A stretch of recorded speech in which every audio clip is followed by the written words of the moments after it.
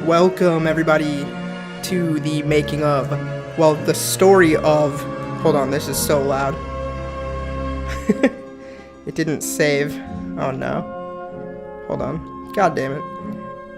I turned it down and then it didn't save where I put the volume to. Okay. Welcome. Let's see. Chat. How are we gonna do this? Honestly, I'm gonna turn the chat off for this part. At least in this view. We can still leave it on in this view. That doesn't bother me too much. But okay. If it's your first time here, I guess maybe I should retweet it one more time to get some actual first time viewers. Hold on. I tweeted on 2 of my 3 accounts, but that's not good enough. Hold on. Anyway, guys, yeah, basically, here's the story of the making of, the idea of making this story of the making of Sleight Disturbance, right? I gotta fill you in. Woo! But yeah, special occasion, new border, new setup. Here we go. Retweet.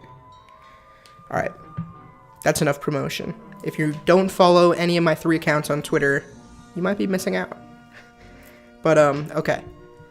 Someone is here. I don't know if that's me or someone else, but welcome. I guess maybe I should... Let's hang out here so we can see the chat in case people say anything. But, okay. The logline of the short film that I made 2 summers ago, and then edited and finally released just a few months ago, is a persistent... I'm doing it off the top of my head. A persistent... beach jogger just wants to finish his morning run when a passionate street jogger just wants to finish his morning run when a persistent street magician steps into his path demanding he pick a card. Something like that. I'm happy with that. So it's a very like kind of gothic short film with the organs and the magic, like the playing card imagery. Also, I'm wearing my shirt. It says, "Magic is everywhere." And then at the bottom it says, "You just have to know where to look." So today, the place to look is the Midnight Rangoon live stream, because I'm going to show you the magic that went into pulling off the short film. And I'm only doing this because we worked super hard on it. Like, I spent hundreds of hours editing it and doing these special effects and the sound design and the color, troubleshooting. We only had 2 shoot days though, kind of like 2.1 if you count a tiny reshoot we did. But there's so much that we did to prepare for that you would never have seen if I didn't make a video like this. So let's just dive into it. I don't want to go too crazy, but too crazy with like making this too long. But essentially, I can show you. Oh, oops. I'm just gonna turn off the chat for a sec, because this part is kind of more about just like documenting what's going on. But yeah, anyway, this is my live streaming channel, the Midnight Rangoon. It's a variety stream, so we do a little bit of editing and filmmaking stuff. We did some writing, and I also play video games. And sometimes we play chess. I drank hot sauce on the stream one night. So yeah, I don't know. Anything is possible. But okay. I've also showed the short film itself before. Let's see. But it stars... I mean, I'll get into all this, but I'm definitely not going to take... Oh, oops. Oh, this is the wrong... 2 viewers. Alright, honestly, here's the deal. I made a video. This is what I'm showing. I was putting all this work into making this video. It was actually very complicated. I made custom graphics. I pulled everything together in order to tell this story about where the idea came from, who inspired me to do it, who worked with me on it, how we found the casting and all this stuff. And I was going to pull it together into this like hour to 2 hour long feature about that just answers any question you might have. And I got through about 5.5 minutes of that, and then I was just like, I should just do this live, because knowing that it was going to be one big feature, I was like cramming all these details into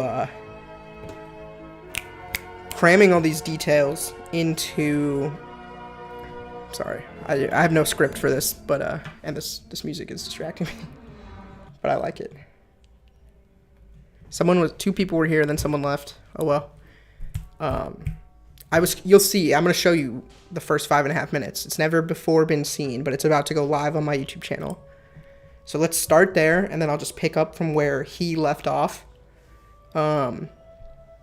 And keep going. And you'll see, this will be fun, because I intended to make it an entertaining video. So I pulled a lot of interesting, we're going to look at raw footage. We're going to look at VFX breakdowns. We're just going to go into it. It's going to be a fun time. So, first of all, I want to make sure that we're actually live here. Yeah, looking good so far. I want to make sure the stream's actually rocking and rolling. Hold on. Before. Fun time. Yeah. So, I think we're good. First of all, I want to make sure. Looks good, right? Live here. Yeah. So I recorded 2 hours of narration. These are the assets. First, I pulled all the assets together, made the graphics, put them in order, did some temporary color correction, animated stuff. You'll see. Thinking that it was all going to come together into this story. And then I just jumped ship on the story. But I did record 2 hours of me telling the story, and that was only half of it. I stopped before any of the post-production or anything. So yeah, like, this was all gonna go to waste if I didn't do a stream like this. So yeah, and then like these are the outtakes. So I just want some of this to see the light of day. So let's go ahead. I'm gonna turn off my camera for 1 sec, and let's watch where I left off. Hold on. Boom, boom, boom, boom. Okay, cool. Pausing the music, and let's go. I hope you enjoy this. And I'll be back to just continue shortly. See you on the other side. The shoot almost fell apart, but I think we got it back. It's just gonna have to change a lot.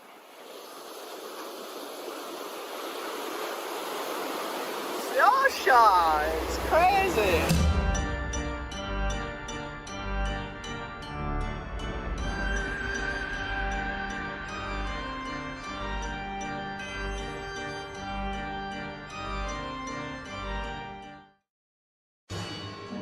Summer 2021. I was being a delinquent with my friends. We were out of college for the year, and I was working on this little animated cartoon series called Howie, and that was really what I was going to focus on all summer. I started to get these calls from my buddies who were building these passion projects, these independent short films. They were being super ambitious, trying to use this free time to just make something awesome. And I started to sort of think, was I missing a chance to make something of my own? Then, out of nowhere, my buddy Rohan, frequent collaborator, good friend, fellow film student, this man texts me out of nowhere, "Jordan, are you back in LA?" I say, "Yes, I recently returned." He says, "All right, super random, but I've been trying to get more experience as a DP, so if you have any ideas for shorts that you want to direct, I would love to DP for you." He said, "I wanted to try to mesh your experimental stories with really natural and dramatic lighting and see if we could do something new." This was an amazing text for me to receive because it did a few things. It gave me the spark to start my own independent passion project this summer, and it also confirmed to me that kind of for the first time, I could just fully focus on directing something. Almost every short film I make, I'm normally behind the camera, and that is just a recipe for disaster. My shots tend to come out overexposed, out of focus, and I've leaned into it as my style. But having somebody say they want to DP for me was really an opportunity I couldn't pass up. But, you know, I was worried that I was in the middle of Howie. People were already kind of asking me when's the next episode. I didn't know if I could take on a new project for sure. So I did what I always do when I'm facing a tough life dilemma. I went to Panda Express, and at the end of the meal, I open the fortune cookie, take a deep breath, and I read it. You will be inspired to create your masterpiece today. All these signs, all these stars aligning. Rohan texts me. He wants to DP. He wants to do something new. And I'm going to make my masterpiece. I got to say yes. So I told Rohan, yeah.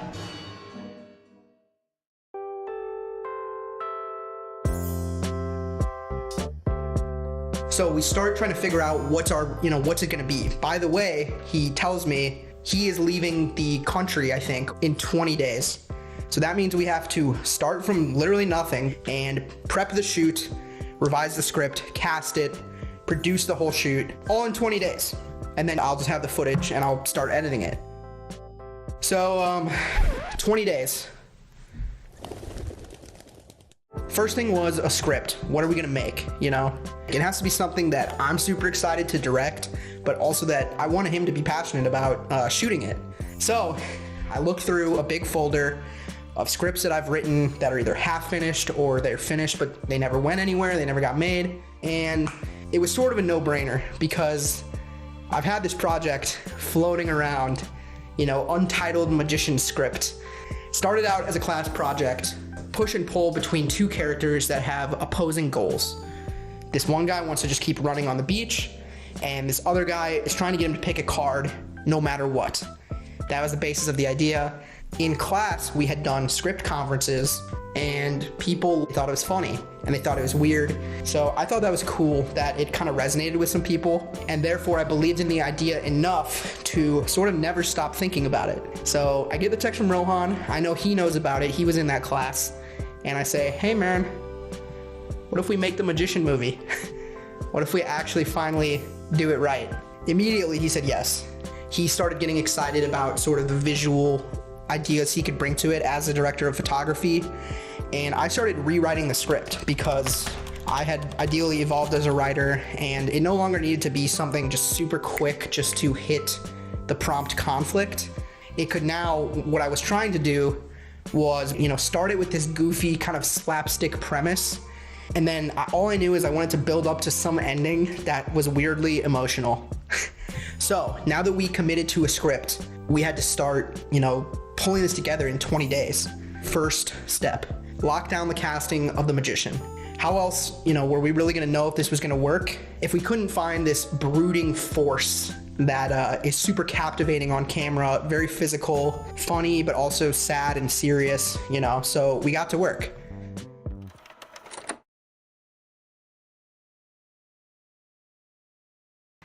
There you have it, guys. Hold on. What happened to the music? Give me the music. Man, we were almost running a tight ship there. It would have been awesome. Why am I'm playing this music through Google Drive. Play anyway. All right, there we go. Ooh. So yeah, honestly, I'll keep here. Let's do this. I'm just gonna play this video again with no sound, and I'm gonna turn my camera back on. Okay. So I went back and forth on if I even liked this video at all, but I have to say while I was watching it there, I do really like it. I like it a lot. It's just, I don't know, it tells a little story. It's entertaining. There's a lot to look at. So, yes, that's the beginning of the story. My friend Rohan told me I could direct and make anything I want, and he wanted to shoot it. And we pulled this magician script together. I rewrote it a bunch of times and kept sending him new endings. And then we kind of agreed on a draft because we were running out of time, like I say in the video. And I had, well, that's irrelevant, but 2 more things about this video, and then I will carry forward in the narrative. I was deathly sick. Maybe not deathly, but pretty sick while I was recording this narration. And I feel like you can hear it in my voice. And, I mean, I guess my voice I think is always kind of annoying, but I sound super congested there, and I was like in pain. My throat was hurting. I talked for over 2 hours, and I was just like in pain. I was breathing heavily because I was like short of breath. I thought I had COVID and the flu at the same time. So I was really pulling it together, and the reason I recorded it on that day was because I knew this was going to take a long time to pull together, and that I had like a week off of work because I was so sick, and I was like, I need to just record this narration, and then I can, I thought that was the hard part. First I thought pulling all the assets together was the hard part, then I thought the narration was the hard part, and then it turns out actually polishing those two things is the hard part. But this video was fun to make. I'm actually happy that it's more short form because I think it's more likely for people to watch it.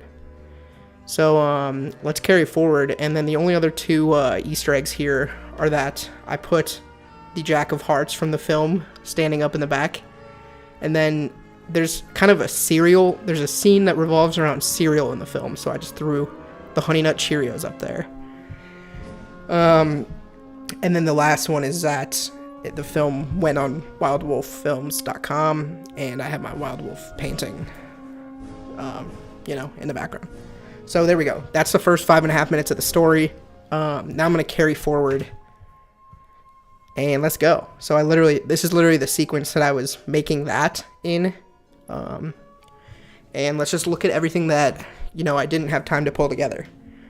So let's see. The first thing, yeah, we did all this. I was being a delinquent. This clip is kind of sick. I cut it short because it looked like I was too much of a douche, but,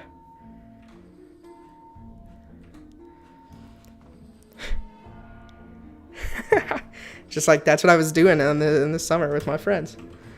Okay. Yeah, Rohan calls me, blah, blah, fortune cookie scripts. This is the first draft of the script from, like, sophomore year of college. And it's pretty similar to what the final film ended up being, besides, like, the ending. There were some differences here. But the magician snaps his fingers in front of the shocked runner. He poofs into a playing card, soaring in a spinning arc through the air. Like, that's exactly a shot that ended up in the final film. Hold on, let's crank this up a little bit. Yeah. Someone's watching, shout out. If you're watching, shout out.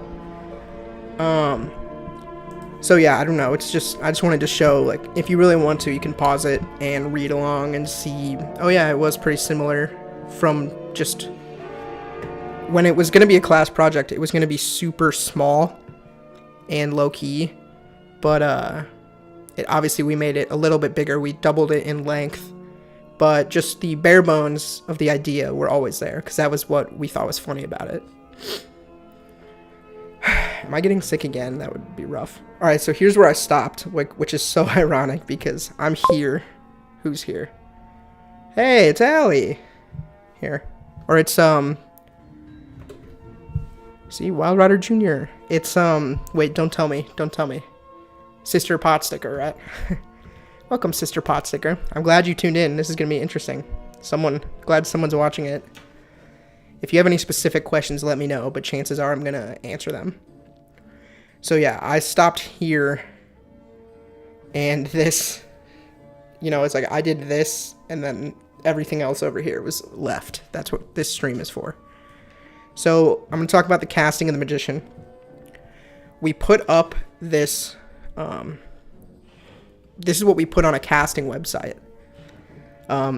This is a character description, and this is how people know what the role is, and they can reach out to us if they're interested, if they think they're qualified.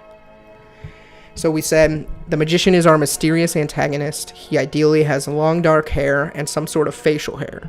This is a very theatrical and physical role, because there's no dialogue. He is an ultimate showman with one single purpose: find a runner and get him to pick a card. He stops at nothing until his own life appears to be on the line. Like, this is something that me and Rohan just wrote, so that someone would feel like they get the essence of the character. And there's really a range with this character. He must be capable of being serious and even dying on camera, but also having these, like, comedic mannerisms, because overall this is an absurd comedy, I would say. So yeah, having a slight edge of insanity showing at all times. That's what we asked for in the performance. you'll be able to showcase this like epic triumphant celebration at the end of the film upon collecting the final soul in your collection of card pickers.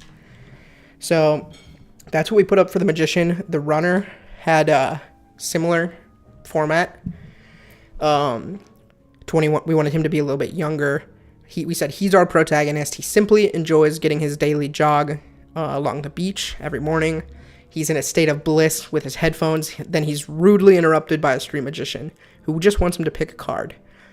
The runner must be able to show varying levels of annoyance through facial expressions and body language, as well as total fear and uncertainty later on when he realizes he may be stuck inside a never-ending magic trick. Thanks for tuning in, Elliot, by the way. That's exciting. Now I know I'm actually talking to somebody. If you do have questions, let me know. Blah, blah. So yeah, never-ending magic trick. That was sort of one of the ideas that we were playing with this film, is like, it would be kind of scary to think a trick is over and then find out it's still going, and then find out it's still going, and then realize like the rest of your life, it may never end. So that's kind of like the framing device of this film, or at least Act 2. He's stuck in a trick that should have ended when the magician died, and it's still going from beyond the grave. So the role ironically doesn't require someone who's in peak physical condition. I mean, if they were kind of jacked or like clearly a street or a jogger, genuinely interested. Thank you very much. Just, it's gonna get a lot better once I keep showing footage. You'll see in a sec. This is the boring part.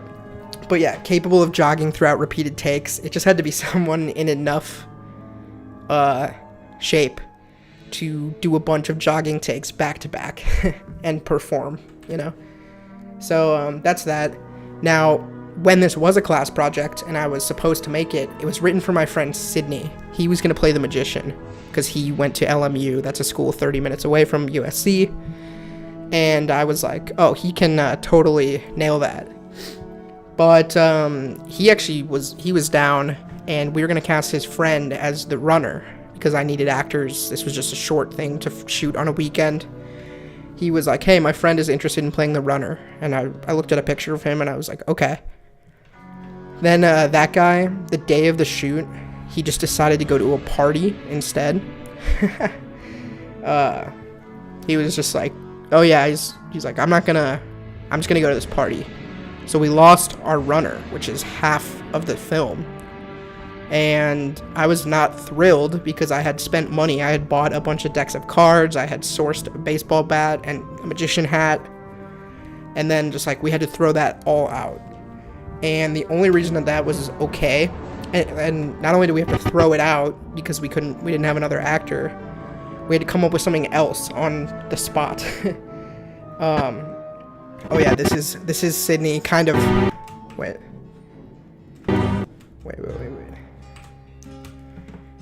You know, this is why I thought he might be able to pull this character off. He's done other characters for me, and he's just got this, like, brooding, whatever. So this is the film that we ended up making instead. It's called Black Sheep. It's on my YouTube channel if you want to watch it, the Jordan Shervitz channel. And this is just a shot from it that these are all Sydney.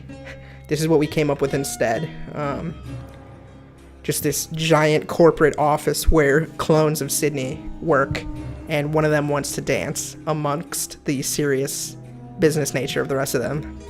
So if you want to go see Sydney dance, you can watch Black Sheep. This film, ironically, people really liked it, even though it like almost destroyed us while we were trying to figure out what should we make. On the day of, like, I had gone to LMU and then found out we're not making this film. And so, like, this is a building at LMU. Anyway, blah, blah. We made Black Sheep, and the project fell apart, and it just got put on the shelf until you saw in the intro video that I picked it back up for this opportunity. So Sydney was out. Next person I thought of was Steve Sherman. Let me do this. Hold on. Whew. Sorry, guys. Pretty tired. But I don't know why. I slept 12 hours. Okay. Anyway. Steve Sherman. I thought this guy could play the magician. And maybe even better than Sydney could have. Steve is a guy who played in another school project of that I did, and we cast him from the internet as well, this guy. I'll play this with sound because this is pretty funny. Hold on. Check this out. You know what? I'm gonna pretend I didn't just hear you say that, Fred. All right? I got a brand routine. Yeah. If all goes well today, I can ask the stars to sign an exclusivity deal and locking down that kind of talent. Current and backup. Back. I know. There's Steve. So he's physical. He's got the energy. He's got the look. He could probably grow the facial hair. I don't even remember if Taylor has facial hair. That wasn't that crucial, but I just wrote it for Sydney. So then we were like, Steve, let's do it. But Rohan really wanted me to at least throw it out there to other actors in LA to meet new people. Because, oh my god, this thing sucks. Why am I playing this music through Google Drive? Okay. It's because I thought I could loop it there, but you actually can't because it's not a video. I could export it as a video, but that would just take time. Alright, who's here? 2 people still. Okay. Yeah, Rohan wanted me to, what's it called? Open it up to other actors, you know? Like, I've worked with him, but there's thousands of other people out there. So these are some of we did get a lot of hits back. These are the people who like stood out because they had profile pictures that were vaguely in the ballpark of what I was picturing. This guy was not what I was picturing, but it was so different that I was kind of intrigued. But I thought this guy would be good, and I really remember liking this guy's demo reel because there was like a video where he was in a big costume and being goofy. So some degrees of seriousness amongst them, you know, it was probably a good idea to look at these people. And a lot of people hit me up and they said, hi, like I study cardistry. It's a hobby that I have. So I can like move cards around with my hand. But they just didn't look anything like the character I was thinking. So like we had to weigh, we're like, do we want somebody who can do cool card tricks, but doesn't necessarily look like this brooding magician that we want? Or do we want the character to be more iconic and, you know, lose out on the card handling or whatever? So we were sort of at a loss here. We were like, oh, nobody's perfect, but we're gonna have to make a choice, which was not ideal. I didn't love anybody yet. And some people that we did like and we reached out to, they ended up being busy. Like, I don't know if I said, but Steve had a conflict with another project, so he couldn't do it. But he liked the script so much that he was trying to move the other project around.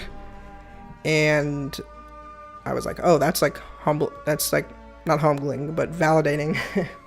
And, you know, I'll give another project to Steve in the future. But here we go. At the last second, when we thought, oh no, oh my god, whatever. When I thought all hope was lost, this video rolls in. Rohan texts me. He says, hey, we had one more come in, and it was this. Oh yeah. This is a self-tape that Taylor made. Yeah, he does have facial hair. So this was, at the time, we hadn't cast him. We didn't know him. This just got emailed to Rohan, who was the producer. And what Taylor did here was put the most effort into a self-tape. Oh, shit. That I had ever seen. It was so cool just seeing that come through. Sorry. Really getting ahead of myself on accident because I pressed the wrong button. But yeah, I mean, how cool is that? Like, we had checked with a bunch of actors, and then somebody who clearly really wanted the role reached out. And he had a really good look. I don't normally work with actors who are, like, not my age. And Taylor seems even a little bit older than Steve. And it just kind of made the role more believable. Like, I don't know. Oh, yeah. Hold on, sorry. Megan, how you doing? Here, hold on. Normally these live streams are like vibey and we like chill, you gotta come back. You should subscribe. I might even do it later tonight. This one is like an outlier, but you can call in, we can catch up, or you can just chat, and I'll show you. Normally, actually here, yeah, normally the chat is on the screen, and I just hang out with people. But we can video call, we can voice call, we can use the chat. Hey, thank you. I know there's like a little bit of a delay with the chat, but thank you for coming by. Right now I'm telling the story of how, oh, you've always been subbed. Thank you. Good. Well, I was gonna just randomly call you because I want to catch up. So thank you for dropping by. We can do it on or off stream later. But yeah, normally I'm just like playing games or just talking with whoever's in here. Thank you. Thank you. But right now I'm on a mission to finish telling the story about Sleight Disturbance and how we made it. So I'm going to continue that for now, but we might transition later in the night to like a more vibey hangout stream. And yeah, we'll see. The night is young.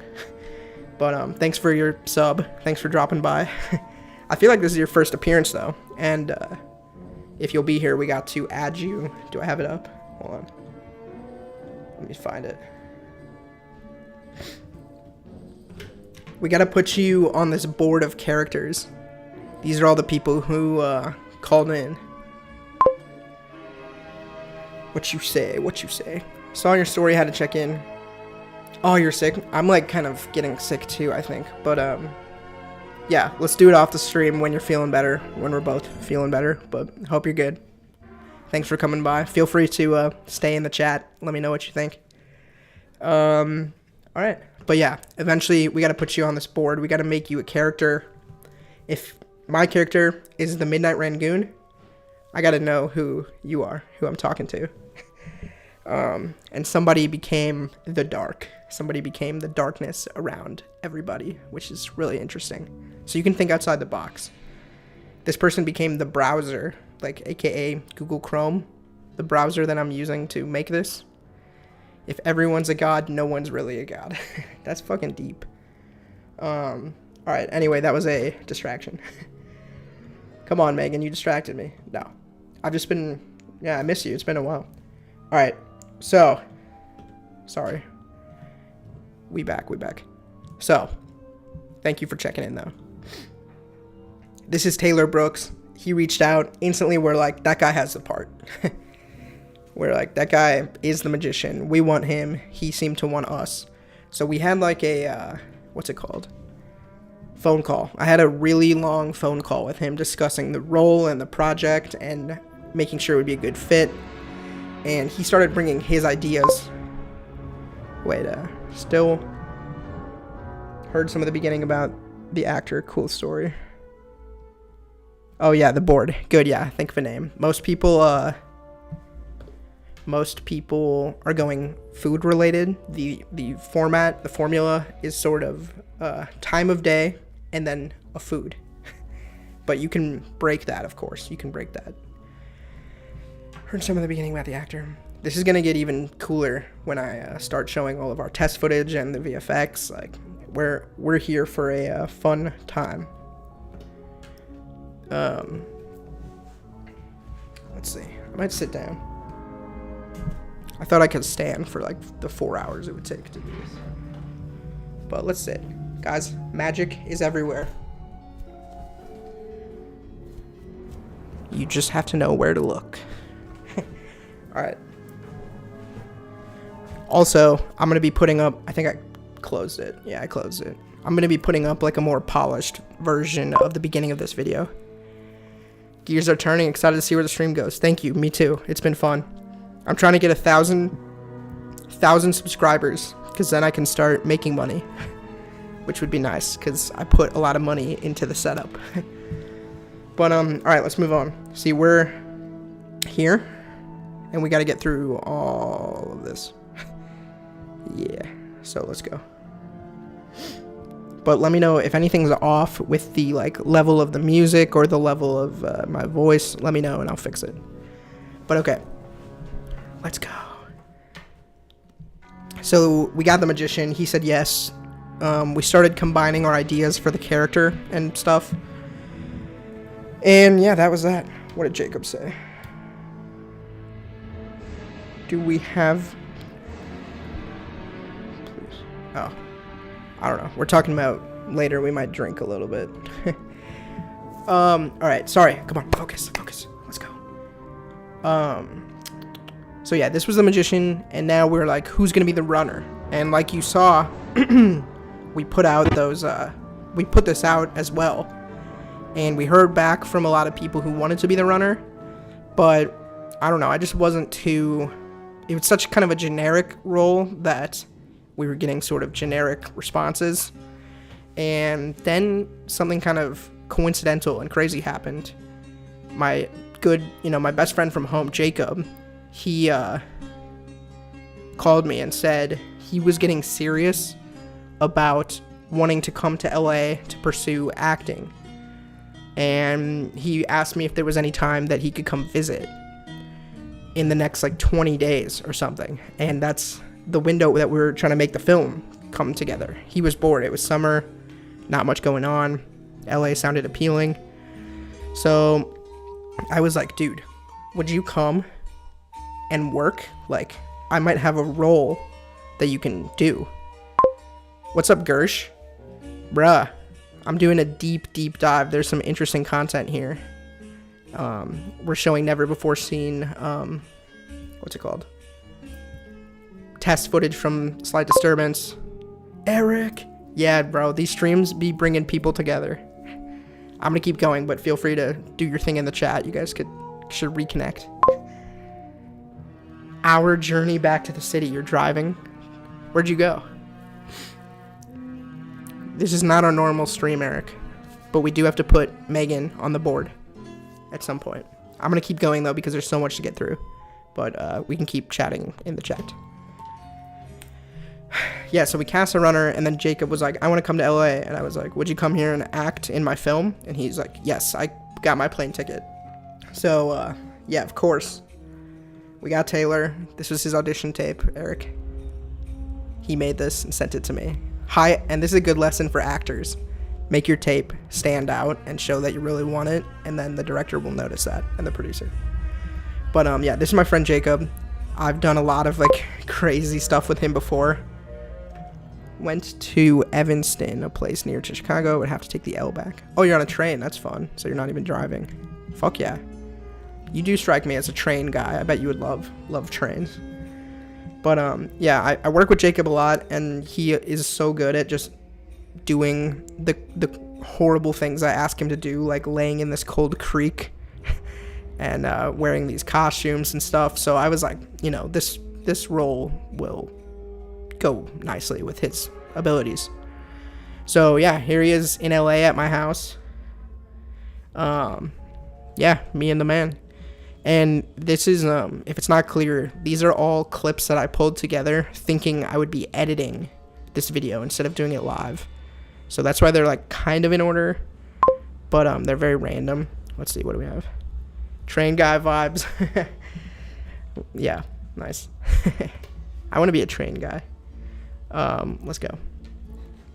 I mean, the train, I want to take like a proper train. I don't like the metro in LA. It's good that it's there, but I don't feel comfortable on it too much. All right, so Jacob has entered the chat. Jacob has, claimed his role, and there's only 2 people ever on screen. There's kind of a third character, but we just gave that role to Jacob as well because they have a mask. So you'll see. So there we go. That was step 1 of pre-production. Lock down the casting of both of them. I don't know why it just says the magician. Make a prop list and get the props. Easy, right? We make this a list. Let's do this. So, this is a color-coded prop list. I think, yeah, there's the key. Hold on. Purple for the runner. Yeah, he loves a good train. You can get a lot done. It's calming. You can see the world. Purple are props for the runner, and red are props for the magician. And then the third character we're calling the cloaked figure. And honestly, every single script that I write has a cloaked figure. It's kind of funny. I just really like that, like, goofy archetype of, like, this masked, powerful figure that comes and, like, is a vessel for the main theme somehow. I'm just noticing it happening in a bunch of scripts that I've written. But yeah, here. Wait. So, this is me scrolling through it. It's a bunch of stuff. If you're interested, you can pause. I don't know if it's too exciting for me to go through. Let's see if there's any highlights. Dark cloak with hood. So yeah, some of this, deck of cards. We knew we would need 4 duplicates minimum because we're going to be putting the Jack of Hearts in milk and in sand and all this stuff, and we just wanted to make sure we had enough to get all the shots we needed with a clean card. So I ordered 4 of the same deck on Amazon, and narrowing that down was a bit of a process. Because we knew, like, the design of the cards, which ended up being this that you see around me, would sort of determine the aesthetic of the rest of the piece. And so we didn't even know that we were going to be shooting at the beach, you'll see. But luckily, these are the colors that ended up in our final location, the blue of the water and the gold of the sand. So it all did tie together pretty well. Bro, this music is so bugged.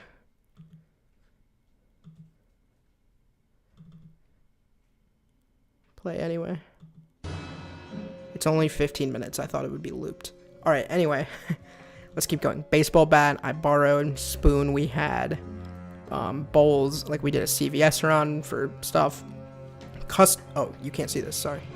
Custom newspaper. This caused so many problems. I'll kind of tell you about it as we go. Deep. What did I even say? Oh, seeing the world. I don't know. All right, so that was that. How did I get way over here? I just scrolled way too far. We're on prop list, baby. Okay. Here's our prop list. Yeah, simple. We just started gathering those. We didn't have a lot of time. I even rented a car because, like, while we were doing this, I realized I don't have a car. I didn't have a car at the time.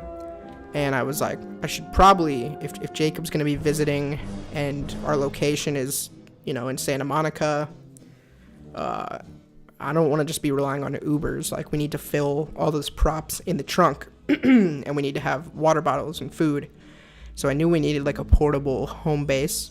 So I ended up renting this car, and I think I split the cost with Jacob for transparency's sake. He was willing to do that. And then this way we could just kind of make the city our beep. And we could go wherever, and I also had crew, and none of them had car, so I could, like, taxi the crew around. So it's not a prop, but we had to get the car so that we could go to the costume store and get the props. So yeah, I put it here. Alright, next, this is the deck that I ended up going with. There was another one that was, like, gold and black, which also is sort of the aesthetic at the very end, but I'm glad we went with this one. Rohan said he thought the contrast would be, like, too weird with that. This is the bat that I borrowed for the first time I thought I was going to shoot this movie, and then we didn't. So I borrowed the same bat from the same person, my friend Jeremy. And then, right when we were leaving the costume store, I remember I was kind of bummed out because it added up to being more expensive than I thought it would be. And they told me that I had to return. Watch the rest of it. Thank you, Allie. Love you. Good night. I know it's late. I'll give you a call next week while I'm driving. It's been a while. But thank you for tuning in. It's going to get really interesting. This is all the boring part. Once I start showing the raw footage, we'll all be sucked in. Hold on. Just make this a little quieter. Okay. Alright, we're quiet now. Yeah, so I borrowed the bat. I was leaving the costume store after dropping, like, I don't know, at least $200 in my own money. I didn't make anybody else chip in money for this because it was my insanity. And I saw this gold chain hanging on the wall. And I just turned around and I asked them. I will. Love you. Thanks for watching. And thanks for supporting and saying you were interested. I saw the chain and I was like, yo, will you guys just throw this in? Because this was sort of during the pandemic as well, and there was no one else in the store. And I had just come in and given them hundreds of dollars. So I was just like, can we like essentially sweeten the pot a little bit? And this chain, you know, it wasn't written into the script or anything, but I was just like, I know we can use this somehow. So they agreed. I could bring it I could take it if I brought it back with the rest of the rental stuff. So that's how I ended up with the chain that the guy at the end wears. And then, yeah, Jacob came in. We sort of worked on the costumes. I borrowed this hat from the costume store. And this was also a source of contention because the magician, he didn't really want to wear this hat. He wanted his character to be a little bit more like a David Blaine type street magician who, instead of like a traditional jacket, gloves, and coat magician. But I didn't think that would read as well and be as iconic. So I pushed for the hat, and you might notice that in the film he puts it on and takes it off a few times. So there's some shots with it on and some with it off, and that was our compromise, so that like I could have my shots that created the iconic silhouette of the character, and then he could pull shots without the hat and use them in his demo reel where he didn't feel embarrassed, which it was a good compromise. So yeah, me and Jacob together in my LA room, and then this is Jacob trying on the card costume. This was sort of a failure, but it ended up being okay. He's supposed to slowly transition into the actual Jack of Hearts that you see on the card, and so I wanted him to dress up in like a royal outfit. But we didn't want him to be confused with the king, and we just wanted it to be clear that that was the intention, that he's supposed to be becoming the card, or the character on the card. So when I saw this at the costume store, I was like, I guess it could be funny if he literally becomes the card, like a rectangular playing card, instead of the character. But they didn't have the Jack. They had King and Queen. And so, like, and you'll notice on the prop list, I just saw it. You know, this is, I guess, what we were going for. Let me see, yeah, like, I guess I wanted him to turn into this, but I think that would have been a little bit more strange, honestly. And expensive, because we were going to have to buy all these items. Like, they didn't really have a kit that worked this nicely. So we took the risk on the playing card idea. Oops. And I told them, let's just try to shoot around the K's, and whenever they make it on camera, I will digitally change it to a J, which was like one of the stupidest things I've ever said. That's like, I mean, that is saying we'll fix it in post. And you really don't want to say that too often, because it's going to make whoever's doing post, in this case it was me, want to die. You'll see though. You'll see how that worked out. And I know that even just changing this to a J doesn't fully address the issue, because this is a king on the card. But I was banking on tricking the audience's mind. If you see a J, you might not question. If you see a J and you don't know a lot about cards, like you're not a poker player and you don't use cards every day, I thought I could probably get away with tricking your brain into, what's it called? Believing that that's the Jack. Also, one more thing that I forgot to say about the intro part of the video. Not only was I super sick, so my voice was like disgusting, and I was kind of like pale, because I was just out of it. I tried to record this without using headphones, because I didn't think it would look good with headphones. Like, I thought it would just be strange, and not like intimate, like storytelling. But when I did that, I stepped away from the microphone. Megan, here, I'll just show you. I'll skip ahead to this part real quick, like, so you can literally see. Watch this. But yeah, wait. Anyway, what I was saying was, I was pale and I was sick, and then I stepped away from the microphone like this, and the microphone is only really good if you're right next to it. So I had to boost all the audio and like remove some reverb, and it That's kind of why I bailed on this version of telling the story, and I'm just going to go with a more controlled idea. But here, let me go to the VFX section and show you, where did I put that? Is it here? Hold on. Since we talked about it. Is it this? No. Oh, here?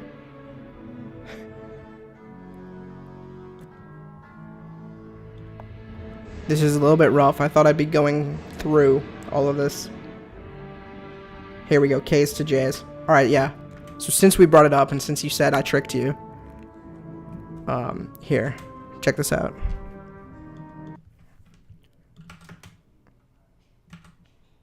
I think you're gonna hear me try to ask them to cover up this K. Let me make it louder.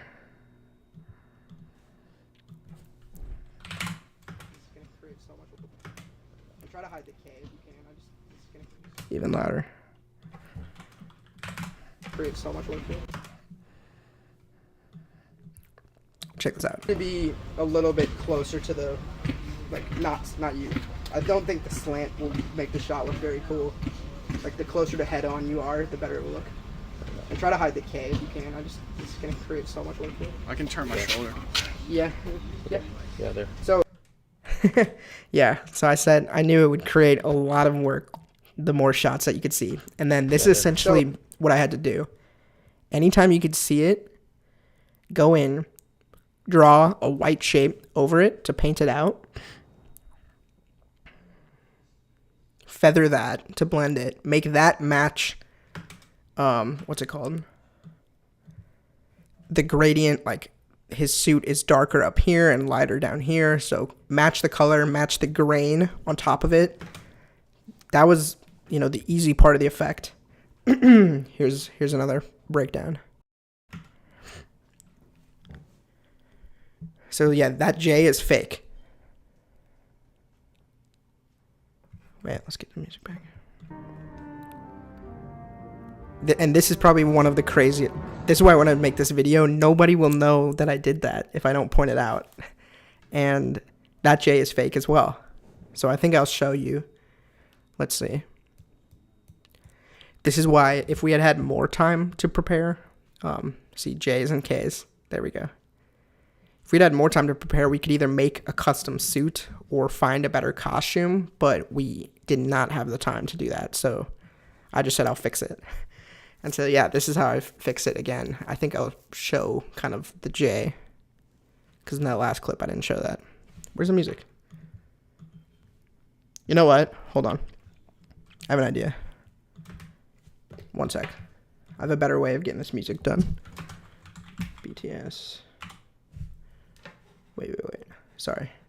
Keep watching. See, you're gonna get your mind blown a few more times if you stay, I promise. I'm just gonna put this music mix in my iTunes. Where is that? BTS. What happened to it? Here, live. Didn't I? Damn it! Where did it go? Daniel's watching a video. A movie. Oh, come on. I need this music back. Technical difficulties. Final BTS. What happened? Should I re-export it?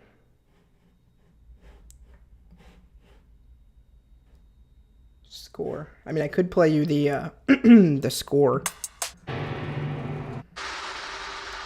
We're going to talk about the music, too. How did this happen?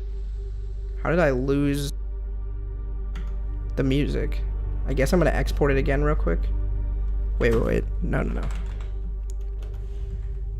Live. Wait, mix. I called it mix. Something mix.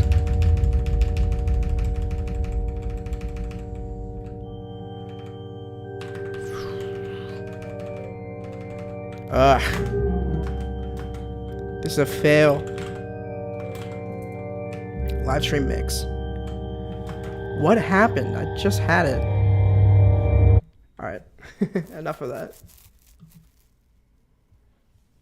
I swear I put it in mix. Music mix. Let me try one more thing. Clean up by kind. Pop sound. Oh, what a fail. What a fail. Here, I'm literally going to export it one more time because this is ridiculous. You can just watch me do it. Here's the music mix. Boom. That's exact. Oh, really? Might have just gotten to the bottom of it. I got to the bottom of it. That's weird, though. Hold on. There we go. Now I need to make it repeat. Can I not make it repeat? Can I loop it?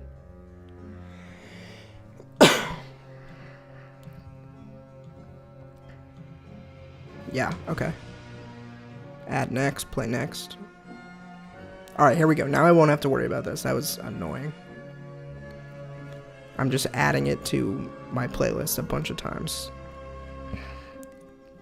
On normal streams, I've got the music all figured out. This is just a bit of an exception. Okay, so each of these are 15 minutes, and I'm adding enough for a few hours of loops. Alright, there we go. And now I can start and stop it with this button on my keyboard, so that's cool. Alright, thank you for your patience. I'm gonna drink some water. Let's keep going.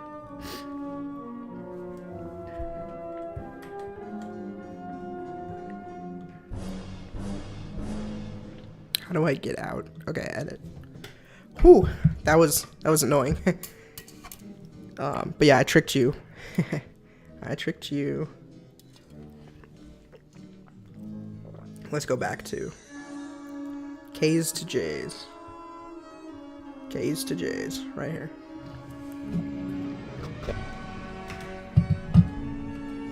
Stop. Alright, yeah. I'm gonna play it faster. Thank you. Thank you for forgiving me. I do want it to be a nice experience. And the music, the less music, the cringier it is. But yeah, okay, here. You can see these are the pieces that are at play to kind of cover up the K's. You've got the white. The first step is just to make it look, just to paint out the K at all. And I had to do this for every single shot that he wears this costume, that you can see the letter K. So yeah, paint out the K, track it with masks and keyframes and gradients and solids. So then once you have that, that's just covering up the K. What am I doing here?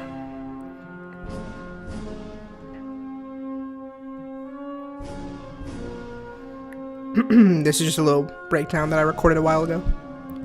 I think I'm demonstrating how I'm grabbing the colors from his suit. Let's skip this. I want to show how the J, how we do the J.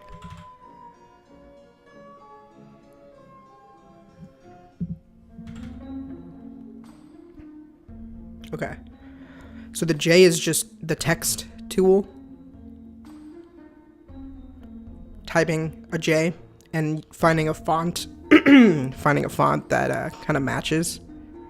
And then this is just a motion track, but it's pretty much done by hand because there's so much perspective change. So luckily I have the reference of the letter K being there, where it starts, where it stops.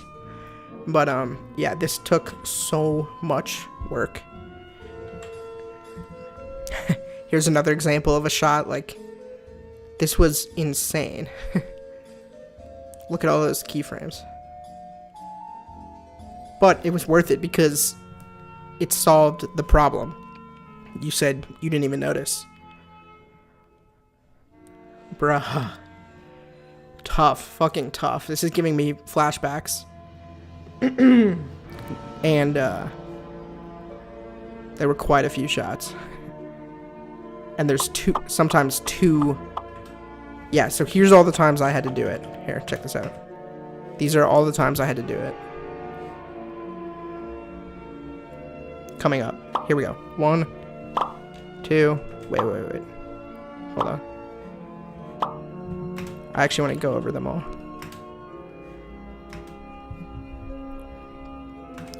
This one, this is a big K right here in your face. So that had to be changed to a J in your face. This one, the 2 Ks. There you go. This one, you could see the K when he ran down the stairs. Became a J. K up close. J up close. K when he runs out. And yeah, it doesn't have to be perfect by any means. Because if it's just motion tracked well enough and the color matches, you won't really question. Here's another one in the background. And if it's in the background and it's blurred out, I have to match the level of blur. Like, everything has to match. Here's another one. K, J, K. This one was really in your face. J, K, J, K, J. Even this one, like, you could see it right here. Oops. Yeah, I removed it from the see-through part of his suit. K to J, K to J. I guess I just got away with not replacing it right there. K to J. There you go. Wow. Then, here, I think these are all of them in motion, or just some of them in motion. In motion, so you can see. Oops. Check it out.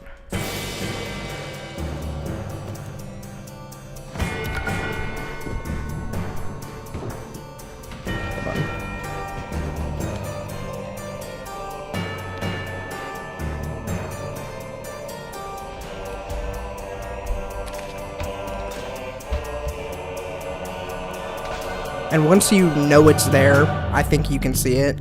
But then, even sometimes when you're looking for it, you don't really see it. Right now, you can see it because I just really went into detail about what to look for. But the thing is, the viewer is always either looking at his face or what he's holding. There's really no reason to focus for the whole shot on that letter.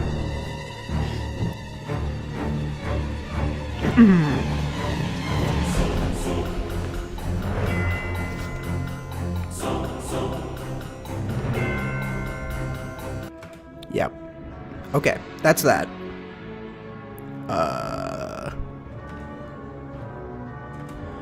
Whew. Okay, that was a bit of a tangent, but let's go back to where we were. We'll get back to the VFX breakdowns, but here we go. I bought these cards, blah, blah, blah. Okay, props. We got the props. Here's the next thing that we had to do. Go to the beach and find a location. This was what I had in mind because when I was my first 2 years at USC, we would go down to Venice Beach in Santa Monica, and that was like the coolest place ever. It's very touristy, but I was basically a tourist. I'm not from LA. Also, I am a Taurus. I was born in May. That's unrelated. But these are some pictures I took from a test scout where I went down there. This is a running path, not this road, but this road. This is a jogging path and a biking path, and so not only is it believable that people are like biking and running alongside this path, and there's a bunch of colorful art and shops that we could kind of play with in the background instead of having to like do our own set design. But there's literally street performers who perform on this strip. Oh, I thought maybe this parking lot could work as a way that's like away from everybody. We could fake it, but ultimately I'm definitely glad we didn't shoot in this parking lot. But yeah, you know, I thought this is where a lot of it could take place because there's people trying to sell stuff to you. Cool comparison edit. Thank you very much. Yeah, I wanted to show the side-by-side because otherwise all that work would sort of go. It's an invisible effect, you know? So, thank you. Okay. There's definitely more VFX comparisons. You'll see. But yeah, I thought this was the place. Super colorful, believable that there would be both a runner and some type of crazy street busker. And now, like, so the next thing we had to do was sort of come here with a camera and see, can you get away with filming here? Hold on. I'm gonna turn the music down a little bit.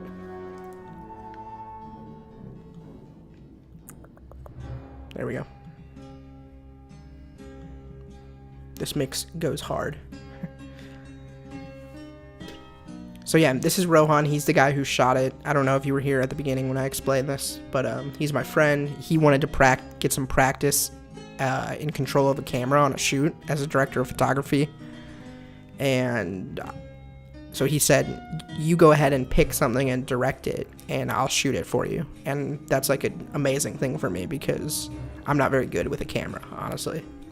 So I just got to focus on the story and the VFX, and he was able to do this part of the prep and whatever, the production. So he comes with my Sony camera, and we come down here, and this is our test shoot. You can actually run if you want. Like, go back there, come back. Oops. Yeah, I'm filming.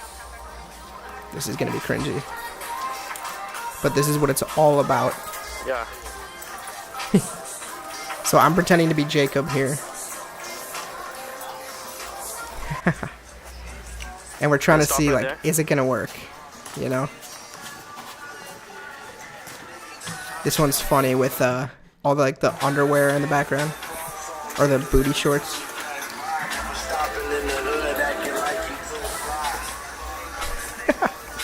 So he's testing out the camera. I'm kind of trying to figure out the blocking. We're testing out. But yeah, here, I like this part. We need to do something about the focus. You can see, like, our problem solving and our dynamic together. We need to do something about the focus. It is. Yeah. It is. I think there's a setting to make it, like, multi. What do you want it to look? No, it's just, like, not focusing. Like, it's on continuous, right? Yeah. Because I probably won't be able to rack when I'm doing the running. I never use autofocus on here. I think if you can spare a hand, if you tap the, like, photo shutter button, I think it will focus. Okay. Or just like here, and then. Did anything happen? Yeah.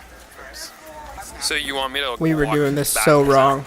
Yeah, I think you should pretty much be matching my face backwards. Okay. Yeah, exactly. I'll tell you if someone's behind you too. 3, 2, 1.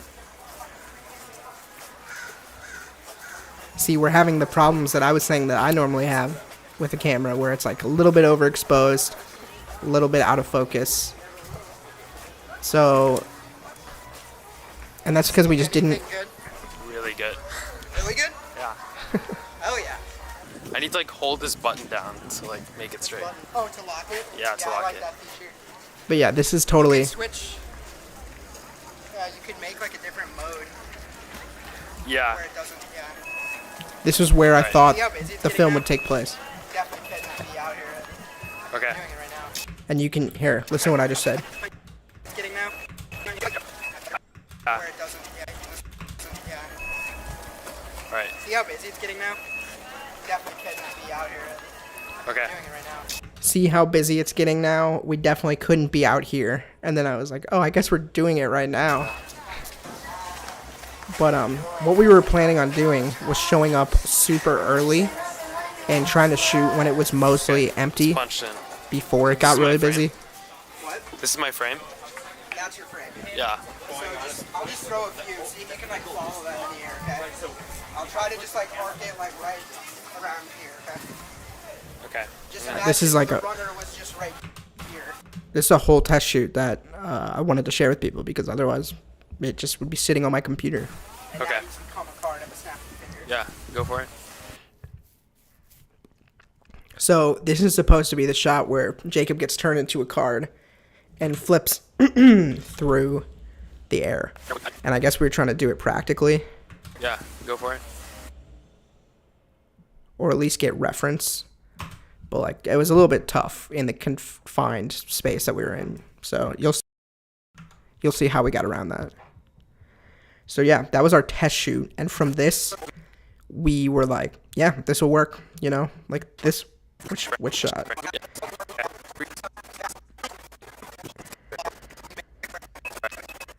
This shot. Yeah, this shot looks kind of cool. I don't know. So, here. Then, wait, there's a little bit more, but next thing, get permits. And this was, I put this in here kind of as a joke, because yes, you are supposed to get permits if you're going to shoot in LA. Wait. But we might have skipped that step. And if there was one step in this process to skip, that's probably not the one to skip. And so you'll notice, our film does not take place here on this strip. It takes place in a random beach. And, that is a result of us skipping the permit step. And, I'll get there a little bit more. So right now, let's just pretend like everything's, you know, at this part in the process, we don't know that that's going to fail.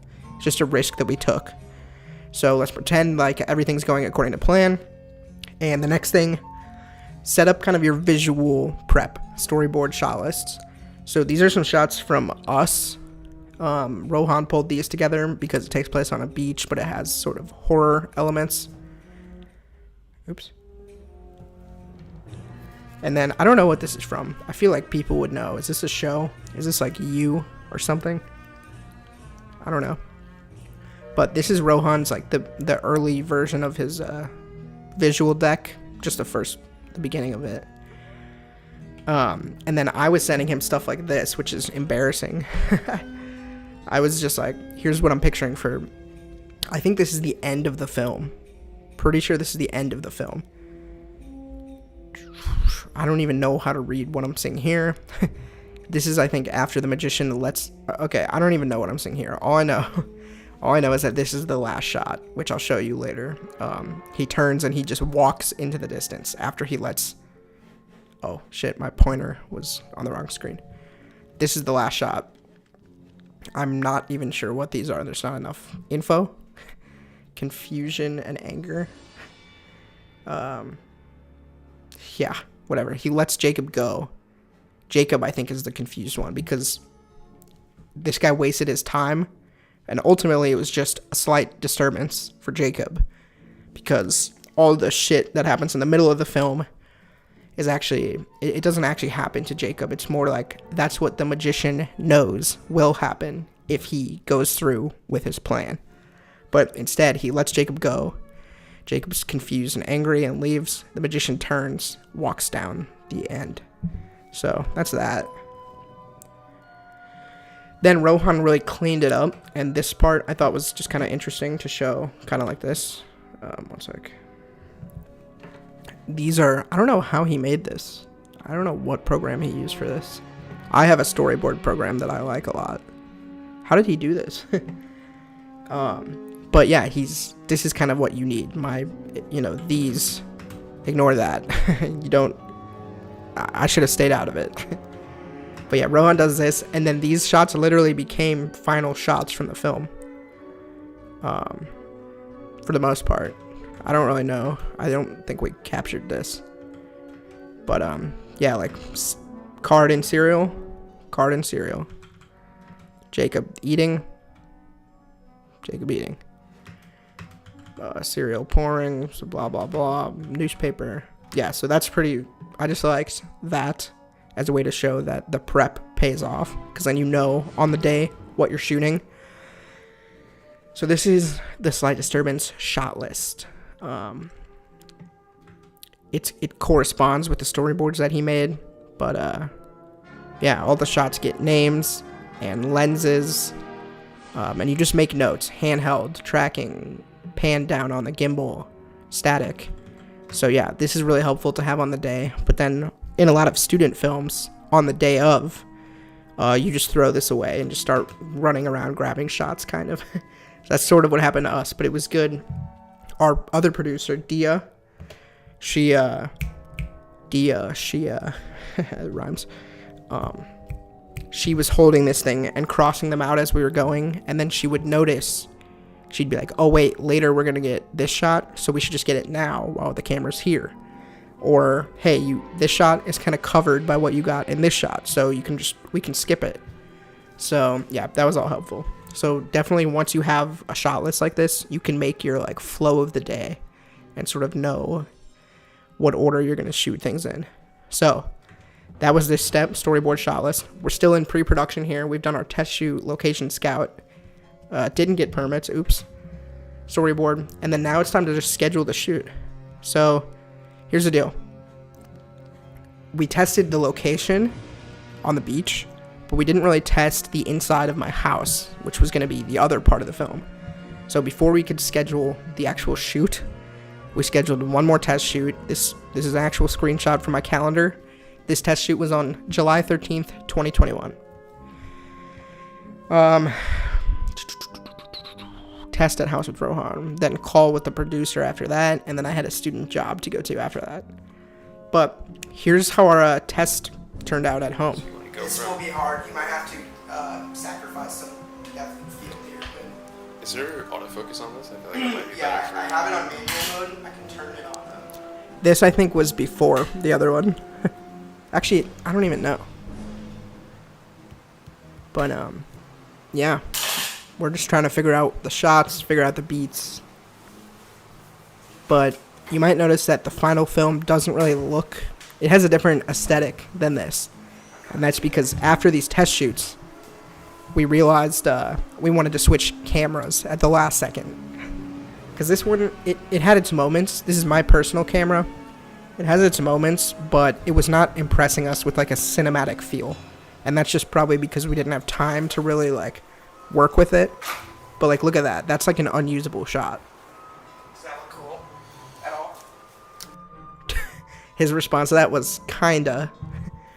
So then we rented my housemate's Blackmagic camera from him. And that came with like a big rig like this. And this is what we shot the film on. And that was a great decision. Even though it cost me more money out of pocket. And Rohan had to learn how to use it all. So now we're doing like an actual test shoot. By this point, Jacob has arrived in LA. We picked him up, brought him to my house. That's my tripod, Jack's camera rig, my other housemate's lights, either JR or Jeremy. And now we're getting shots that look like this, which, hold on. Sorry, Jacob says you still want rolls?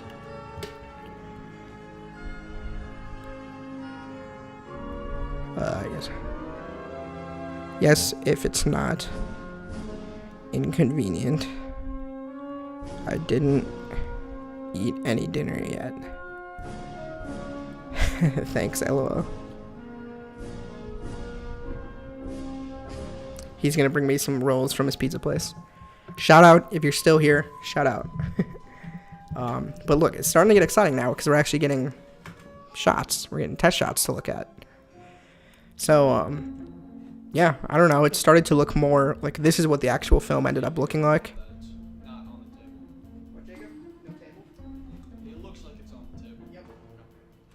So he's like, does this really look like it's on the table? And I'm like, yeah, it does. And it's hard for him to believe because it's not actually on a table. This is a kind of under worm's eye POV underneath this cereal bowl that's in the foreground. But it's not sitting on the table. We actually remove the table and just put it on a stack of random stuff. Books and this coffee thing. And then you put the camera right underneath here. Because it actually has to be a lot lower to get this angle than you would think. But it's so stylized. Yeah, shout out Megan. I can tell you're still here. Sorry you're sick. I think I'm getting sick too. I need to stop working for a sec. Because it's just running me down.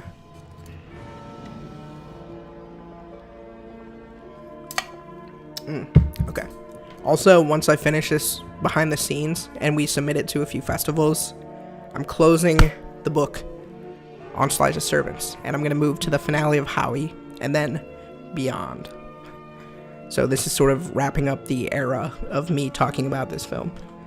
The press tour, if you will. Alright. What do we have now? Yeah, here's some more.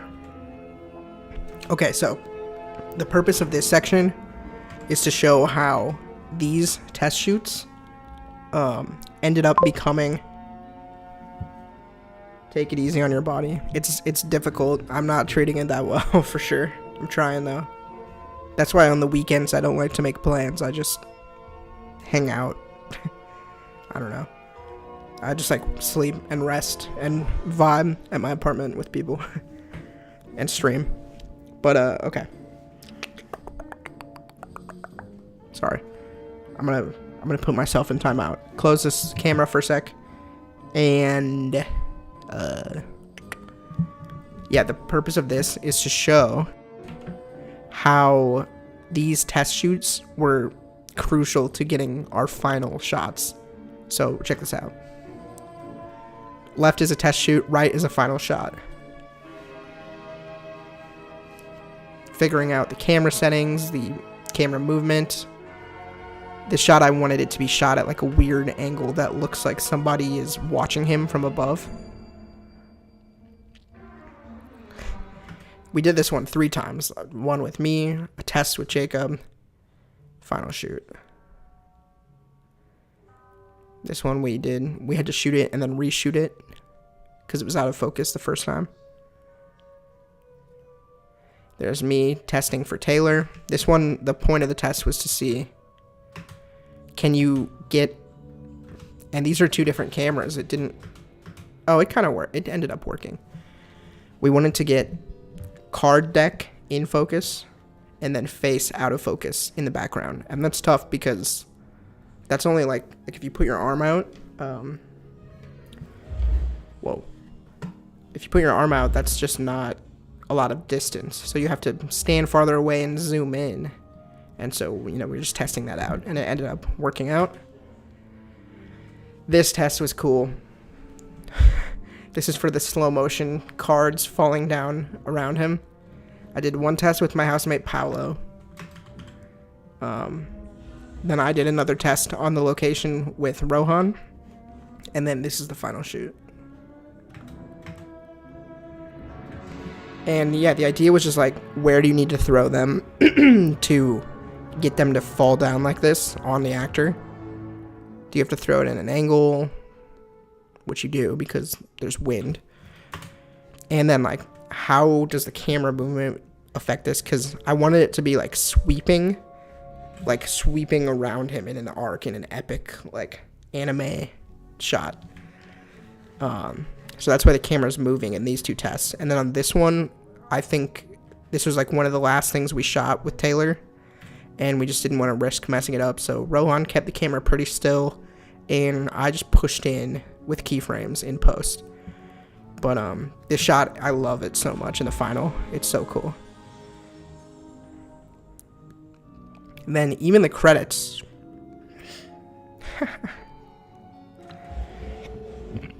Sorry. Even the credits, that was a placeholder credit that was in there for a while, and it was just a proof of concept. I was like, I want all the credits to look like they're on the backs of cards. And then later I was able to go in and spice that up. Anything else? No, not necessarily. So, yeah, this is from our test shoot with the black magic camera, the nicer camera. I'll speed it up. The point of the... Sorry, I hit this mute button. I guess I'll pause the music. The point of this is to kind of hear what was going on while we were figuring this out. So let's bring this up by 20. Let's just watch some of this. I'll skip through it if it gets boring. I'm just going to read what the script says, okay? And action. You're reading the newspaper. I'm going to paraphrase it. You're reading the newspaper. The magician died. This is confirmation that he died. When you're ready, put it down, put your head in your hands.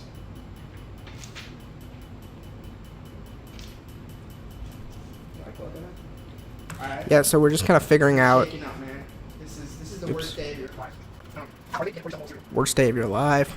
It's not the same. Yeah. Just stare at all the flakes cascade into the milk. Look at the bowl, I think. Yeah, just watch it plop in there. Like all the useless humans in the ocean of life. Wow. I'm trying to paint his picture because, like, But you haven't stopped. I guess this is a little bit of character work Or at least one close-up. before we actually shoot. My body placement goes. Yeah. Is this okay or is that not? That cuts the cereal off. Do it again. Do it again. Like eating like this. Can you cheat your arm out and angle it? I mean, you can have it the way it was. Just scoot it out a little bit. Or I can do this. I kind of like your fingers, but either one. It can't be where you did just put it, but that's fine. Get up. Such a small detail, but like something that we had to discuss. Up and stare out the window. With or without cereal? Without cereal. But yeah, like this moment, it's even though it's the first thing we're testing, and up to this point, Jacob hasn't met Taylor yet. There's a certain headspace that the character would be in because he's just witnessed a man die in front of him. So like we're just trying to get on the same page about that. Yeah. All right. Notice something's caught in the milk. It's the Jack of Hearts. It's the Jack of Hearts. Can I get more like instant recognition, like freeze up? Hands up. Instant This recognition. changes everything. Everything you thought you... Also, I've never shown any raw footage from any of my projects for the most part, but this one we're going deep. Is it weird to look around? Don't do it so quickly. Like, first take a second to think about it. Like, stare at it. Sure. And then slowly, like, let me see you think, like, oh shit, the Like window. registers. Yeah, window. And then give it, like, a slow turn. Okay. Yeah. That's directing, I guess. Yeah, I And like the drop. That's great. just having the answers to every question, even if you have to think about it on the spot. Yes, that looks good to me. Like, I like that it's in the shot the whole time, and it has a new meaning. When, yeah, and then slowly just get up. Slowly get up like he could be anywhere. Close the window, and then go get the bat. Exclusive for sure. And you're the only person witnessing it, Megan. Yeah. But it will be, Like I said, if you ever want to come back to this, it will be on this channel under the streams. close it a little slower. Like, Sure. just so we can get really loud suspense. Is it weird if I poke my head out and like? You could do that. Do it. Let me see what it looks like. We'll have to reframe slightly. You can do that, and we can cut to something. Yeah, Cut to me we could outside. cut to the outside version of it. But I want it to seem. I don't want it to seem like you think he escaped. I want it to seem like you think he's currently inside. The next one, it gets caught on something and you're confused. I think when he makes that face, I want to see the bowl still. Okay. That's to be clear. Something. Also, our film, we put it into 4:3 aspect ratio, or 3:4. No, width by height, 4:3. The bowl's like 3:4, hard focus, 3:4. right? Yeah. 16 by 9, 4:3. That shot is epic. No, 3:4. Whatever. I want to see him going. So up to this the is window kind of the and being first on time the any of this stage. footage can be seen in actual widescreen too, the way that we recorded it. I think this could be the close-up. The close up for the Yeah. whole scene. We cropped UAD? the edges Yeah, okay. in. Let's mark it. Okay. Cut it. You cut it. Wow, that sounded fucking professional. Listen to that. Up for the Yeah. whole scene. Two, The close up for the Yeah. whole scene. 2AB. Yeah. Yeah. Okay. Let's mark it. Okay. 2AB. So what we just said, like, this can cover the entire scene. We should do the whole scene from this angle. And he's like, oh yeah, shot 2AB. And then when we say mark it, we're putting down tape on the floor where the 3 legs of the tripod are, so that we can reset it up the next day pretty easily and get this exact same shot again. Cut it. That's the point of the test shoot. This is just gonna be a placeholder, but let's figure out like where this will be. I think it should be on the table already. So we couldn't make or find a custom newspaper, Yeah. and the only one I could find was all in Spanish. Oh, that shot looks so good. You can pour the cereal on top of the paper, but no, because of the effect. You need to hold on. I'm not gonna pour You anything. need to close the paper and shove it away. I think. So like this. Yeah, because I gotta get the effect off the screen. See what I'm saying? It's like we can't keep that on the screen or else I'll have to render the effect way more. Instead of pushing it that way, just put it off to the right, like in Mystery Land. Like over on this side. Yeah. So we're figuring all this out the day before the shoot, at the test shoot. Then in the Is that check this out. This is our fan in our kitchen, and whenever it's on, this thing clicks. And what's that surfboard? Is that You want it you see what's happening? It's like vibrating and bouncing on the side of the light. out there? can we have it out? Yeah. And it ended up kind of inspiring us. We grabbed a shot of it, Is it out? Yeah, it's good. Thank you. and we used it to build tension, like to make it sound like someone else was in the house with him. There were all these noises. So we got the spinning of the fan and the clicking of the thing, the dripping of the tap water, and so we just grabbed these Yeah, it's inserts good. Thank you. to sort of make his house feel alive, even though he was supposed to be alone. Yeah. What do you think about these movie posters? Should we take them down? Um. As for like a noise, maybe I'll. There's a bunch of movie posters in our hallway because we live in a house full of film people. So I really didn't want to take them down. I hate when I have to like clear out a room and then put it back. I just like working with what I have. So I asked him that question, and we ended up just kind of shooting around it. It was also kind of a copyright thing, but it's I'll fine. just hear like a fake gust of wind, like another open window up here. Now I'm pretty sure Jacob asked, why is he going upstairs? Let's see. As for like a noise, maybe I'll just hear like a fake gust of wind, like another open window up here. Alright, go. Camera shot. Go. I love these ones. So the open. Hold on. Well, somehow first you have to hit a frame where he notices the door is open. So why don't I stand to the right? Yeah, you could cross to the right, whatever you like the composition. Walk out. Ooh. Walk around. It's kind of. 35, yeah. We never actually used this angle, even though it looks cool. Well, it needs to be like more. More than that. So, There's another one. that's good.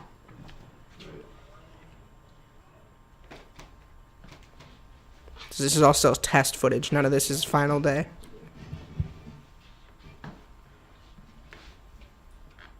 Yeah, that gets the idea across that there's a door open down the hall.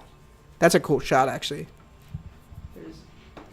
I feel like there's. No, because it was two shots and it became one.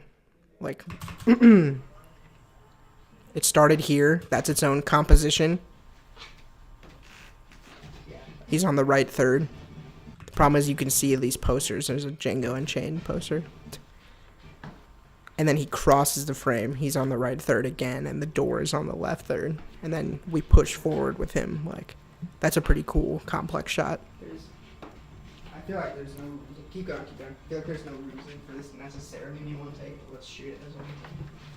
I think Rohan was into the idea of doing a one take here. That's kind of smart to really build up the tension. Feels a bit unmotivated. Or maybe I said it should be Wait till one he's take. behind you to do that. Either way, we both realized it doesn't need to be. See the curtain. So it's a reveal whether or not someone's there. Yeah. Haha. I'd let my guard down, and then Yeah. Oh well, it's just a little weird that it's open. So you Yeah. notice it's open and just go to close it, and then we'll have to do a caution change. I'm trying to think how we will. Yeah, that probably That can't be can't a be one one. take. Yeah, it may. But it, Oh, you'll have to just cut to like. on You'll sticks or show him. something, yeah. Hold on. Not even on sticks. Just show him reach for it in the wide, and then we'll cut to an insert, like push in. You know. Mhm. That's what we ended up doing. Okay. Yeah. Let's just test the milk thing and then we're done. I say. cool. Also, so if you still wanted to film me coming up the stairs and then walking, I guess that's You actually hear that gonna ruin clicking? it for now. So. I lived there for 2 years Now with that doesn't clicking. matter. There we go. All right, so sometimes in a deck of Focus cards, Mhm. it comes with like an Please rise to the information top. card that just Please has like rise to the top. branding. Please rise to the top. That's the one we use as a test here. First of all, you can see the reflection of the camera rig in the milk. That's pretty funny. There's a monitor right there. There's a camera down here. What happens if I like jiggle it? I got really impatient pretty quickly, but the idea was to get a shot, kind of like what we just saw right there, where the card rises up on its own through the milk and becomes like partly visible, like partly opaque, like that. Let me push it down again. So we were... He could fish it out like that, honestly. That would be kind of sick. Either if it doesn't naturally rise to the top. Yeah. Rise up, rise up, rise up. Also, you can really see, like, Jacob and Rohan, like, they went along with anything that I was saying, even though it all sounds like the ravings of a madman, you know? Like, we're putting cards in milk. He's gonna have to fish it out, but it still looks crazy. It doesn't make sense in this context at all. And until they saw the final edit, I don't know if anybody even really knew what we were making, you know? Alright. Focus. We're gonna have to nail the focus, but the car's not even ruined. Okay. Alright, Okay, so that was that. You'll see more of that on the actual shoot day, where we were really trying to make sure we got the shot. ruined. Okay. But we learned a little bit from this test. And then this, we grabbed it at the end of test day so that we didn't have to worry about it on shoot day when we had other stuff to worry about. This is the reference footage for when Jacob goes into the void and becomes the animated cartoon Jack of Hearts character. Let's see, what did we talk about leading up to this? Focus. We're gonna have to nail the focus, but the car's not even ruined. Okay. Alright, look right into the lens, Jacob. Make sure the focus on this is really strong. Okay.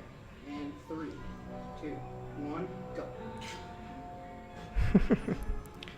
I'll show you a side-by-side later, but it's pretty cool when I break down how we did this. And look way up, way up. He totally got it. This we just grabbed, I don't know why, but again, you can see the reflection of the whole camera here, so I think I painted that out. Oh shit, we got Josh Green watching on the TV.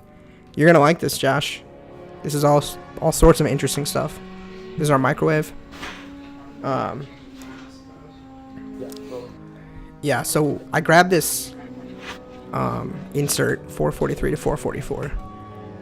I don't really think, I mean, I did see it on his storyboard, but I wasn't really sure how it was going to fit in there, but it actually did end up in there. But shout out Josh. Okay, and then we were just having fun with the black magic. It makes everything look super good. So we were going around the house grabbing cool shots. We tried a handheld version of this one, but we didn't use that. And the point of this insert is to subtly show that the window is open, because later he's going to close the window when he realizes that's a way that somebody could have snuck into his house and started messing with him. So we wanted to have a bunch of shots where you can see that the window was open, but you didn't know that, and you won't even think about it until Jacob slides the window shut later.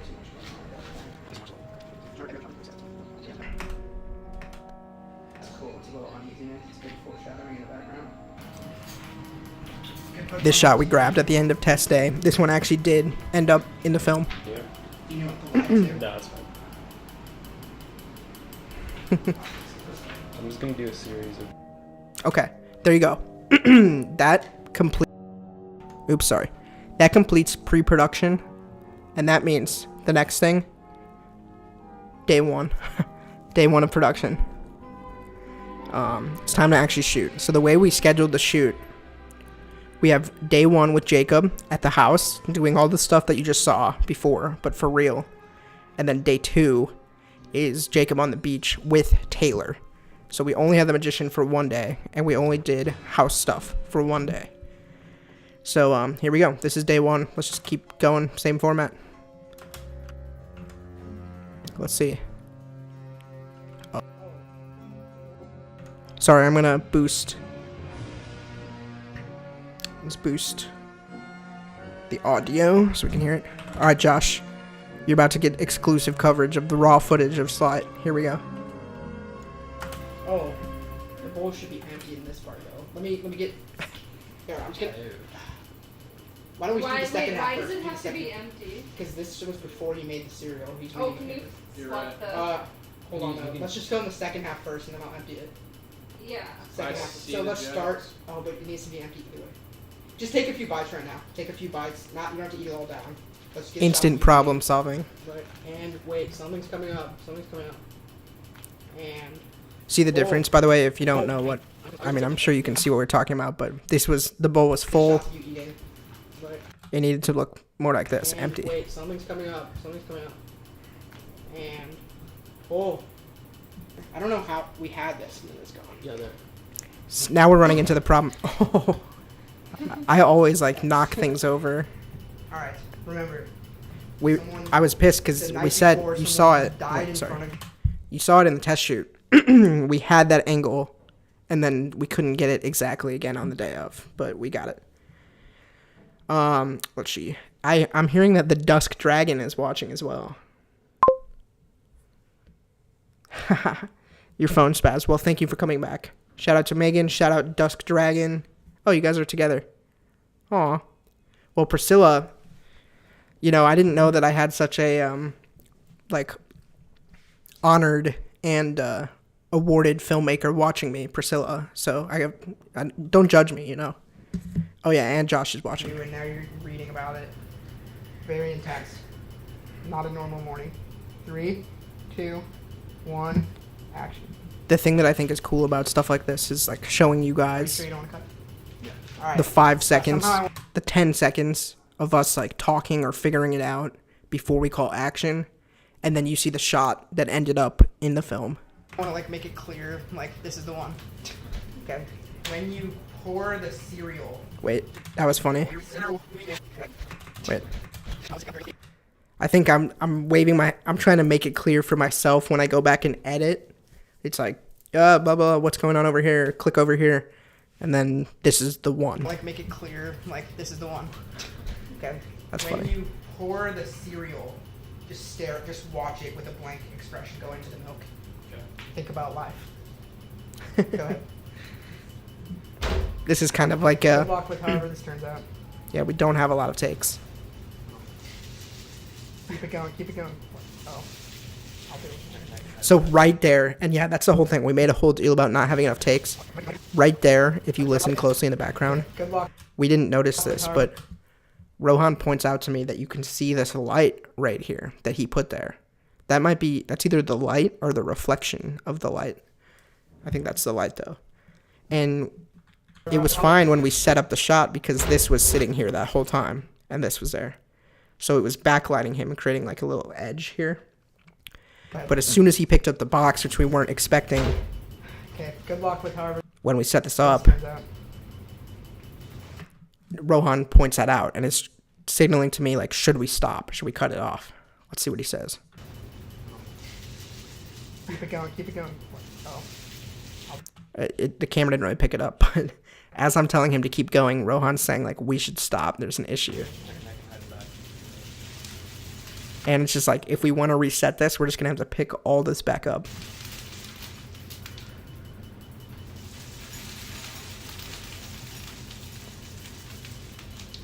And just set it down like nothing happened and start eating.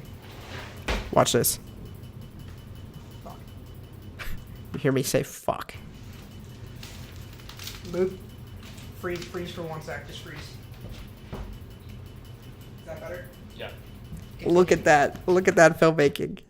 I told him to freeze. Wait. I just come in and slide his hand to the right to cover it for now. Yeah. Continue. Then though later, check this out. We ended up using that part of the take. So later, I went in and erased it. You'd never know. In 2 separate shots. And not only did I have to erase it, from this background, but I had to erase it from the reflection in the table too, which is complicated. See? It's complicated when he, for this type of stuff, when the box is kind of in front of it as well, and it has a shadow moving in front of it. So that was not easy, my friends, but If you look in the film, I don't think you'll be seeing that light. Boom. Cut it out twice. And ironically, I wouldn't have had what I needed to do it without some of the footage from the test shoot. I was able to pull clean assets from the test shoot. So that's just pretty cool. Just kind of pass the time, and I'm just gonna keep taking. And then we moved it. Before the next take, we went and moved it. In another hole. Is that even half the box? Like 2/3 of it. Okay. Well, which is reasonable. Yeah, let me scrape some. All right, so now we decided to go for another take. So some of that cereal is just gone because it's in the milk, but all the layers on top are still dry. So we're trying to fix it, but we don't have a lot of time. So I'm just getting down and dirty with my hands. You'll see. This is one of the weirdest things I've ever done. That's a great quote. This is one of the weirdest things I've ever done. Change it up, just pass some time. Your life is now So I did that to make it seem like time had gone by and he was eating it. meaningless because you've seen something so dark that you can't go on the same way that you were. And Also, Easter egg, the very first clue that the trick is still going. It's very subtle, but Jacks. He picked the Jack of Hearts. We covered up the word apple, so he's just eating Jacks. You know, the Apple Jacks. Jack of Hearts. His name is gonna become Jack. It's like, this one is, the edit doesn't even call attention to it, but it's there. this day you don't know what to do with yourself. You have no one to share this pain with. Yeah, I like that. I like the blank sit, actually. That's pretty funny. Then we're getting more. This shit should all stay there. This is Dia, our producer. This is fun. Okay. Come back. I'm taking the milk one step. Using every dish we have here. I used every dish in the kitchen. Yeah. Clear up most of it. Jacob loves cereal too, so he just wanted to eat it. Oh god, this is not working out. Don't worry about cleaning this right now. But you need just like 10 flakes in there. These are the parts of production that you don't see. Jacob agrees it's the weirdest thing he's ever done. Floats up to the top, and I want to see your whole demeanor tense up, okay? And then I want you to slowly look around to the open window. Okay. Get up. Which way? I like that way. I think right, Rohan. This way? Yeah. So I might turn on that. Actually, wait. Look the other way. Yeah, that way. I think I liked it the other way when you did it yesterday. Sorry. That looks right to me. Okay. Is there anything else that I can do to... No, it's working. I'm just. Good question as by an Jacob. audience member, I'm trying to watch what you're doing, and trying to think what you're thinking. I feel like my reaction, if it was real, it would just kind of just be general confusion, right? Like, Yeah. this is the first, like, hint, like, Yeah. oh, maybe the magic trick's It's a pretty not big over. hit. Like. It's a big hint, Yeah. but it would be just weird. I'd be like, what the fuck is this? All right, do the whole thing. He's telling me what the character would really be thinking. So if that's what he feels like, I definitely want to roll on that for the most part, unless it contradicts with a plan that we had. This is Did it funny. just like fill up the whole frame? Kind of, yeah. That's cool. Rohan, do you believe in that shot, or was that all for nothing? This is Asgard. Ew. Yeah. We're running out of like silverware and bowls, so I'm just going in with my hands. Oh, that's pretty gross. You just leave it for him, yeah. But also a unique experience. No, that's he's just Rohan's just gonna hold it above, just directly above. So how we got into that? That's well, we've got the master, and we're also about to shoot. Oh, and so when he comes back, he sees us flow down. Yeah, back from like looking out the window. Yeah. 3. It looks like you're right above it. Rohan. Yeah. All right, 3, 2, 1. Whoa. I just noticed here, you can see one of our marks on the floor. Pink tape for the tripod. Just let it sit there for a second. But we eventually I wonder if you scaled guys this up. elongate hard.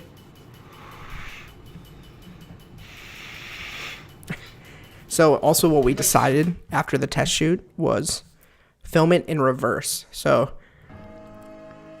put a fresh card on the milk and then let it sink down, let it absorb the milk and sink down, and then play that in reverse. That's what we're trying to do here. Roll everything with your finger, maybe, and it might go down. You should just push it down. Well, it's definitely gonna go. It's definitely gonna submerge and not come back up if we just push it down. So before that, try just like swirling around your finger quickly. This actually ended up giving us a big part of the reveal shot. This is the reveal shot right there. Under a little bit. It might go down. Please go. I think that could be a way to do it. Is it going? Is it slowly going? Very, very slowly. Jordan, do that again. Yeah. But like the milk isn't supposed to be swirling and rocking like this, Okay. so that's kind of unusable. Oh, that's eerie as fuck. That actually kind of worked. Yeah, is that clear? That's the jack. Yeah. You can see the jack. Alright. Dude, Dude. it's almost creepier. It's only like halfway in. The clicking of the thing is driving me insane. And where does he drop it back in? Yeah, he never took it out. Drop it. Yeah.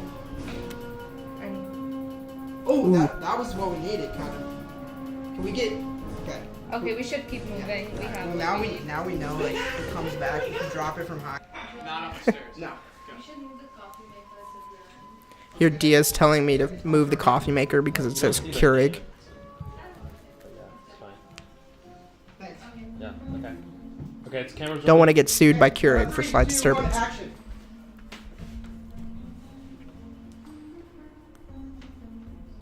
I'll try and be mindful of like steps, but if I was actually gonna hit And that's the reason I put that in there was like, this is the shot that we ended up using, and it looks just like this with the coffee maker turned to the side. But had she not said that, it would have looked like that. The film would be ruined. So I don't know. I just thought that was a cool moment. Also, we're trying to like build out the character since he's a jogger, a beach jogger. He's got like beach towel. There's his sunglasses. Here's his tennis shoes. He's got a bat because he's sporty. mindful of like steps, but if I was actually gonna hit somebody, I would not be standing like this. Well, you're also like okay. I mean, If that makes sense. it just I think it will help your body language from this far away. It will help like that you're like kind of preparing for something to like run out, jump out at you. Okay. I'll try and make it more like I'm like Yeah, I like inching yeah. around, like Yes. not making noise. Dim it down. Oh, this is iPhone footage. This is me filming on my phone, just kind of showing what it looks like, so we can see Rohan. There's Rohan filming, and then Dia manning the lights, even though she's the producer. And then we got this shot. But the deal is, you probably noticed, there's so much camera and film gear in the background, including me. So many things of that shot I was trying to hide. So normally I'm pretty bad about this. Like I accidentally will leave a tripod in the background. But this shot was like really unusable. You got a light here. There's 3 infractions. Light, tripod, and then director. You know, that's pretty funny.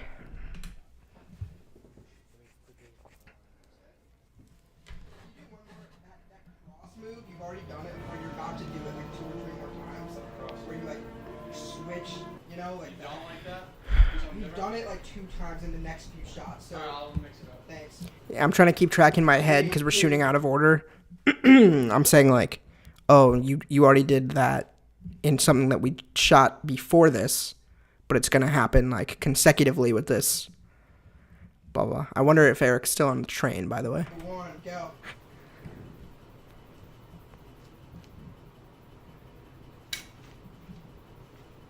Here's why I included that. Listen to what Rohan says. You like it? Ross? Yeah, what was the point of that? I'm like, yo, good shot. He's like, why'd you make me do that? But we actually use that shot too. The point is just to show that he's clearing every room. He's clearing the house room by room. No magician here. No magician here. And then that's why at the very end we think he's got him cornered. You know.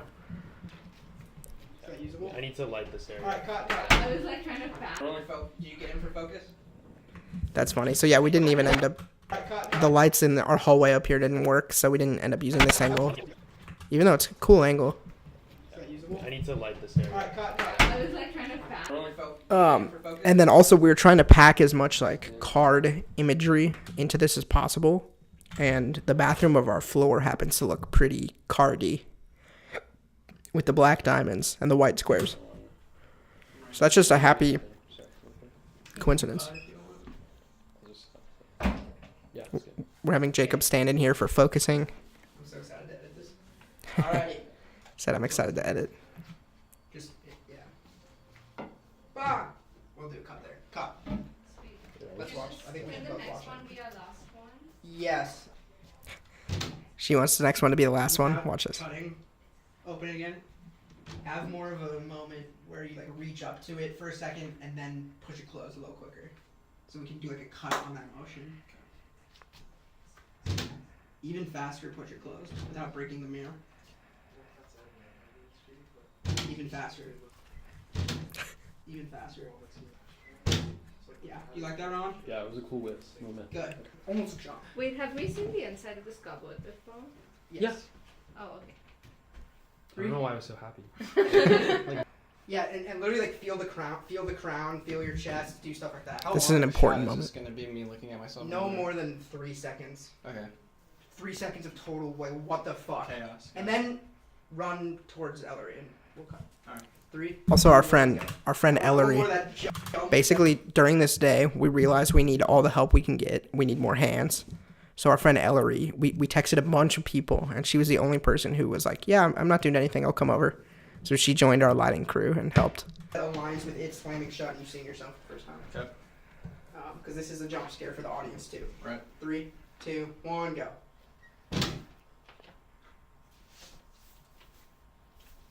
I'm realizing Alright, that. one more. When Blocks. you reach up, if your elbow comes out, you block the lens. Okay. So I you can do it with just my that left. your left hand, yeah. Sure.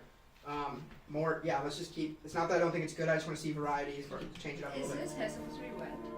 At this point, since there's been a costume change, all Yeah. continuity is kind of thrown off. It's all sweat at this point. Yeah, great, lovely. 3, 2, 1, go.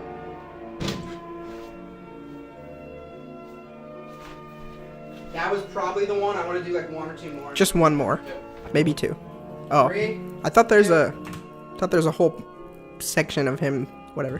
1, Alright, so here, this is where this film almost had to be just canceled on the spot. Watch what happens here. It might be this take or it might be the next one, but I just told him to desperately, run down the stairs and get to the kitchen. Oh! That was a little too real, dude. Are you okay? You okay? Yeah. We're not used to that. We would need a stunt coordinator He, jumped from the 3rd step and just flew. on set if we did something like that. Did you jump from the top? I would jump from like 3 stairs. Oh my god. We should. Okay. I'm just sad we didn't get the fall. We just fall out of line. All right. Cameron. And he was, bleeding. He said he was okay. I think he was in shock. And I also don't know how accidental this On was. action. Or how on purpose this was. But look what I'm noticing here. I think he yells fuck, so I'm pretty sure he just slips. But he hit the light switch, which is on the wall, and turned the light on. That's kind of funny. Oh, on and then back off again. Hold on. Why is it so loud? Oh.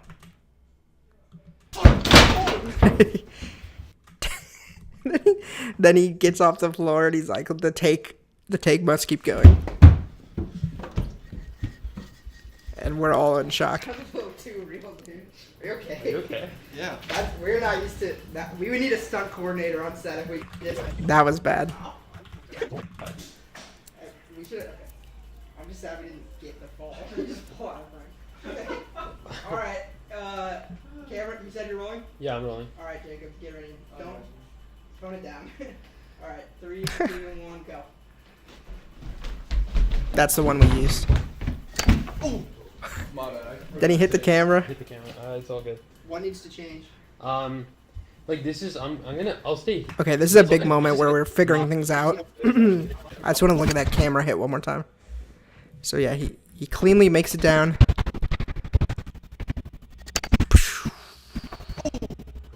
That's pretty funny. My bad, I ruined that take. Hit the camera. It's all good. What needs to change? And I'm always like hiding right out of frame, just listening and watching. What needs to change? Like this is I'll stay here. Better. In your can. I wanna go with him to like. Yeah, be in the back. I think that'll be a little bit more dramatic. Okay. You could also, when I call action, you could start here and just start running forward, and he'll run into frame, and you can just run with That's it. easier, because that way I don't have to worry about either keeping your pace or like I just. One sec. I'm going to turn the music down a little bit. You still here, Josh? Egg and dragon? Just put the music down a little bit. One sec. Coming back. Just bumping into him. And he Do can you like, want to use that shot then over there? which one? I'm gonna back up just a little bit. From what needs to change. Right. Like this is I'll stay here. Better. In your can. I wanna go with him to like. Yeah, to be in the back. I think I that'll mean, be what- a little bit more dramatic. Okay. You could also, when I call action, you could start here and just start running forward, and he'll run into frame, and you can just run with That's it. easier, because that way I don't have to worry about either keeping your pace or like I just did bumping into him. And he Do can you like, want to use that shot then over there?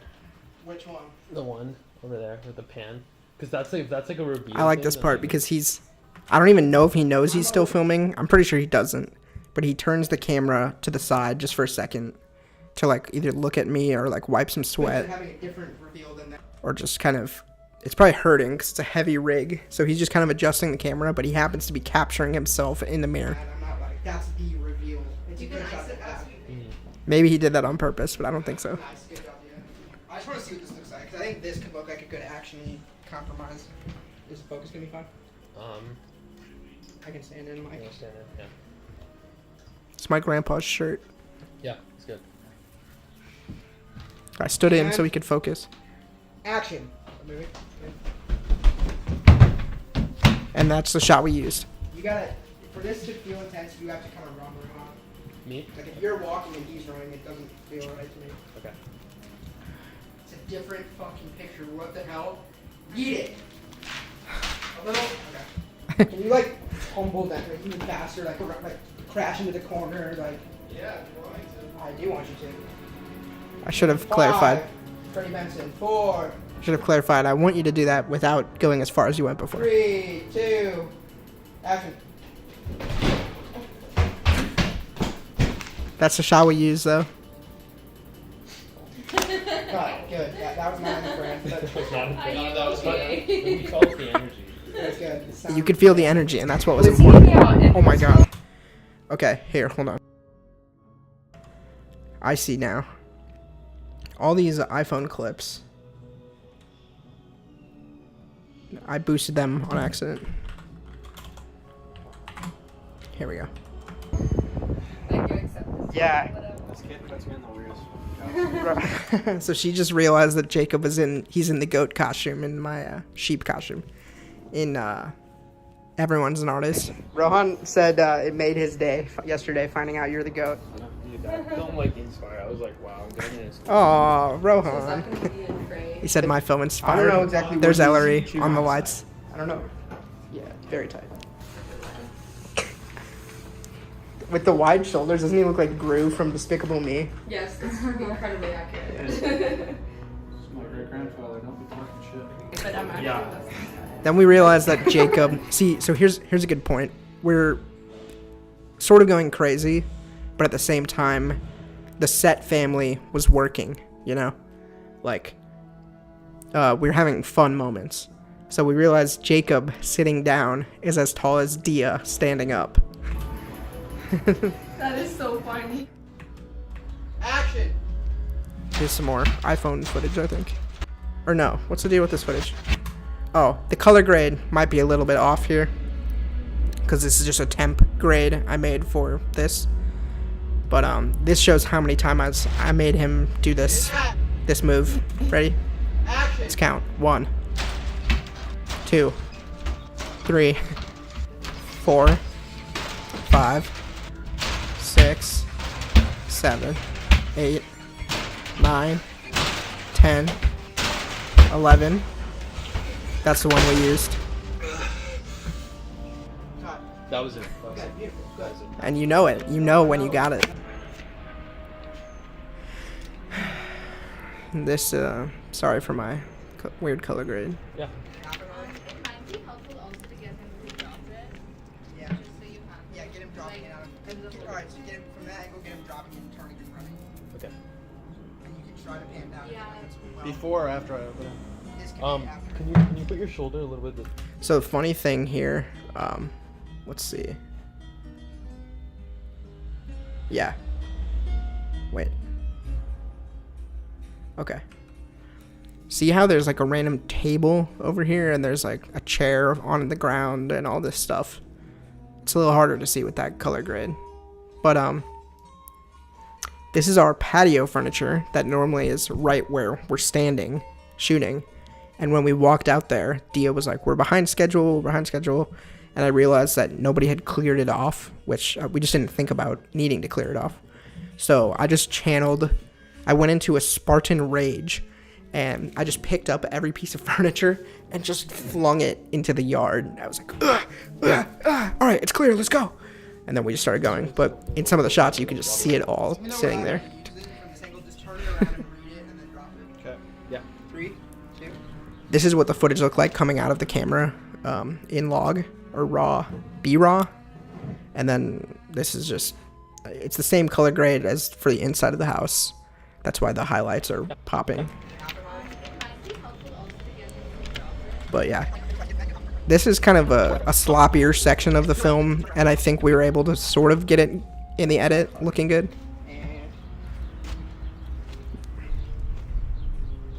This one had to end up being reshot. So, did you want it to like fill up the frame? Did it? No. So let's just do it one more time, I guess. Alright, ready? Turn. Alright, and then Level 100, man. This is the end game. If your name is not Jacob Jinkola right here, you are fucked. And it won't be. 3, 2, 1, go. Land on yourself, and then again, just the final thing that should be slow. Slide over. Like, please God, no. You know, I mean, keep in mind, my name is I know it's right. Just, right there. we have to exaggerate things. You have to, because it's zoomed in so much. You have to give him room to slide with you. Okay. You gotta work yourself I up. feel like if I work myself up, you're not gonna get a clean shot. You just gotta end up where you were. Like you can.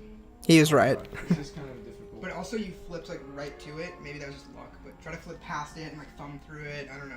This is really hectic. Okay. All right, let's just try it. 3, Definitely was able to pull this together in the edit. I like this part. Work yourself up. Work yourself up. This is the shot we use. I just stabilize it. Or no. I can't tell. Hold your finger there, and drop it. On that, I can cut. Action. More intense. Stop. Let's go. 3. That's on my clothes, but in someone else's closet. When you say stop, Why I don't you say count? I didn't have a closet in this house. Why don't you count that?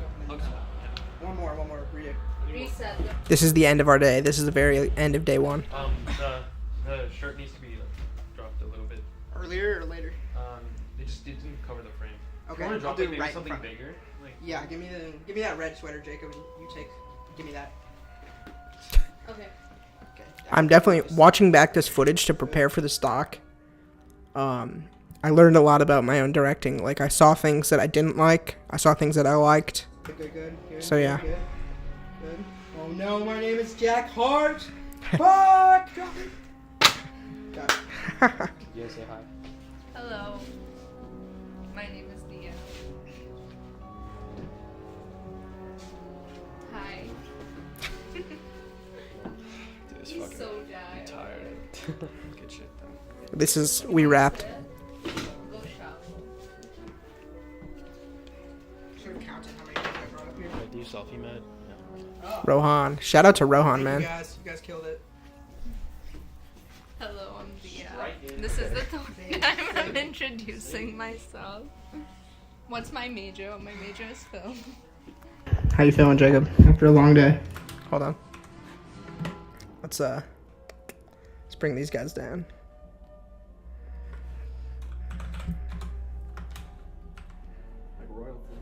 Like royalty. Good answer. Show us your battle wound and kind of explain what happened there. Yeah. Bro, that's the fucking wound. Okay. This is the wound from when he jumped. Gersh is back. Are you at your apartment now? Or are you still on the train? You went through the train system. Where are you at now? Are you on another train or you're back in your apartment? I'm still going. That's kind of crazy. Jacob threw himself down the stairs when we were shooting, and he got this scar on day 1. But for some reason, you can't really see it on day 2. Yeah. I threw myself off the third step right into the. Did we get it in the shot? We did not know that was gonna happen. It was good though. It was so real. It was so. I just want to point out, we're in my friend Sammy's room. He was out of town. He's a bit, not really nerdy, but he likes technology. I'll say it like that. Is this a Google Chrome pillow? Let me look at the Google Chrome logo. Yeah, that's a Google Chrome pillow. Wow. Gersh says, at my apartment, a homeless guy grabbed my arm. Oh shit, dude. I'm sorry. That sounds traumatic. Damn. You pushed him. That'd be an interesting case. Well, I guess self-defense. Yeah, anyway. Wow. Hope you're okay, man. Thoughts and prayers. If anybody wants to Venmo Eric, he'll put it in the chat. It was so real that we were all extremely alarmed. Yeah. Shower. Me too. Maybe drink an ice cold glass of lemonade. Drinking an ice cold glass of lemonade and then I just bleeped out the next thing, so it's mysterious, but it's basically the equivalent of smoking goon flower. This is my girlfriend. I feel like a god just. Aw, we were all chatting on the costume. There you go. That's day 1. Eric says he made a new friend tonight. He brought him back. Nice. That's a good meet cute. But, okay. That was day 1. Oh, come in. Hey, man. How you doing? Thank you, sir. Do you want to sit in and reminisce on this beach day of production? I'm gonna grab my sandwich. Okay. We're gonna have the actual actor himself. Today. Thank you, bro. This smells great. Oh my god, I didn't even know they had this. Holy shit, it's just like a garlic roll. Oh, that's gonna be good. Just gonna eat bread, I guess. Oh my god, it smells so good. Holy shit. Jacob, this is incredible. The roll is so good. Ooh, that's okay. We might. We do? Yeah. I'll deal with it eventually. Trying to keep this show on the road. Okay, so if nobody has questions about day 1, let's move on. Production day 2. Now, we had a lot of moving pieces in episode 1, or in day 1, but we had one actor the whole time, just Jacob. One main location, which was all inside my house, which had a lot of factors that we could control. We can control the light, we can control the noise for the most part. But day 2, we're going out on location, and we're adding a second actor, Taylor. So this day has a bit more chaos. Here we go. Hey, Jacob, what are you shooting today? A few things. Yeah, is this character, this is a new look for you, right? You look pretty baller, not gonna lie. Alright. And we got Magician over here. How you doing? You got some cards? You got some cards? So, hold on. There's Dio. Taylor's looking at the script, or he's looking at something, making notes for himself.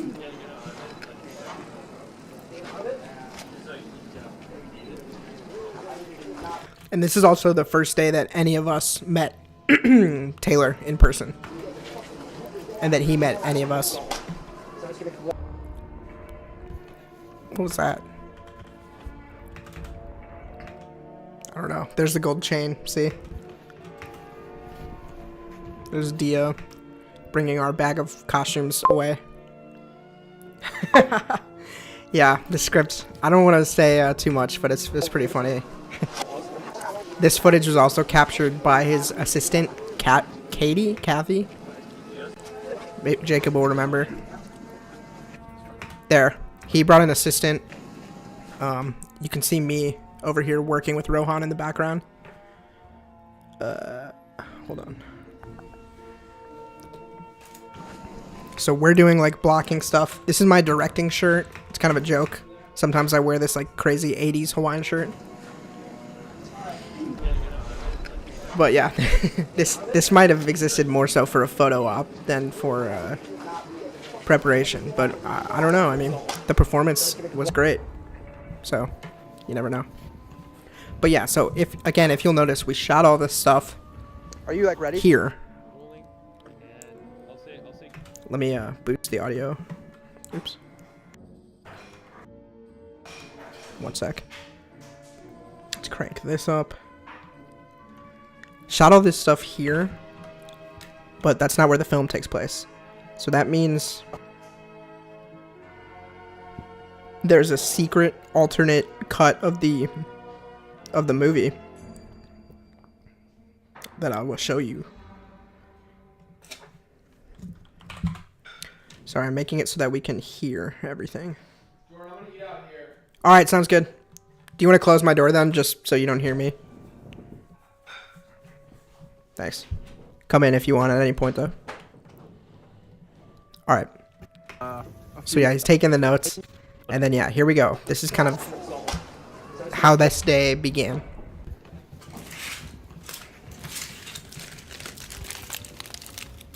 Are you like ready?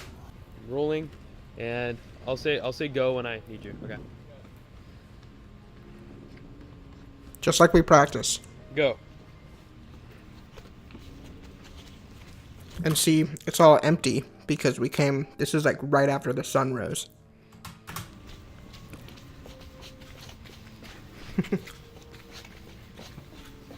Hold on, stop. Is there a way you can already move back while you're doing the pan? Yeah. Start moving. Sorry. Jacob, can you just count to 2 after I say action Rohan and start running? He's pretty far back, like in the line.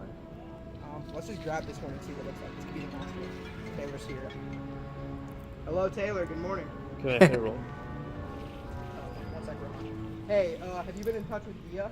We found a parking lot right on the location, $5, and I got you.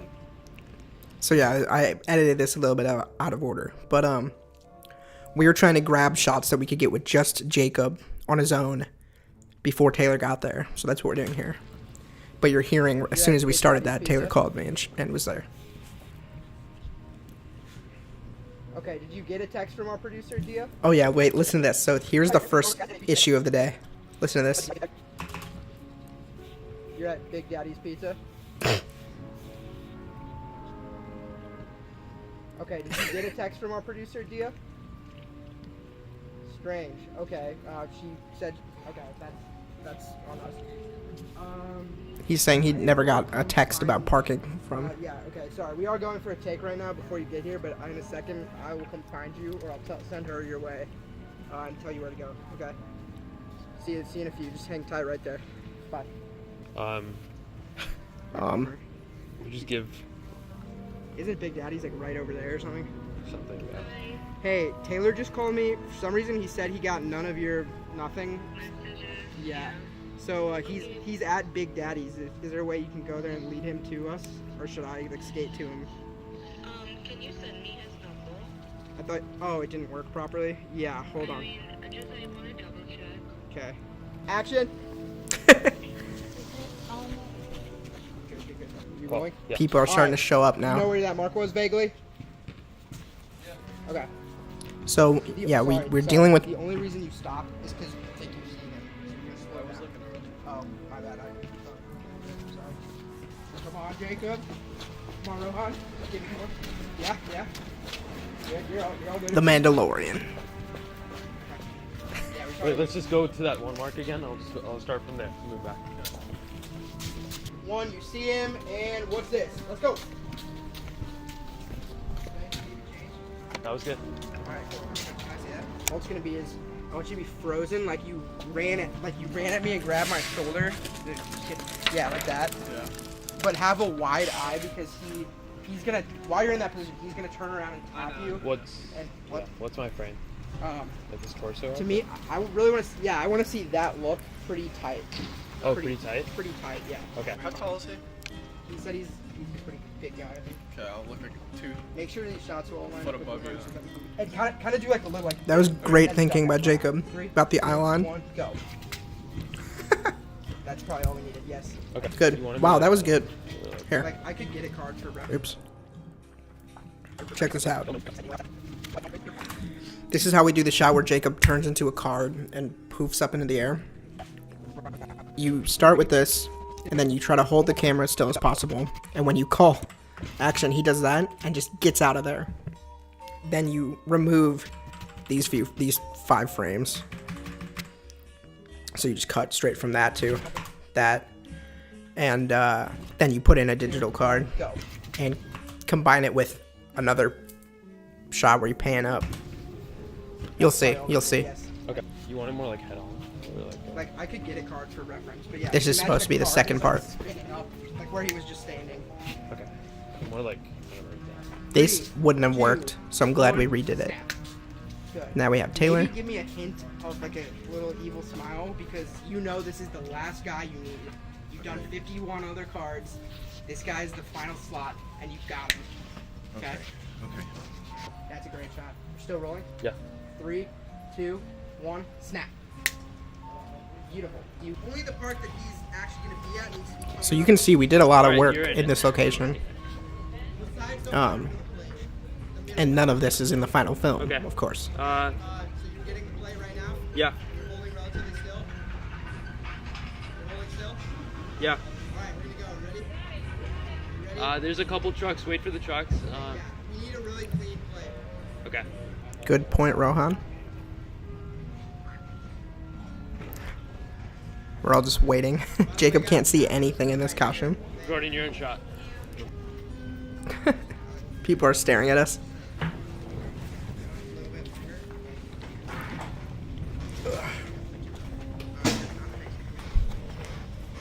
Is he in the center? Yeah. Okay, get down, Jacob. Help you here. Okay, start as low as you can. Just give me the most epic swirl as you come up.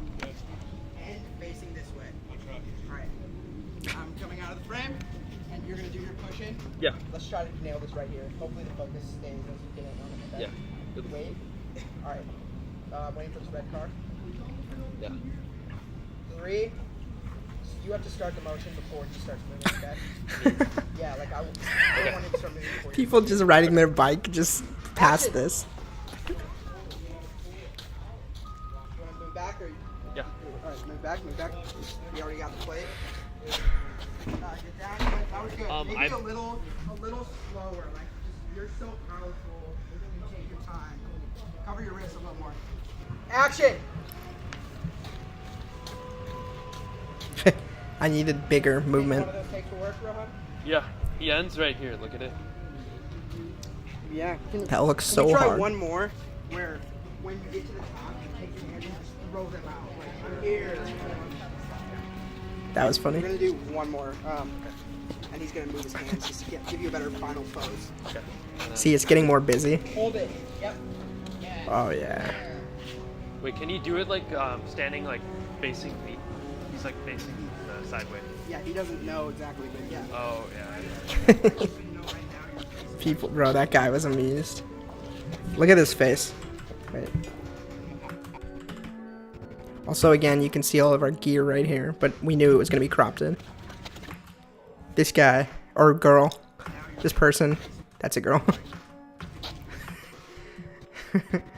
This person is like, just amused. It's funny. Everyone was amused.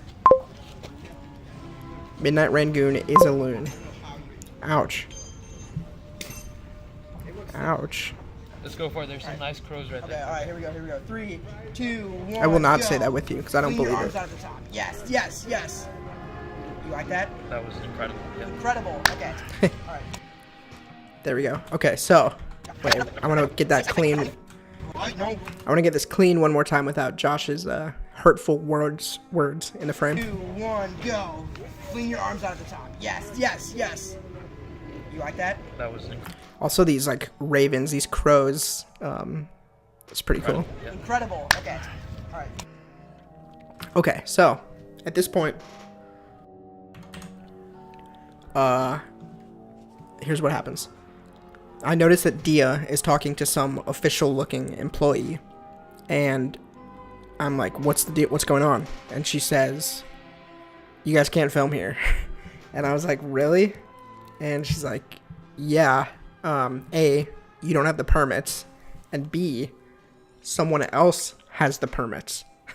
So she points, and there is a full-on movie production happening in this exact place that we're trying to do, a little bit farther away, but essentially they have the permit for this part of the Venice Strip. So here's an issue, because we've already filmed like a lot. Look at this. Oops, sorry. You know, we filmed all these shots that are going to cut together and stuff, and it took a lot of time, and we're on a schedule, so like our schedule doesn't allow for us starting over at this point in the day. Hours have gone by from the time that we arrived, you know, so we were definitely in a flow getting our shots, and then she's like, "Yeah, you can't be here, someone else has the permits, you guys gotta pack up." And I was thinking in my head, like, okay, sure, we'll pack up and we'll scoot, like, we'll walk for 5 minutes down, you know, one way of the path, and then just keep going, and hopefully it will all look the same, because there's just graffiti shops and palm trees. Like, I think it would be okay. But she says, that's my backup plan until she says this: if I see you guys here again anywhere on this path, I'm confiscating the camera. And I guess, I don't know what her job or title or role was, but it wasn't my camera, it was Jack's black magic. So that was just not a risk that we could take. So unfortunately, that meant this location was just dead. And yes, you're supposed to have a backup location, but again, we pulled this together so quickly that we were just banking on this working. And it worked when we did our location scout and our test shoot, but that just doesn't mean you're in control on the day of. So I sort of start panicking because I think it looks really bad on me, and we have a professional actor there, and it basically means like the whole project could be dead because of getting kicked out of here.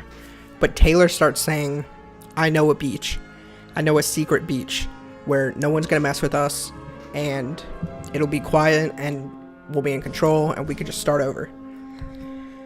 And I didn't have a better option, so I just was like, "Show us." And so we got in our car, we followed him, and we drove towards Malibu, and we ended up on this beach that he was right, it was pretty low-key.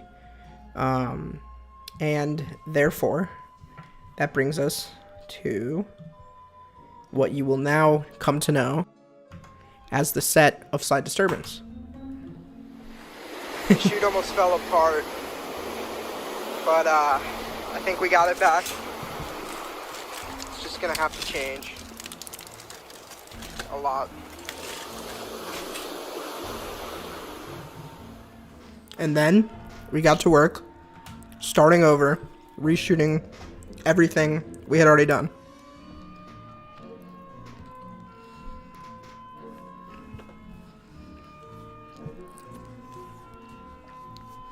And yeah, that means there's two versions of the film. Oh, you can. Did it work? Look at that. First of all, I want to watch this again, because I think it's cool. I think we got it back. It's which is gonna have to change a lot. Yep. Here we go. Pan down from the sky. He's jogging. He sees the magician. We're getting all these shots again that we already did. Had to start over. Really messed with our schedule. But yeah, that's pretty cool. 3. And yeah, you can see his scar from the day before. I actually didn't notice that. But it's no one's ever pointed that out. Action! Did it work? Okay, go.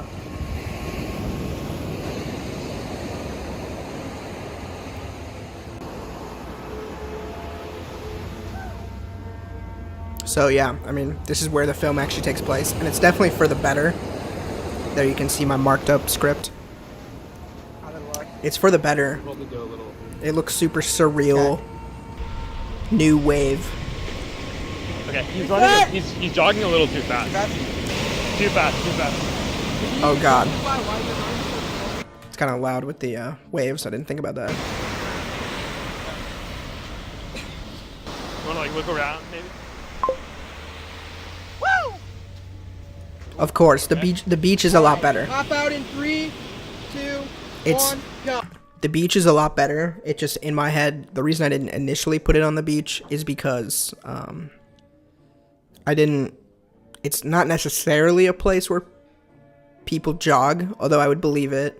I mean, some people do, but that other place was literally a jogging path. And it's like a known thing that there's people, entertainers and merchants there that try to sell you stuff as you walk past them. But on the beach, not necessarily. But that does make the whole thing better, that he comes out of nowhere at the beach and it's so surreal. Oh. Yeah, what? Is he facing this way? Oh, okay, your eye line? Yeah. You can stand in it. Stand like, yeah, like right on. Okay. 3, But yeah, 2, it looks a lot better. Action!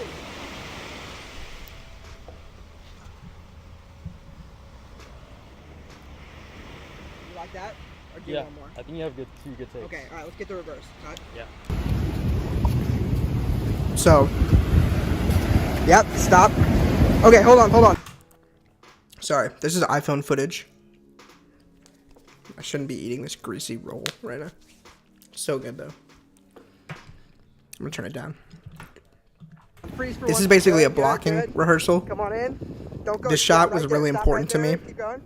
Okay. Because there's two moving forces And then and there's you kind of would a fall back. little story being told within this shot. And I really wanted us to get it right. That looks cool. Alright, I got Jacob. Alright, Here. Taylor. Let's see, what does Eric say? The fact that he's there doesn't raise alarm bells about realism, but it makes more surreal interesting. It makes sense. Yes, totally. The beach, you can go on and on about how, and I mean, I got inspired in the sound design from the waves and the wind and the birds. Like, it's just much better. Yeah, so really lucky that we didn't get the permits. So I guess the moral of that story is don't get permits, ever. Just let the universe dictate your shoot. Yeah, stay like right there, yeah. Smack him up, Jacob. And fall back, Taylor. Taylor, fall back. And Jacob, keep running. Now run. Now you gotta go behind me. So we didn't have time to do a rehearsal day, so this is us kind of rehearsing, but And get in his way up there until he just has to stop. this shot I really wanted to turn out perfect, and I think we only got it about 90%, but it works. See, that's supposed to be like a magical reveal, because the last time we saw him,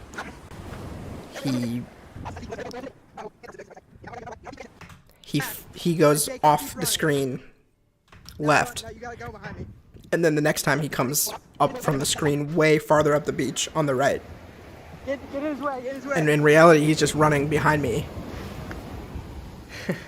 But I just wanted it to look more fluid and be as quick as possible. Jacob, just stop in front of him, take those off defeatedly. And yeah, they kept trying to make it, Taylor kept trying to make it more like of a taunt, but I didn't want it to be a taunt. I wanted it to be like, what's the word? I don't know. More blank just so Jacob's like, what's going on, you know? Jacob, when you leave, I kind of think you should go this way. Oops, sorry. Take it back. Take the card back. Yep. This is the second to last shot. Yep. That was just a few moments before. Stay there. Yep. Hold it. Beautiful shot, man. There's a hat off moment. He didn't want to wear the hat. Cut!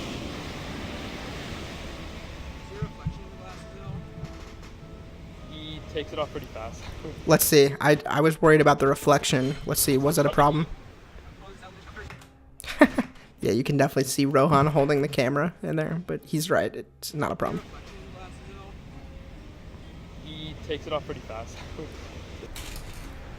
You kind of mock him. You're like, dude, fuck this guy. You want to do one just like where you jog out of frame? Sure. Okay. Go.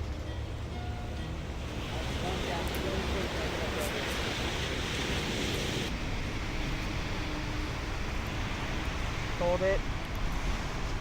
And Taylor, gesture for him to put it back. But I do want him to like spill the card. Just relax. Just relax. Just relax. What's up? Whoa, whoa, whoa, whoa, whoa, whoa, whoa, whoa. Hey, yo, chill, yo! Oh my god. That got loud. Sorry. I ended up, obviously cutting. Well, you might not know, but all of the sound in the film, I just wiped out. Like, you can hear them talking and we have sound from this moment, but I just wiped it out and rebuilt it from scratch. So you can see Jacob moving his mouth in the film, but you don't hear him saying, let's go, or the coughs. But that was a, what's it called? Hard decision, I guess, like what to do with that. But I just decided to go fully like mime, like, mime story. But I do want him to like spill the card. Just relax. What's that? Whoa, whoa, whoa, whoa, whoa, whoa, whoa, whoa. Hey, yo, chill, yo! It's okay, hey, just relax. So the interesting thing about this, the shot actually cuts there, but all in one take. Rohan just walks around him here, and we end up grabbing the shot that became the title shot. We weren't planning on that happening though, but you'll see, the shot became the title. Relax. Oh my god. Hey, relax. Just relax. Did he fucking die? Oh, I didn't show it? Okay. I can show it. Okay, hold on. Let me show you the actual shot. I thought that was the point. Here. Check this out. So Rohan comes around him, still, and this all started from... The shot started way, like, so far back. It's the entire scene, just a close-up on Taylor. It's his angle. So he does this, he chokes, he falls. Rohan comes around him like this, and then purely coincidentally, out of the entire deck that he was holding, the only card that's face up right next to his head, not the only card, but I cropped out the three. The card that's face up right next to his head is Jack of Hearts. So we use that. This is this. Comes around. I don't even know if Rohan noticed that or not.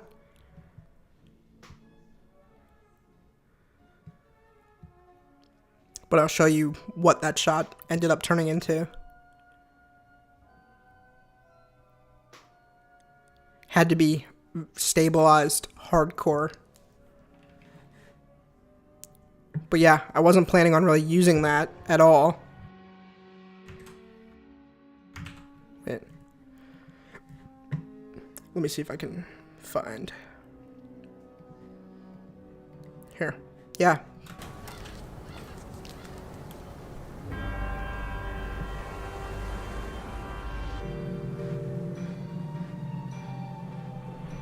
This is stock footage, by the way. We didn't shoot these. But here, that part of the shot became this. And it's just kind of a fake camera move, and it's stabilized, and this is an effect. Yeah. So, that's pretty cool that we got a title sequence out of it. Just because of the way Rohan walked around him. Did he fucking die? I love that. Okay. So sorry. This is iPhone footage. That means it can come down. Okay.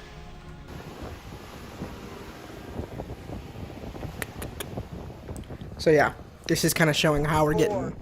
3, 2, 1.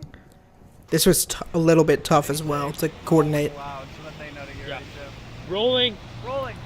Now here, I tried to give myself a cameo as like a new guy that was falling for Taylor's tricks, but then I quickly just removed myself.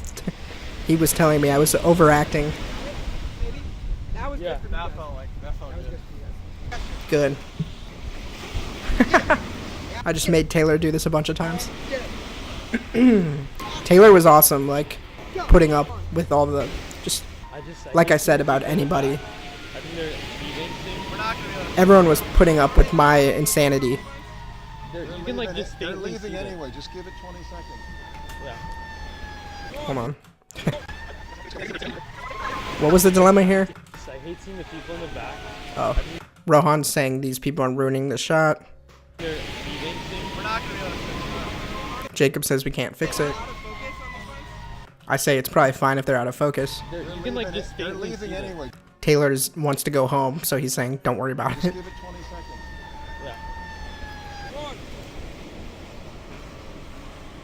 Yeah. I do honestly think I'm not saying they were born to work together, but I do think they have chemistry on this. That was it.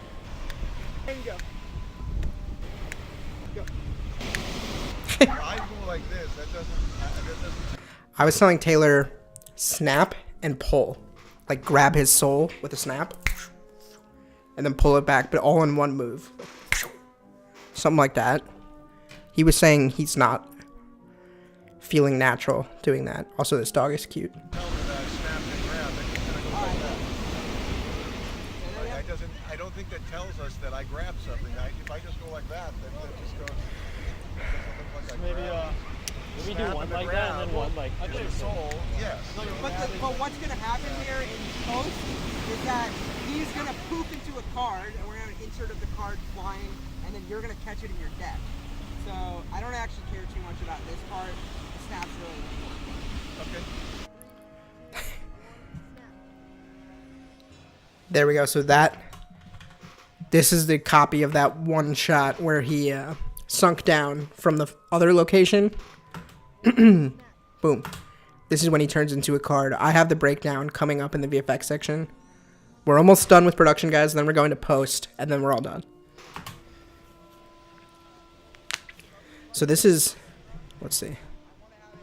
Wait, what happened to the color grade? Why are these above the grade?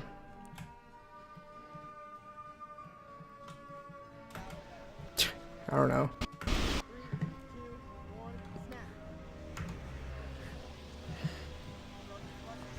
I'm showing him like, when you thrust out the card to catch, you know? And then I'm saying, I'm going to come in, drop it. You're going to freeze. And then when I call action, you're going to be the one to push it down. Very complicated. Oh, that's why they were below the grade, because it's iPhone footage. Jesus Christ. I just messed up. I see what happened. Is this iPhone footage? Yeah. Okay. Really, this was just color coded incorrectly. Here we go.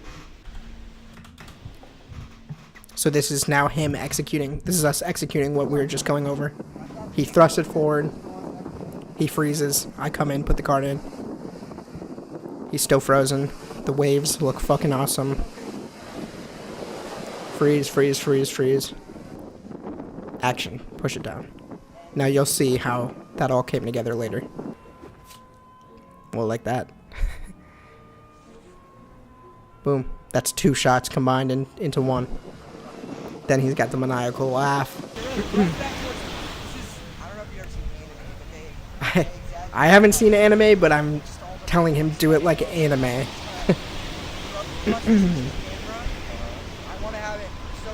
Okay, so that was a mistake. I don't know why there's 2. This was in there twice. 3, 2, 1, go. You like that? Yeah. Okay. This is from Rohan's camera's perspective. The other one was my phone filming. Okay, freeze for 1 sec. So yeah, this is what it looked like in camera. You can see the card? Yeah. Alright, give the card some headroom a little bit. Okay. And don't have too much space over here. 3, I'm big on headroom. 2, 1, push it in. You need headroom. Begin to be sinister.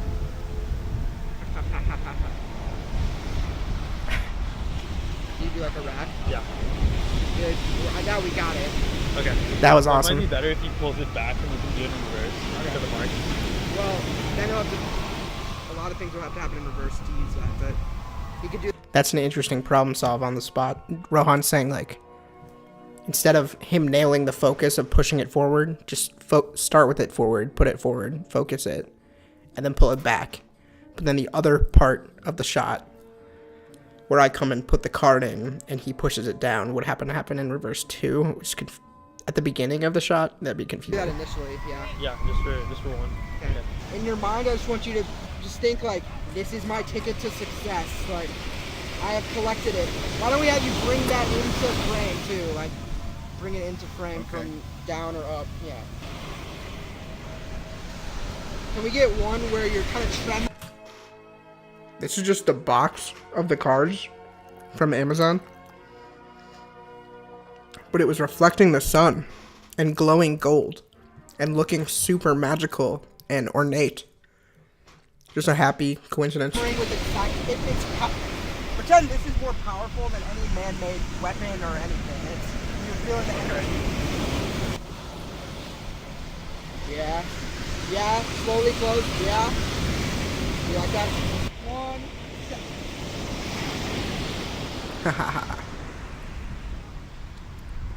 I say cut. Yeah, I think we should do one like close up. Yeah, right here. He was giving us a lot of physical acting, and he's wearing his own clothes, but he's in the sand. And he's falling on the sand, so shout out to Taylor. He's getting super dirty. I appreciate his commitment. Rise up, rise up. That's why him and Jacob were a good pair in this. Now, I'll call your lines, just speak to him, okay? Master! So this part's gonna make me cringe. You have come for me. I'm calling out the lines, I did as you and Taylor is supposed to be conveying them with his body language, say. but it wasn't enough. Okay. I like that. Just for funsies, can you include your arms a little more? And I knew the whole time I wanted him to use his arms, but it was making him uncomfortable. You know, I feel like you can have more range. You don't have to look silly, but just... And he had been telling me he was feeling silly, but I didn't think we were getting what we needed. I don't know. 52 souls in the palm of my hands! You can tell he's against it. It took but me eons. But I finally did it. But you said... Alright, Then later he was like, stop yelling at me like that. Like, a rank 12 archmage. I won't be treated like this. How come I'm never good enough? What do I have to do to impress you? like, so I don't really know how much of this I want to show, but My like, father said I was ready. My mother said I was ready. Why don't you say I'm ready? What do you think? More emotional Vulnerability? Okay. Rohan here says wow, I should not have done that. I threw Rohan under the more bus. vulnerability. But it's because what I was saying was not really getting through. I would say this is his lowest moment.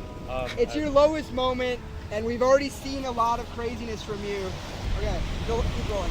The last note I'll give is these subtitles they're not showing what's happening in your mind. You are speaking a forgotten language. Also, people think this is like sign language, but it's supposed to be like an ancient magical method of communication. Between the two of you, and in my mind, it's a little more physical than just like facial. I know you're moving around. Can you just? It might be outside of your comfort zone, but can you just try to move around a little bit? I'm not doing a kabuki haiku. That's bad. All right, I don't. He's saying it's bad. I'm just gonna show this. This is part of the making of the film. I mean, this is a comedy film, but I don't want to like appropriate culture. But I'm just saying it's a complete break from everything we're doing. It's just a video game awful, and it's just completely 100% different from everything that we did today. You're gonna get a belly laugh. I don't really agree with this statement because it's not really different from what we did today. Everything was sort of over the top and goofy, but dark. And a belly laugh would be the best case scenario, like people laughing and feeling. Maybe but just like one take for if it. someone laughs, like I feel good. Like Just to have a take, right? yeah, we don't. I'll send you. But dealing with this as a director was difficult because like I did not want to make him think I wasn't hearing what he was saying. But we just needed, I'm happy to get the lesser takes and say there's a potential that we'll use them as long as we get at least one crazier one, which of course is the one that we want to use. Just cut before I post it, and I can get you any version of the cut that you need with the other footage. But I'd love to have a take just to match what he's going to do after you leave. I don't want to embarrass you though. It's bad. It's just plain bad. I mean, it's just silly, and you're going to use it, and then I got to hand everybody a tape where I'm acting like an idiot. I get where he's coming from, but ultimately, like spoiler alert, on the night of the premiere, he said he loved this part. Okay, I hear you. If I give you one picture of my balls, I'm not asking for a picture of your balls. I'm just saying, if I give you one picture of my balls, then you can cut that in there, and then I got to live with it. So I can't do But something. Mike, listen. If it's bad when I'm editing it, I won't be happy. Like I'm not going to be happy at your suffering. You already want me to do all this, so we're not thinking the same way. So if it's just something that I'm against, you want me to do something that I'm not into? This was very tough on set. I don't. I want you to be into it. But in my mind, we were building up to this interaction, and I think it would be a success to have it both feel emotionally heavy and visually funny at the same time. The music will be contributing. It will be serious type music. It's a juxtaposition of this like intense. I'm just saying I haven't done anything that's cornball or shticky love or everything. cartoon the whole time. And it just seems like I'm a cornball. I'm just saying it's a whole I'm a goofy other guy goober. altogether. It's like going from Indiana Jones into Ace Ventura, and it just. All right. I'm just gonna feel a little bit empty if we don't have like. I don't want it to look like we're reading your mind, which is what it kind of looks like now. All right, you don't need me, right? You go and talk me through, but stand back. I don't want to hear you screaming at me. But stand back. Just just say it to me. You don't need to act it out. Just say what you're saying, and I'll give you something. But this is it, man. This is it.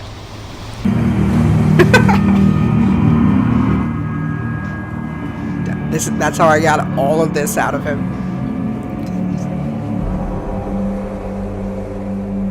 So funny. It's so good. It's the perfect amount.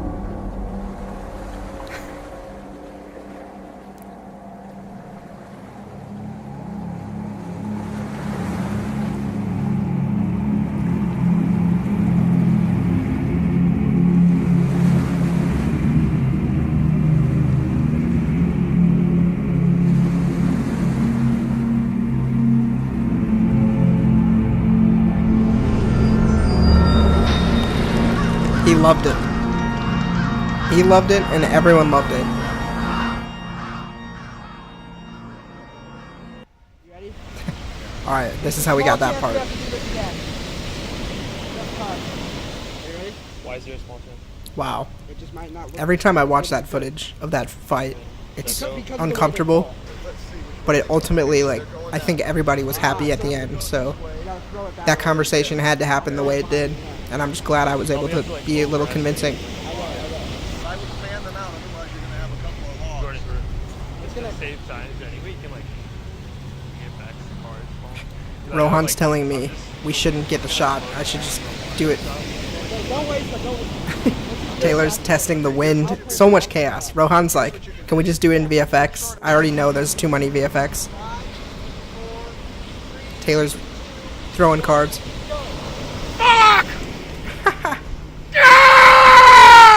Oh my god. I think we got it. Did it work cool? Yeah. I think we got it. Let's watch it. I think we're wrapped. Wow. That's the wrap of Taylor. Now there is a whole part in the middle of the day where we got lunch. I didn't film any of that because I was stressed out. But let's see. We wrapped Taylor right there. But oh yeah, when we got lunch, we actually got lost from. We didn't get lost. We lost Taylor and Katie or Kathy. We couldn't find them. We got split up. We went to one place for lunch. They went to the other. And we knew that. But we said, we'll be here. You guys will be there. Because we wanted Subway. They wanted this other place. I told them I would pay for their lunch. And then we just never saw them again. Well, not never, but I couldn't get a hold of them on the phone. I couldn't find them.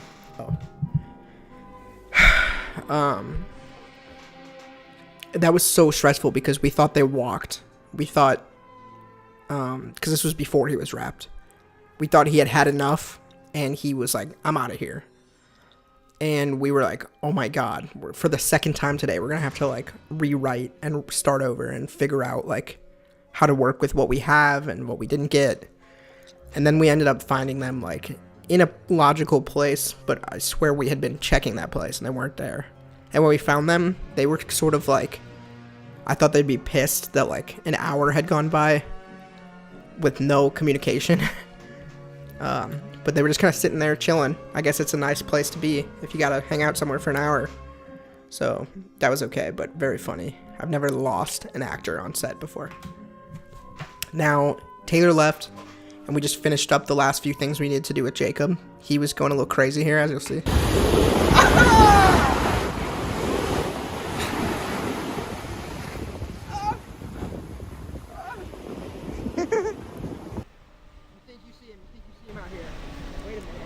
But yeah, there's a lot of like keeping track of things, like after Taylor had left, figuring out eye lines. Just do what I say with your pinky. Wait, that was like really aggressive, wasn't that?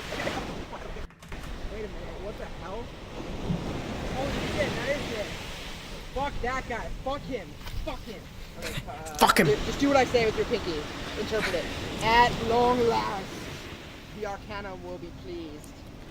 Honestly, like, this is not the point of this video, but really a director, you can see how much I had to keep track of and like mold into the final product. It all has to be up here, but your team has to know what's going on. Actors have to know what's going on. And you just gotta lead everyone through it. Just say like, never, never, like something really, one more like dramatic one. Never. One, action. Sorry, this is iPhone footage. One more, that was pretty good. Alright, 5, 4, 3, 2, 1, action! Shout out Rohan, man. He wanted this. This was an experiment as a DP for him, and he fucking killed it. This moment, I think Jacob was trying to stay dry, and I accidentally positioned him in a place where the tide would get him. So he just got soaked. He's giving us the finger. Sorry. Alright, wait. Start going. Go! 1, 2, 3, 4, 5. Shadow in frame. 6, 7, 8. Look how dizzy he's getting. 9, 10. I'm fixing it. He's dying. Okay, reset. We're on like 12 or 13 right now. The reason I did this one so many times is because this is like a powerful shot, and I knew it just needed to be perfectly blocked. Right here. Perfect, right there. I didn't want it to look slightly off. So we're trying to use our voice to show which direction he needs to look after the spin. One more right here, yeah. Right I thought it'd be easy to do 360 because You don't necessarily have to know, like, oh, Rohan is over there. I need to look there. But if I start you here, I thought it would be somewhat easy to feel a circle and then coming back to wherever you started. But it was difficult. And I wanted the big, like, shoom. That was a good moment. I told him we need to do it again faster. Look at this body language. Does this look like somebody who is happy to be where they are?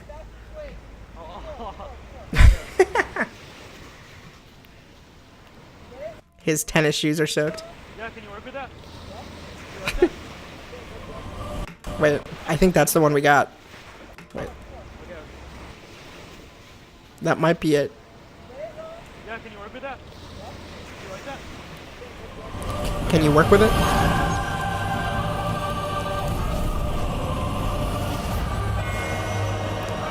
It's honestly not perfect because at the very end, this part's all good. Then he turns. He turns and looks to his right, I guess. He's looking off to the right this way, but he should be looking down this way, like he was. But it's definitely close enough. So yeah. Then that was a wrap on Jacob.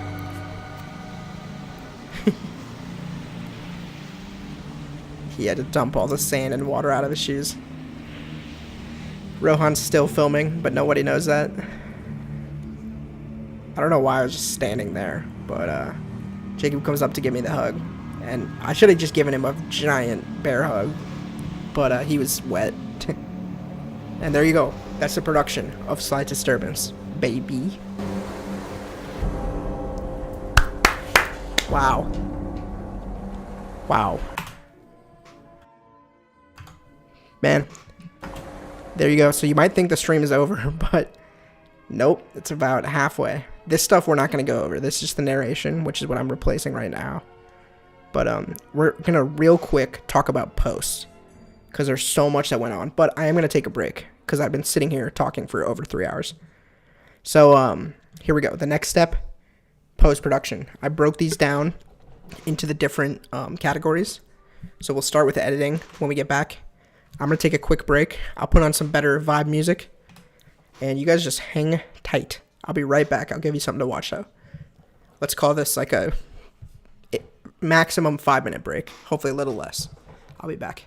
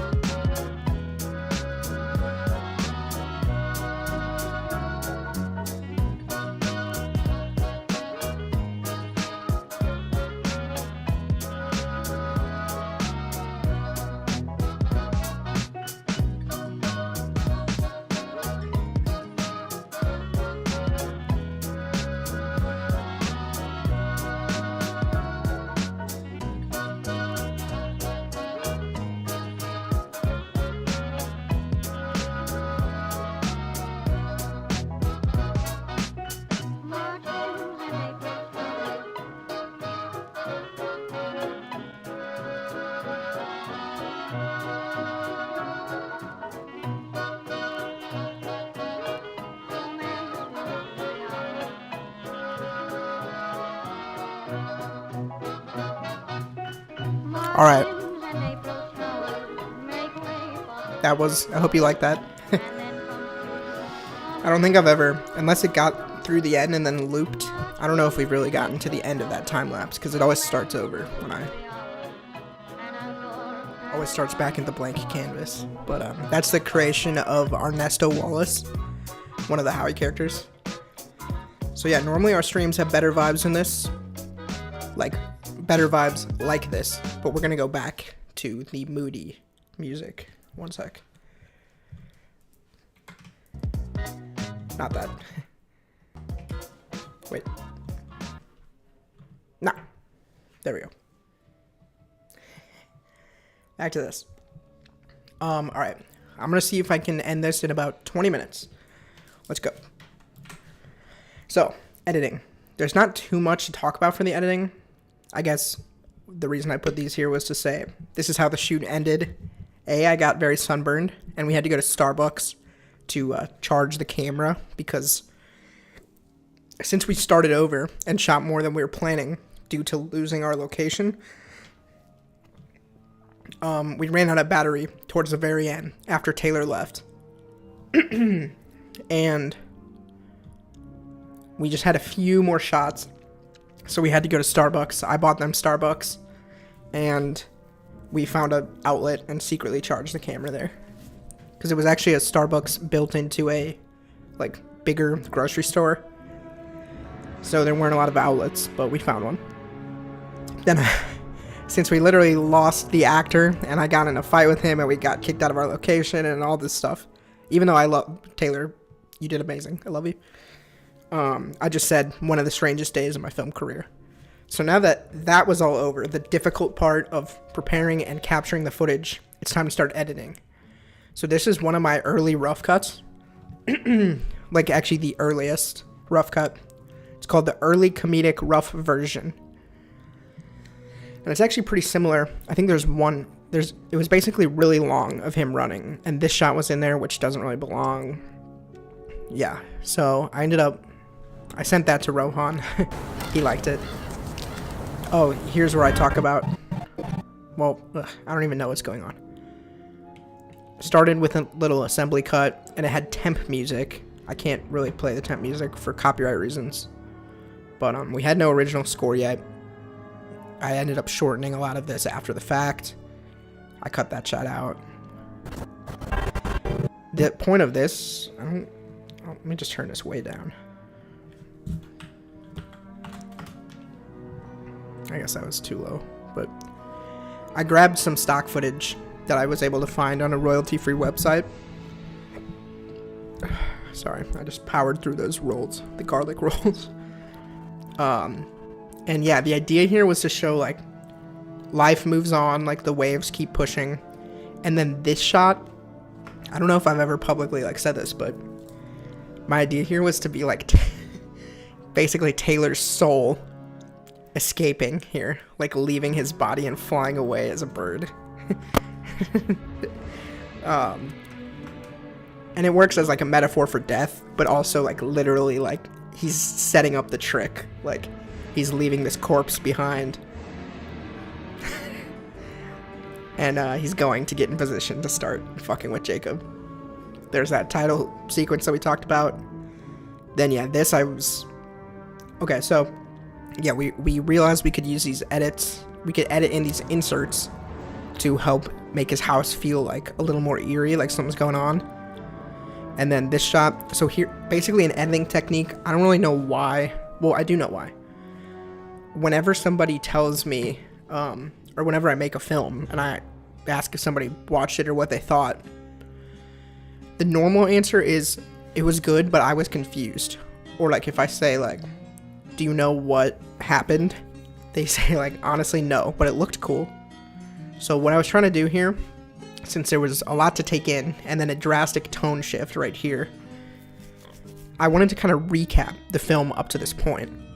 So it's like, this guy died in Jacob's arms, and it was, like, horrible to witness, and that's why he's, like, broken right now. Like, if you happen to have a question at this point, like, what's going on, there's a few moments where I decided to help you out and remind you, you know, like what might be in his head or what has caused the way. Here's another one. I'm just gonna mute this. Well, this actually, once I started getting a live score from Scott, this one was kind of timed to the score.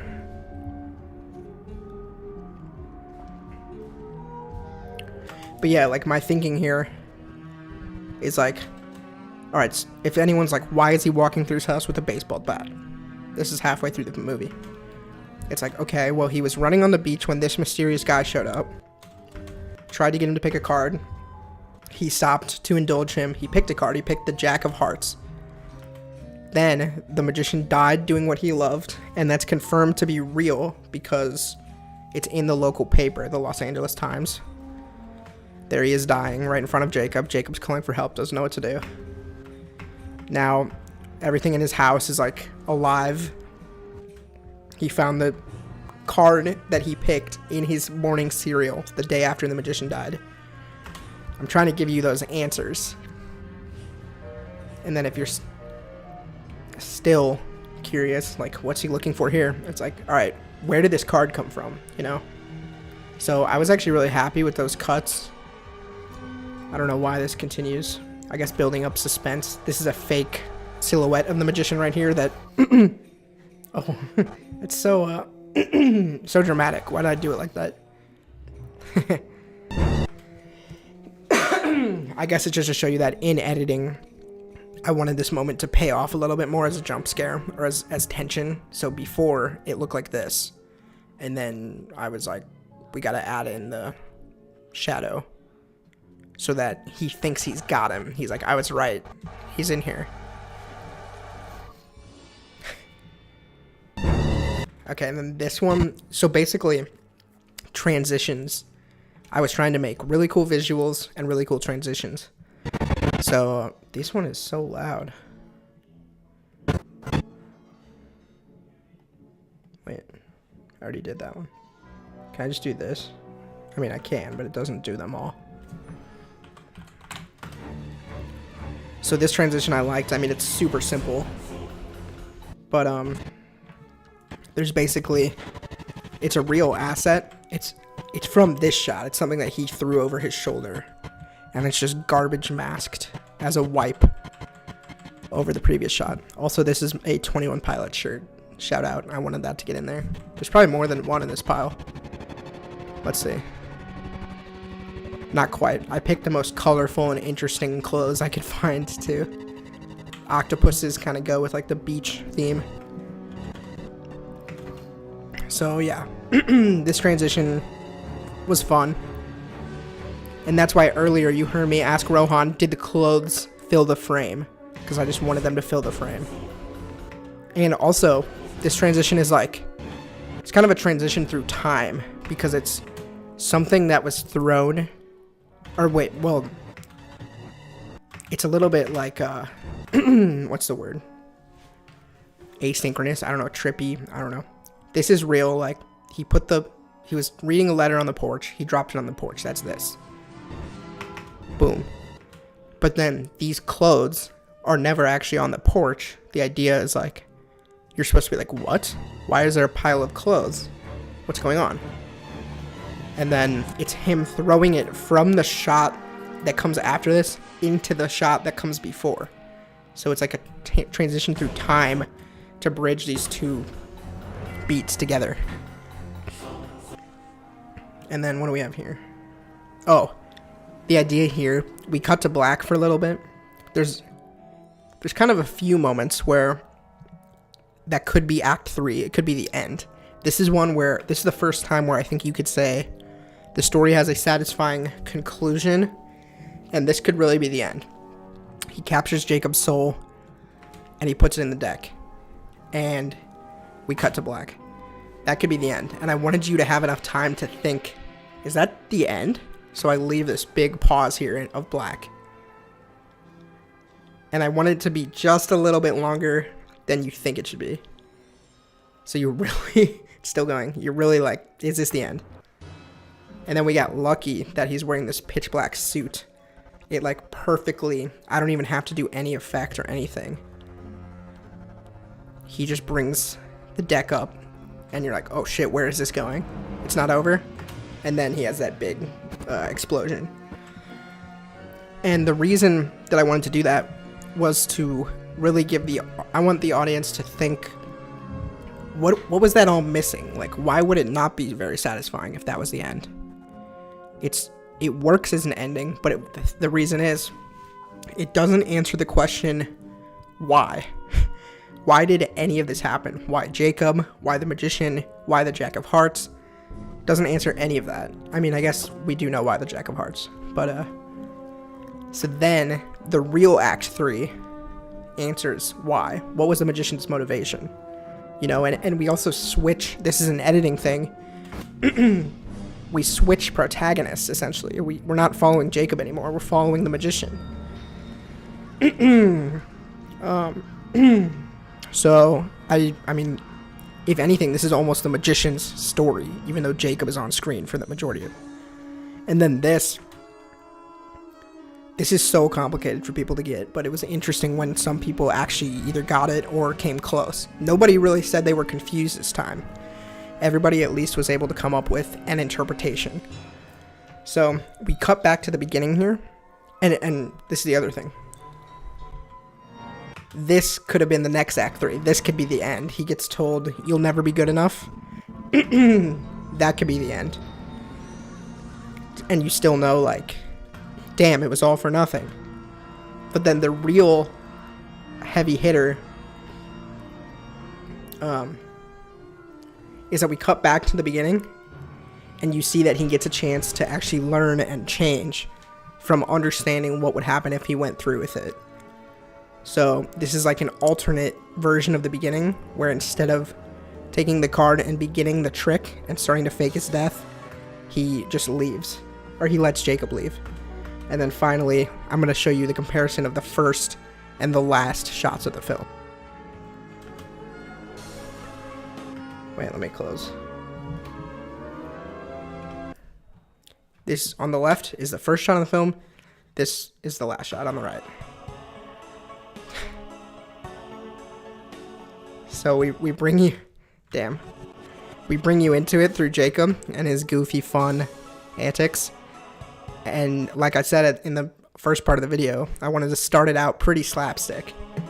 And by the end, Taylor's walking away, his hat is off, he's given up his dreams, and hopefully you feel a lot for him right there. So that was sort of, oops, sorry. I thought I picked a key that I never use to make the mute key for the microphone, but then it turns out I have to use it to go full screen in Premiere. Oops. That was editing. Those were some of the decisions we made in editing. And besides that, I made one main assembly cut. And it was pretty much good to go. I showed the assembly cut to Rohan, and he said, I can't believe I shot that. He was like, it was so much better than I thought. And same for me. So yeah. Let's talk about music real quick. My man, Scott Johnson, he made us a custom breakdown for this live stream. Oh shit. There. So I'm going to show you, I don't know if I'm going to play the full thing right now because it's the length of the entire film, but I'll skip around it and then I'll link the full thing into the blog post that I'm going to write on wildwolf.com about this. Sorry. Here though, check this out.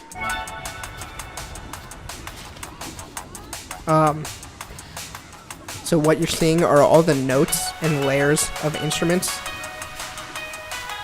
that went into, I guess I should also say, why did I cast Scott? Or why did I hire Scott? Scott Johnson is a very talented fellow film student as well from USC. And the first time he was on my radar he was actually my TA in a class. Was he the sound TA? I think he was a sound TA. So he was focusing on sound design and music and mixing and all that stuff. And so he helped guide me through the sound process on my film called Spirit Boy. And he was super cool. And he seemed to I remember he really liked the notes that I was giving to the mixer about my film. Like, I was like, oh, this needs to be louder because it's telling a story. And it was really in-depth. And Scott took notice of that. And then he ended up doing the score for our senior thesis film, Incoming Mail. And he was blowing me out of the water. He was doing this, like, 80s fun music. And I realized he has a lot of range. And he's super talented, and I just wanted to work with him. And then he also did the score for Josh Green's cinema masterpiece, Sano. And that was super different from Incoming Mail, but also still very good. So I was like, this guy can handle anything. So I wanted to get my turn with Scott before it blows up. Before he blows up. He's working for Hans Zimmer right now. Oops. Which is his dream. So, good for him. So yeah, I hit up Scott. I told him I would pay him. Wait. I'm trying to stand because that's kind of interesting. Interesting angle there. My hair is all floopy. But yeah, anyway, Scott made me this breakdown. He did the entire score. We had so many back and forths. I gave him... Let me see if I can find the notes. Because... Watch this for a second, then I'll show you the notes that I gave him.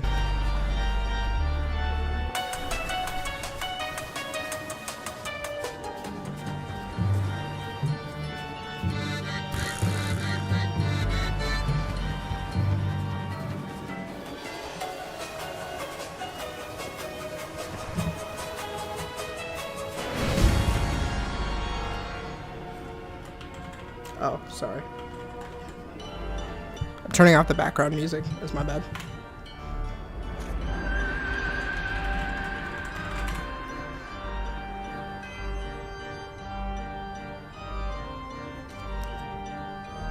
Oh. Damn it.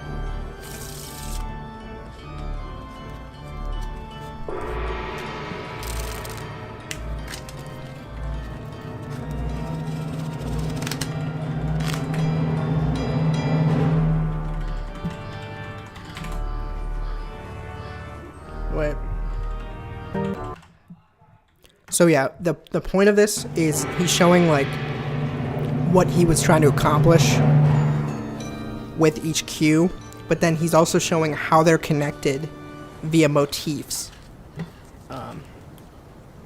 So like the magician's motif is ba ba ba da da ba da da. This one is the shock motif. It comes back.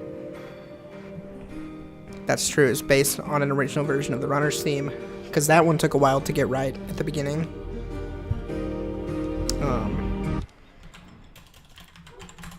There's no music here. Rain stick.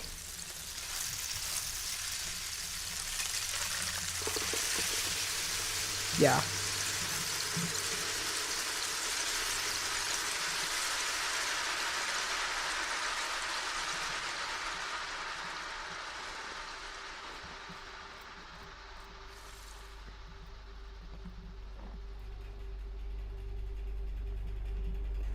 See, now the magician's theme comes back. When he's thinking about the magician, even though the magician is dead, you can feel his force. That's so cool. Yeah. This moment is so funny to me. Right here.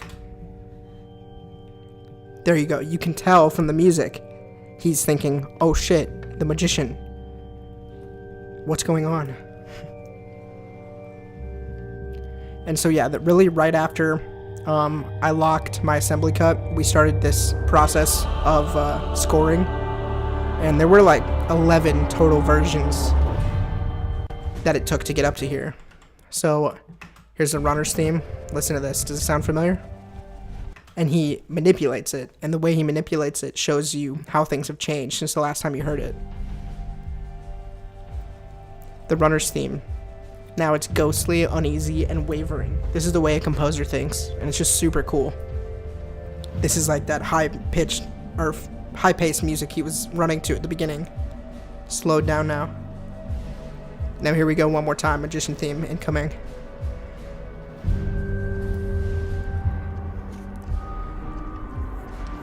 It dominates. So yeah, like my intercutting motivated him to interweave these two themes together. And then I think there's one more cool part. Shock theme comes back, I think. Or rain stick. It's just all there. It all builds up on itself and then it returns. And then this is all new. This is like a harpsichord theme I asked for, but he used the shock motif, but just used a harpsichord for the instrument. Ba-ba. I'm gonna upload this later.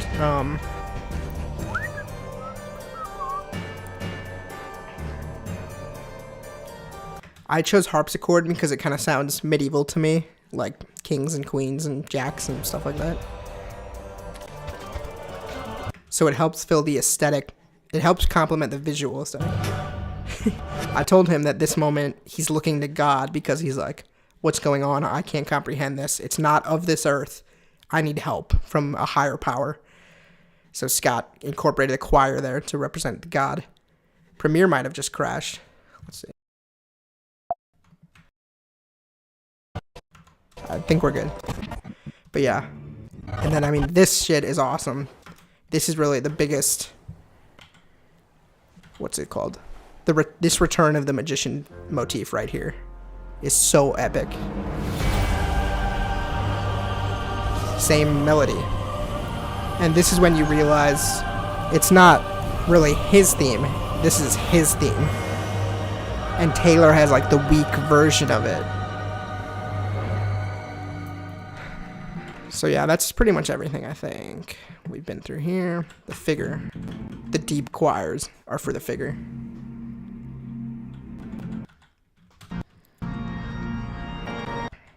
And then the end here. Hold on.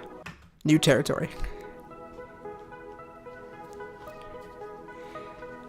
This song was kind of just inspired by the temp song that I had for the ending. I think we sort of borrowed the chord progression, but the rest of it is new.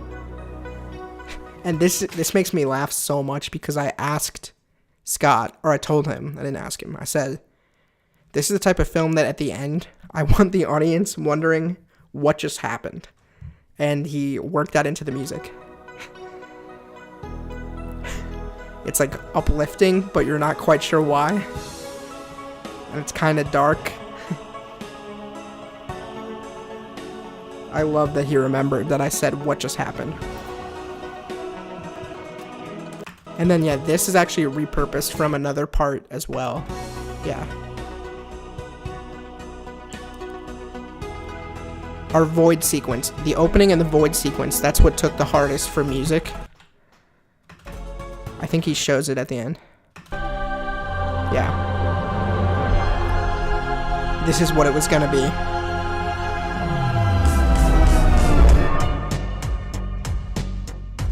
See, this is a new track.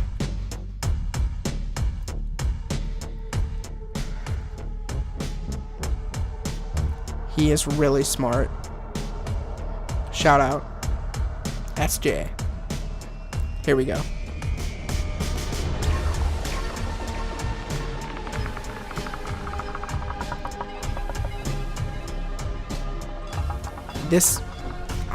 It was an interesting place, but it felt like too many ideas mixed together.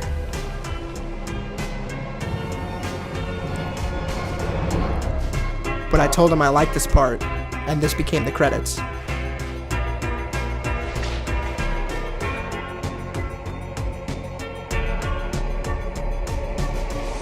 That became the credits song. Reworked though. So thank you, Scott, dude. That breakdown is awesome. I'll get it up on my YouTube, on my website. Very cool stuff. Thank you. And check this out.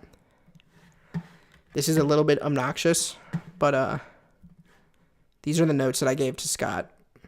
All right, we're recording. Okay. This might be like the unedited version. Hold on, I shouldn't have changed that.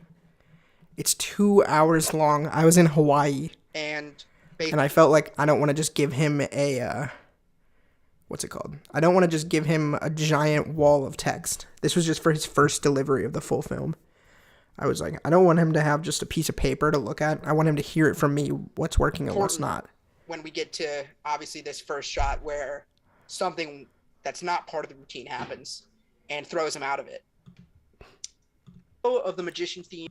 So this is actually, I guess, the unedited version, but I went in and edited this, and I added in graphics and examples and text explaining. And I'm standing by that. Even though it's not good for people who suffer from anxiety, but...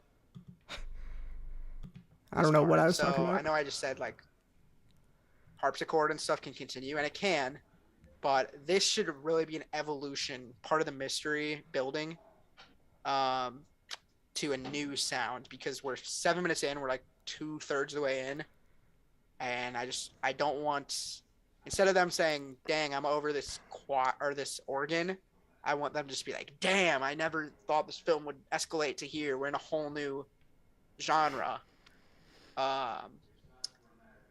Dude, damn, I recorded 2 hours of these notes while I was in Hawaii, and then spent every night of our trip when everyone went to bed cutting it down and making it more palatable, and it all definitely paid off. But like, I love that can happen on here, because what I'm gonna do is probably create like a lightning strike and a burst of energy, and the sky is gonna become cloudy, something crazy like that, because this is the beginning of the summoning ritual.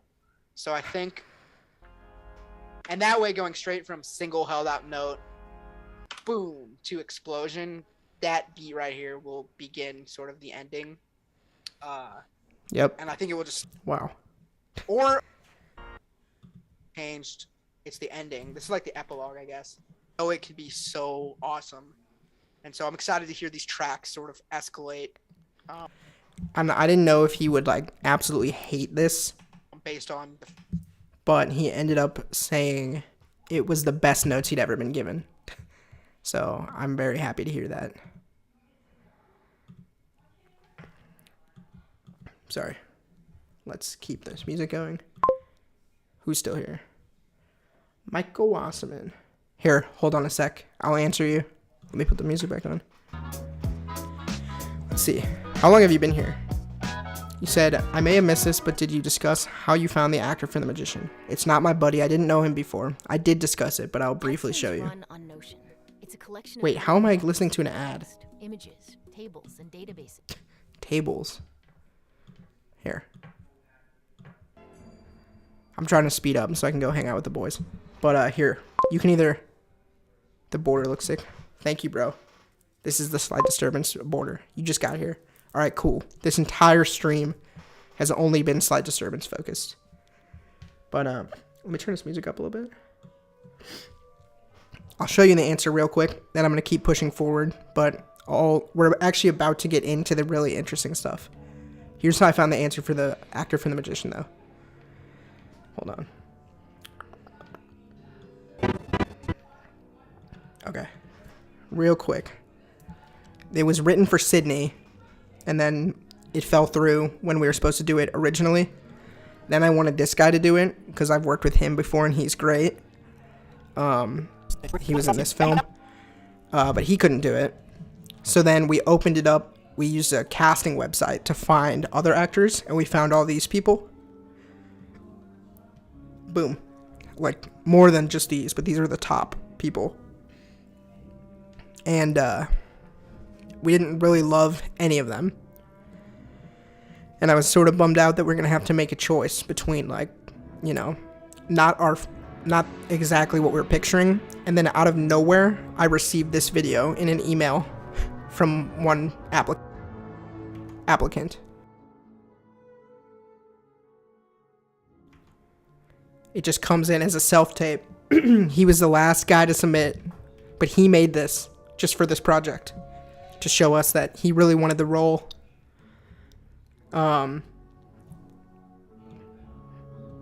It's so good. It's crazy. Cowboy Magician, I know. We thought about it. But, like, I don't know. And then this is Jacob, obviously. Yeah. Okay. So yeah, we did touch on that at the beginning, and now we're talking about the post-production.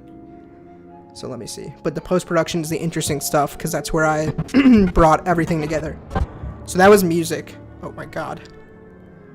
Microphone just fully peaking. That was music. Now we get to VFX. This is my favorite part to break down for sure. So let's see, what do we have here? Okay, newspaper. This probably bothered a lot of people that it looks pretty fake. But yeah, fake newspaper article. I wanted it to work in the way that you could pause it and read the article, and there's actually a lot of information on here, plus Easter eggs. Like, this article was written by Jason Lavera, photography by Ben Silvermans, and the name of the actual magician, his name is Valdis Gershilovich. So yeah, some little Easter eggs there. He always wanted everyone to pick a card. That was his destiny. This sort of explains why he's rebelling against his father. He wants to be taken seriously. It all sort of helps flush out the theme a little bit more. And there's like a joke here that I like. Hold on. There's a few jokes in here, but I like, this is just tragic, said a representative from the Venice City Council. Valdis performed at my kid's 9th birthday party. Somehow he was able to swap the underwear I was wearing with his own, and he wouldn't give mine back. That's just one of the many magical tricks this man had up his sleeve. Yeah, but anyway, making this effect was fucking hard because of the way that it moves. So here's sort of a little bit of a breakdown of that. I actually recorded a huge breakdown, and then my computer crashed. So, yeah, it is a digital replacement of the front page of the newspaper. I'm gonna speed it up a little bit, just to show. So that's, hold on. This is what the shot really looked like. Boom. Boom, boom, boom, boom, boom. This is what we had to work with. This is what I turned it into. And the problem is here, I don't know why I did this to myself. There's probably a way around it. When I was starting the VFX, I hadn't done the color grade because I wanted to do the color grade at the very end. So this is the raw footage coming out of the camera, which meant I had to do the effect in B-raw or whatever we shot in from the Blackmagic log. And that meant just matching the color values. I mean, it wasn't that hard, but the point is I didn't know how it was going to look when we color graded it. And when I color graded it the first time, the colors were not right. So there were just so many versions of this shot. I kept exporting it and changing it and exporting it and changing it. But I did a motion track of a point on the paper. There's also a few different ways to do this. I tried using the planar tracker in DaVinci, but I had problems exporting out of DaVinci with transparency. But yeah, so you motion track it. This is why Jacob had to like hold it pretty still. Yeah. Then I just wipe out this whole page as much as I can. There we go. See, I just paint out the whole article so it's blank. That's the first step. Because then I'm going to be putting new stuff on top of it. I get this bar back in there with a mask. I place the picture, and everything is parented to this null object. I'm going to sit back down, I think.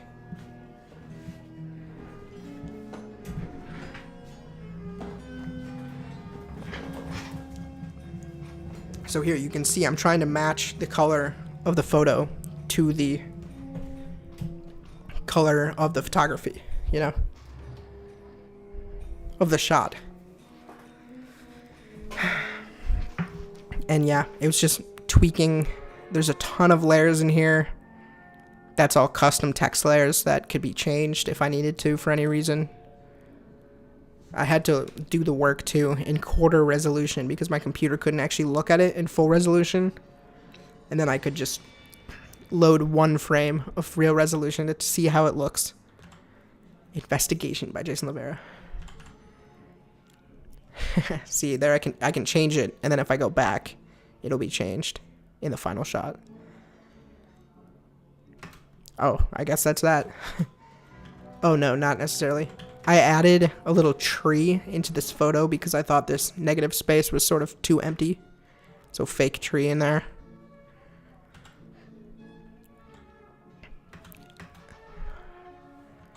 This is what it would look like, by the way, if I didn't paint out what was underneath before.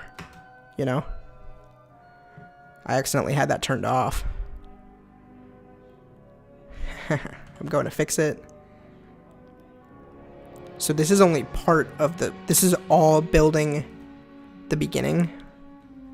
This is the foreground layers. I had to mask/roto those out. Whenever he crosses in front of the paper here. There's actually an error right there that made it into the film, I think. I don't know. Maybe I cleaned it up. Let's see. Yeah, this was tough. What you say? How long? Okay, the newspaper work. I mean, months. I was working on that shot for months. Like, this is why I can't always play Fortnite, or I can't, like, go out. It's like, if I want this newspaper shot, I'll be working on this during all of my free time. Months.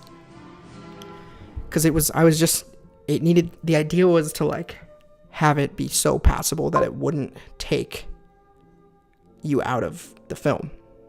And in the first version, I asked people, were there any shots that took you out of the film? And they said, the newspaper, was it supposed to be like 3D? And I was like, no.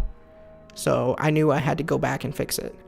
The shadows are fake because when I paint out the paper, that includes the natural shadows that are on there.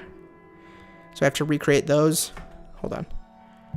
In the grand scheme of the video, pretty minuscule. You'd think minuscule, but like, no, this was actually the reason that this held up the video by weeks. It's one of the top things I had to focus on, this shot. And we come back to it. Like, the editing was not the hard part compared to this. This was hard.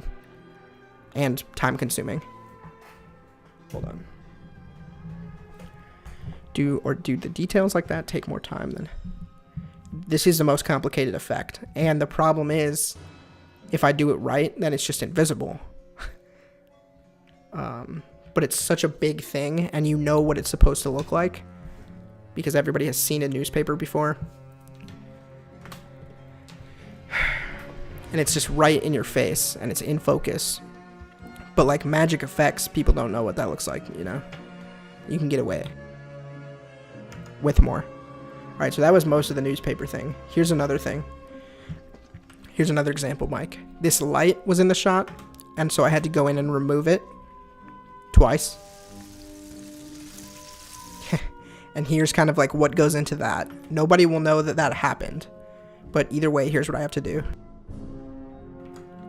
And this is not the perfect breakdown of this by any means.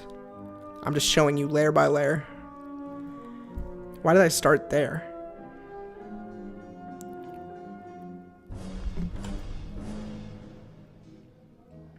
I'm basically rebuilding all the shot except for the light. Here, this is a better way of showing it. So I replace that section with a different take. It was even from a different day. And I line it up. And I take a different section of the table and I line that up. And you just try to blend as much as you can. I guess that was that. But I kind of did this backwards.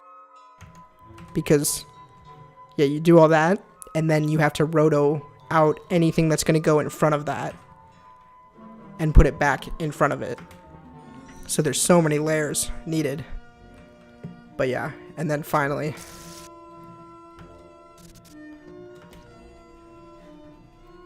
you get this clean shot. So that was fun. Okay, what's next? Alright, K's to J's. I already talked about this and I already went through this, but I'll do it again. A little bit closer to the, like, not you.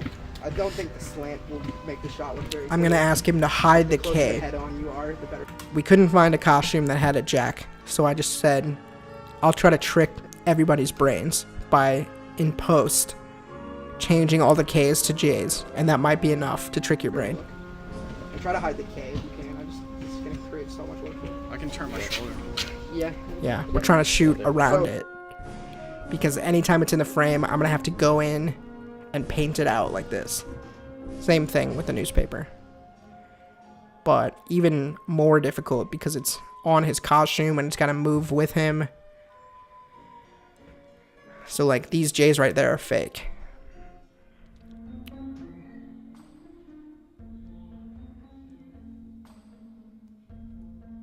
See, that's not real. This took a long time as well. This is what I was doing during summer.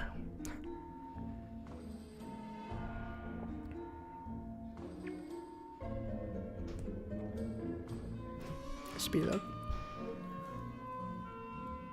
See? So it's actually K's, and there's 2 of them.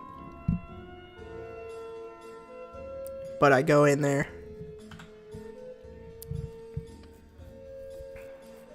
These are the new layers. There's a white rectangle that's covering up the old K. Right there. That's not a rectangle. Polygon. And you gotta mask the foreground in front of it.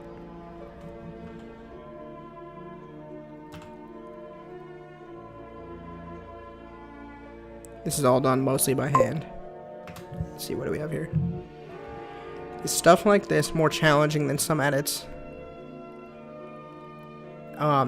This is all way more challenging than Howie. Some edits.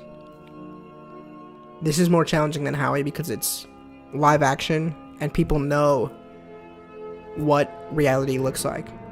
And these effects are supposed to be invisible. So if I don't get them looking identical to the real world, people will know and something will look off and they'll get distracted from what I was trying to take. In animation, I draw point A and I draw point B, and then in the software, it does the in-between. And then I mean, there's other reasons why that is hard, but this is a challenge on its own. Like, this is days and days and hours of work. In every shot where there's this shit, I have to go through here. But that all could have been avoided if we just made a custom suit. But we didn't have time. And I'm using the reference of the letter that is actually there to do the motion animation on the J. So that's done by hand for the most part.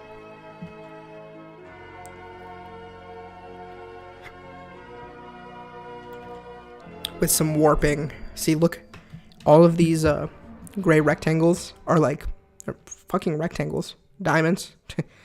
Those are keyframes that I made by hand to adjust something.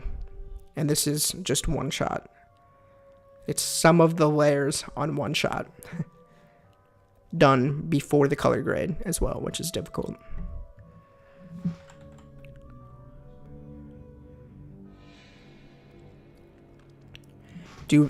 Is everything looking and sounding okay, Mike? I want to make sure this is actually recording. I think we're good. But yeah, then once you turn on the color grade, you got to make sure the color of the fake J matches the color of the real suit. So yeah, I mean, wait. Yeah. So this is what it ends up looking like when I'm done with my part. And then that gets just pasted on top of the shot. What do we have here? Word. Oh, it looks good. Thanks. This is nuts. Thank you, man. This is what I wanted to show people. I hope it's trippy. I wish you were able to schmeep still. Yeah. Oh, well. But yeah, okay. And this is why I wanted to make this video. No one will know that I did that. But look how many times I did it. Watch this. Here's the final result. 1, 2, 3, K to J, 4, 5, 6, 7, 8, 9, 10, 11, 12, 13, 14, 15. At least 15 times. Oops. Yeah. And each one of those took days, probably, to get just right. And they were all in motion, and it was fucking complicated. And some of them are, like, really in your face. So here, like, now you can see. Here's the comparison edit of, like, in motion. Check this out. See, this is a K. This is a J. K, J. Right in your face. These ones Ks, these ones Js. There's a J. I guess I'll turn this off again. Another fake newspaper replacement. This one I didn't really care. It didn't really matter compared to the other one. But yeah. J, K. And now when you know it's there, you probably can see it. But no one, that's never your focal point. Normally you either look at his face or what he's holding. That one says K. This one says J. J, K. K, J.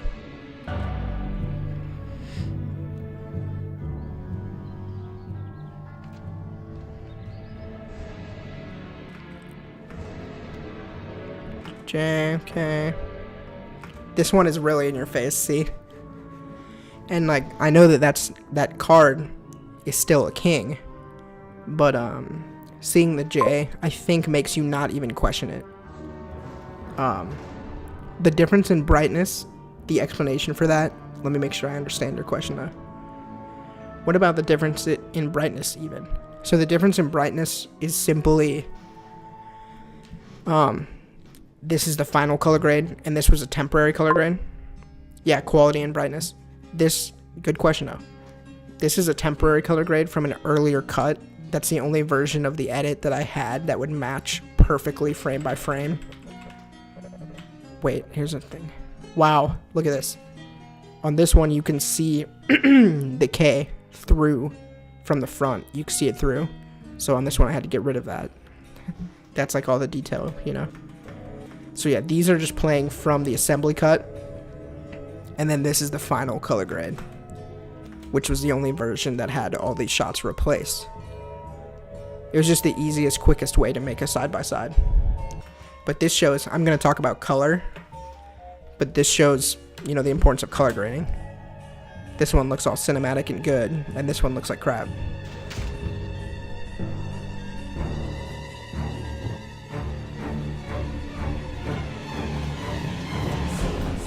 K and J, baby. K and J. Song. Yeah, this was the very first one I did, by the way, because it was super noticeable in this shot. Okay. Now I think I'm going to talk about this moment. Seems like it. That's the order that I put it in. This wasn't supposed... he wasn't supposed to use any real magic here. But I was having a hard time transitioning into the... There's like a lot of things that happen right after this shot. And so I thought it would just help for something to go... Something more supernatural to happen in this shot. To help ease us into the fully animated section that's coming next. So I used displacement. So there's like a shock wave that comes out of his hand. Because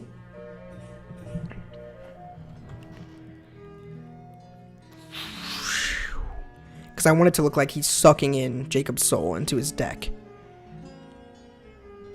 There's some lighting. All I'm doing is turning on these layers from the bottom up, but it's not necessarily the order that I created it in. This is a shockwave asset that I paid for. And then you got to put Jacob's foreground stuff back in front. So that's this little bridging shot. Oh, and then a lens flare at the top. Because when you have super bright light, your camera lens behaves differently than when there's not super bright light. So I thought that would help sell that. What came next? Oh. This is kind of showing how I create lens flares with optical flares. It's a plugin from Andrew Kramer. Well, from Video Copilot, which was founded by Andrew Kramer. This moment, I wanted him to sort of get engulfed by this like kaleidoscopic pattern. This one, actually. I wanted the card to sort of become infused into his body. So, thanks for stopping by the way, Michael. Let's see. And then, yeah, this lens flare, which you can't really see right now. Hold on. Oops.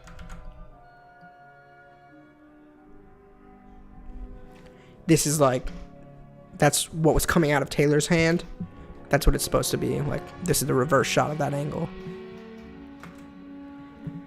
So this was just a few frames long, but I really touched it up at the very last second. This is the latest VFX I did, was like bridging this into, see, and here comes the design of the card. See, that stuff is all this stuff, you know, the stuff that's around me that you said looked cool. Design of the card. Boom, boom, boom. So his face. Yeah, I had to get into this shot from that shot. So that's what all this is for. And then I'm definitely going to be talking about creating this shot coming up next. But yeah, just a combination of a lot of effects. Some motion blur, some keyframes, some layers, some lens flares. This hard edge shouldn't be there, I just realized. Did I ever fix that? I'm showing you, like, what this is. It's really just that one image, masked out, feathered, with blur. Yep.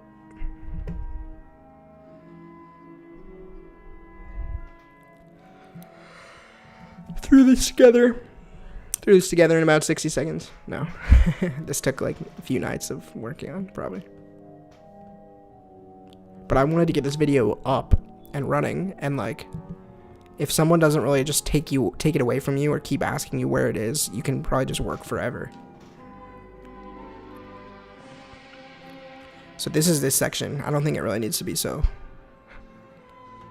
It's not one of the main effects. But then this, yeah, this rotation is man-made.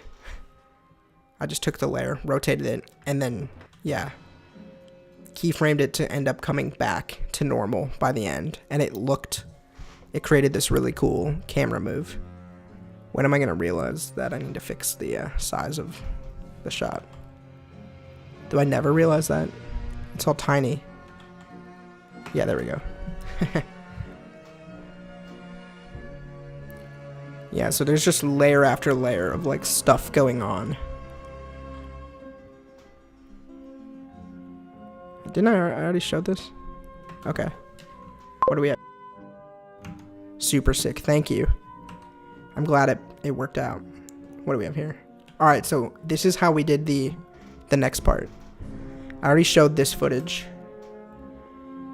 You know, we're in my house. This was on test day. I grabbed a beanie and I was like, Jacob, shoot this. And we shot this.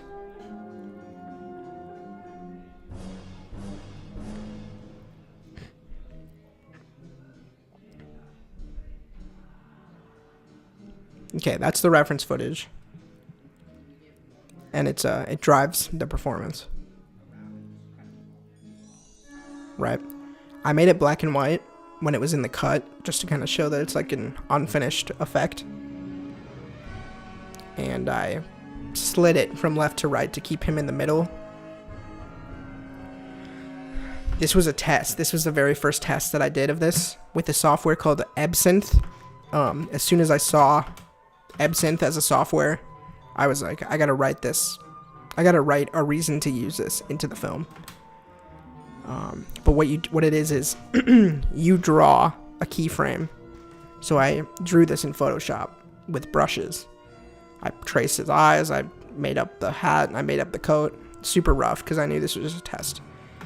You draw one frame anytime there's a major change, and then it like pins, it designs the rest of the shot. So, you know, the first time I watched this, right after seeing this, my mind was so blown, and I knew it was gonna work.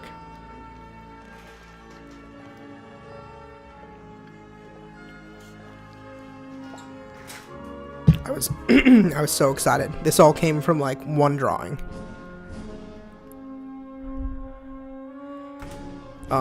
So though, hold on, before I do, well, I guess I'll just do my, here. So we went from that to this.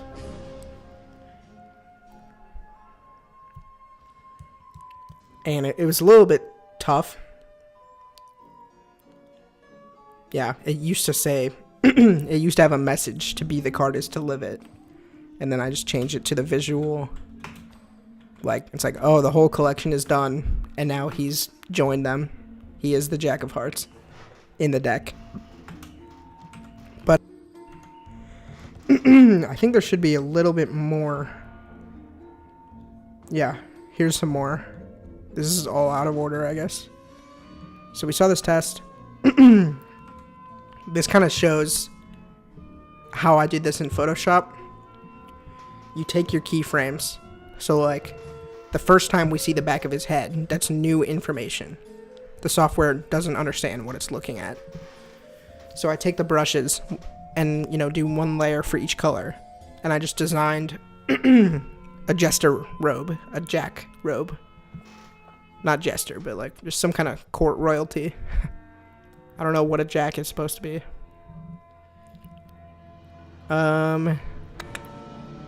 Gold accents. And yeah, here I'm showing you how, that's how it goes. You just trace. Not trace, you just draw. With perspective in mind.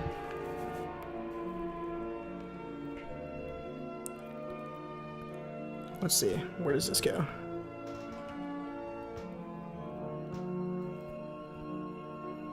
So these were the keyframes I chose and all the individual drawings I did. Yep. And then it just fills in the rest based on the footage that's underneath. It's pretty crazy. And I put on that like shiny effect. But this is why you need either a VFX supervisor on set or a director who knows VFX. Like, I had to know. Oh, there's more? Yeah, this, I had to know that this footage would be enough to get us there and have a plan. At the last second, I added this rotation here. You'll see it when everything else comes in. See, that's straight. And it helps make it look more organic and less like a composite in After Effects. See, this comes in perfectly vertical. Perfectly fucking vertical, Morty. And this comes in the whole as if the whole camera's turning like that. And I definitely think that was the call. The right call. Pretty cool. And then we'll get to this, but here's the before and after of this.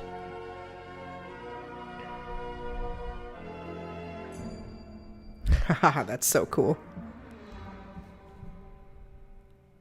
We'll get to that. So what did I miss to get here? And by the way, Absinthe is a very simple software. Let me bring it up. Hold on.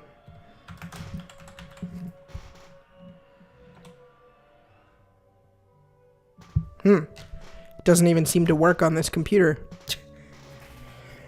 I tried to pull it up and it won't work. Oh well. But okay, what else did I go over? I skipped some stuff. Skipped this stuff. This is sort of how, honestly, I followed a tutorial on Video Copilot for how to get this text. It might have been, I think it was Video Copilot. How to get this text that looks embossed. Looks like it's like a chiseled metal fantasy title. So that much came from a tutorial, and I had to find a cool font that would work. And I placed these symbols, the suits. Those had to be like placed by hand. And then so yeah, here's the order.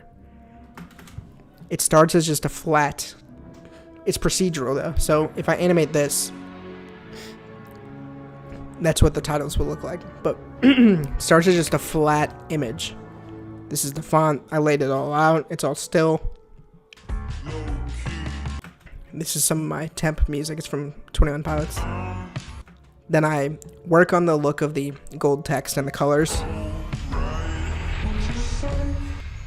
And then the last thing I did, besides making it glow, was I cut out, I mean there's 52 cards here.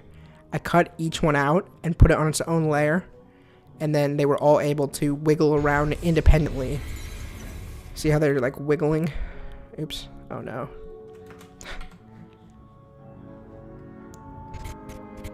Yeah, I thought that would really sell that they're like just kind of floating, trapped. Yeah. Okay. So now, I mean, I can show this shot, and I will. I guess I will. I guess that's where we are. Let's do it. So this shot is made up of 4 shots.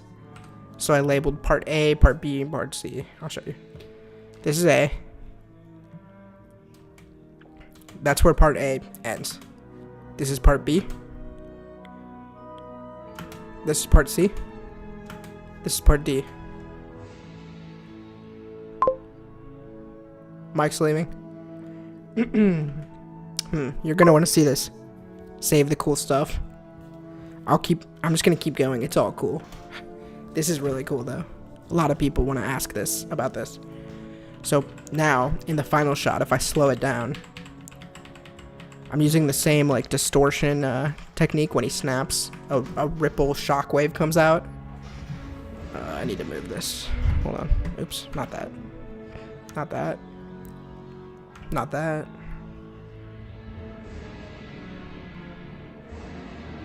Here.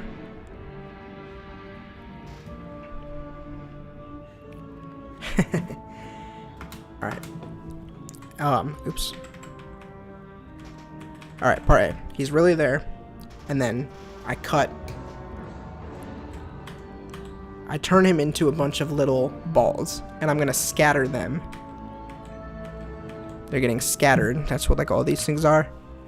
And this is also the image of the back of the card forming. So he's kind of fusing with the card here. See? It's honestly not really that well done. The digital card though is, because that's a digital card. Just a scanned image of the back. I think the shockwave just helps make it look good, and the flash of light and the motion blur. So I think I'll be showing how we get that card going, but this is section B, where we just look up at the sky. Fake card. It goes out of frame for a second, which is necessary to transition to C. It's actually not necessary, but... And then this is fake, coming down from the fake card. Fake. Real. You can see it. His hair changes right there, which I'm not really sure why, honestly. Oh, because that's part of shot D. Interesting. That's part of shot D, which we then zoom into. So we had to blend D with C. And now he finishes. This is all practical. And he pushes it in. And this shot, I guess this is what it looks like. This is also one of the last shots I did before I uploaded it to YouTube the first time. I wanted something to look different once we cut back out of the void to him. So here it's clear like Jacob is gone. His soul is gone. You know? Hey, how long has it been? Oh, we just finished. Your movie? What was it? Oh, The King of Comedy. That's a Scorsese movie, right? Yeah, it is. How'd you like it? I really liked it. I want to watch that. That sounds sick. It's been like 30 minutes since you and I spoke though. Let me see. You're about to? How close am I? Okay, I'm pretty close to the end here. Of the breakdown. I'm streaming. You should check it out. It's all the BTS. Alright, let's finish up. We'll see if I can join. So yeah, here's the final shot. His soul is gone. The last thing to do is just physically put him in the card. Yep. One of the coolest VFX shots I've ever done. Mix of practical and VFX. That's important. Alright, that's that. Oops. A lot of people ask me about that shot. So there you go. What else do we have? This shot took me a while to get right as well, because it's just right in your face again. We replaced this. Real yearbook. That's my school picture right next to Jacob. This was the first version. It's fucking horrible. You can see. It was sort of just placeholder, but there's moments where you can see, like there. It's sliding so much that you can even see the old name underneath. And I just tried a bunch of different versions of tracking. We had to stabilize the shot to get it to work. And that was as good as I could get. It's still definitely not perfect. Pretty difficult. I thought that would be easy. But okay, I think we're pretty much done with the VFX section. That's most of the invisible and visible effects. Here, this shows kind of where the digital card came from.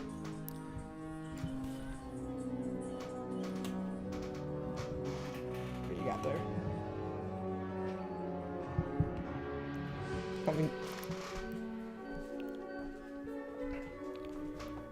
This is the entire story from pre-production to this. Now we're in post, and we did the whole. We looked at a lot of raw footage from the set. Anybody on? Yeah, a lot of people have been on. Eric was on. Michael's currently on. Megan Weinstein was on. Josh Green was on. My sister was on. Tell Michael I said good dub. He stepped away for a second, but Mikey, Jacob says good dub. Here, I'll tell him. And I'll join you out there shortly. I think it's still set up. Sounds good. Yeah, so this is the thing that covers up his body, and then the fake card. I already explained this, but I didn't know I had this made. That's what it looks like without that thing blocking him. Yep.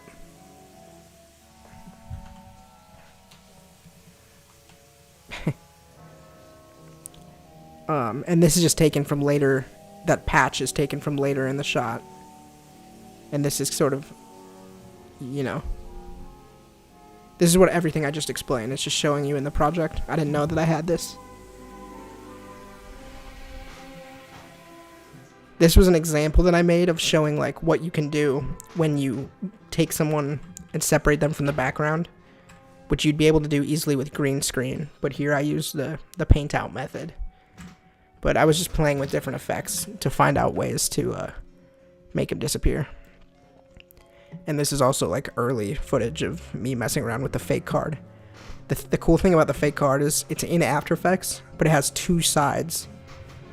A scan of the front of the card and a scan of the back. And I just pushed one of them back in Z space, like slightly, because by default they would be right on top of each other. I pushed one back, and then you essentially have a model of a card, but that only works for flat objects in After Effects for now. Kind of. Apparently you can use 3D models now though, but this was super cool when I was first playing with it, and then I just had to animate the position of it by hand. Okay, what else do we have here? Oh, the portal demo. Okay, let's speed through this. I mean, sick. This effect is kind of just... Parts of it are pretty good. Parts of it are kind of just a lot of shit on top of each other. We're using the imagery of the card to create this guy's portal and the color scheme, which is blue and orange. So I'm using custom lens flares. This custom, what's it called? Light leak asset on top. Huh? No cockins. We have no voiced callers because it's not a normal stream. Huh? You know where to find me. Just so everyone on the stream knows, this is the actor wearing a real prop from the real movie set. That's true. I'm going to turn this stream into an NFT, and that's going to give it its value. But yeah, you can see in the background here. First of all, like, oh my god, that scared me. Thanks. I was actually going to wear this for the whole time. Yeah, we got to paint Jacob out here. He was standing there the whole time, as you've seen. Fade him back in. It doesn't have to be perfect, because there's going to be a lot of other shit blocking that.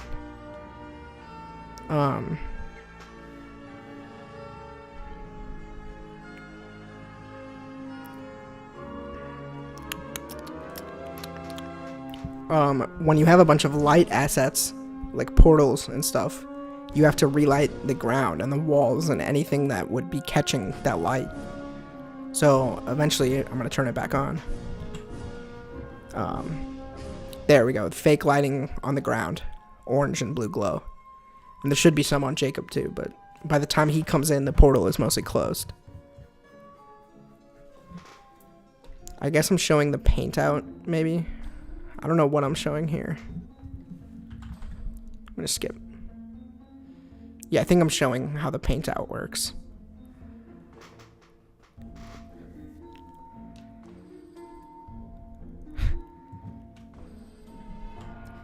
We've got lots of sparks and assets that I've blurred out in the foreground. This is what's going on in the background. This bulge. I wanted everything to be getting sucked into the portal until he comes back out. Now this, was that really what it looked like? That should have gone below the other adjustment layer. But this is created from a similar image of the card. How did I get that? What effect was that on there? Collida? Hold on.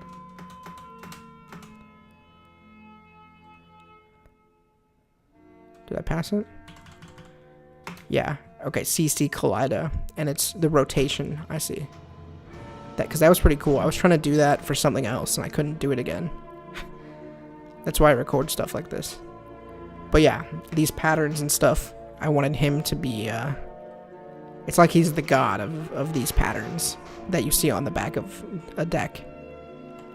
So this is kind of like the barrier, the edges of the portal, and the inside behind him. This is like the universe that he's coming from, the kaleidoscope world. These are all shockwave assets that I paid for and recolored and relit. That's what I'm showing here. And tracked. They start out white and still, and then you want to just work with them. This is also the same trick of splitting Jacob into a bunch of balls and then scattering them and distorting them so that it looks like he's rising from like a vapor. There we go, a bunch of sparks. This stuff was really cool. And when I was working on this, people would come into my room and look over my shoulder and be like, holy shit. Nobody knew that Sleight Disturbance was going to go to this place. Here's some dark smoke, which actually is light smoke. And I needed a way to invert it, and I found some method of doing that, because it's kind of complicated. I think that was everything for that. Yep.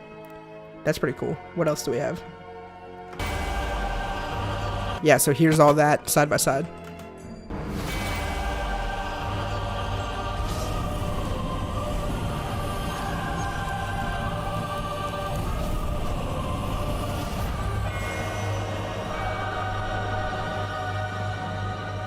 And it was important for the ending.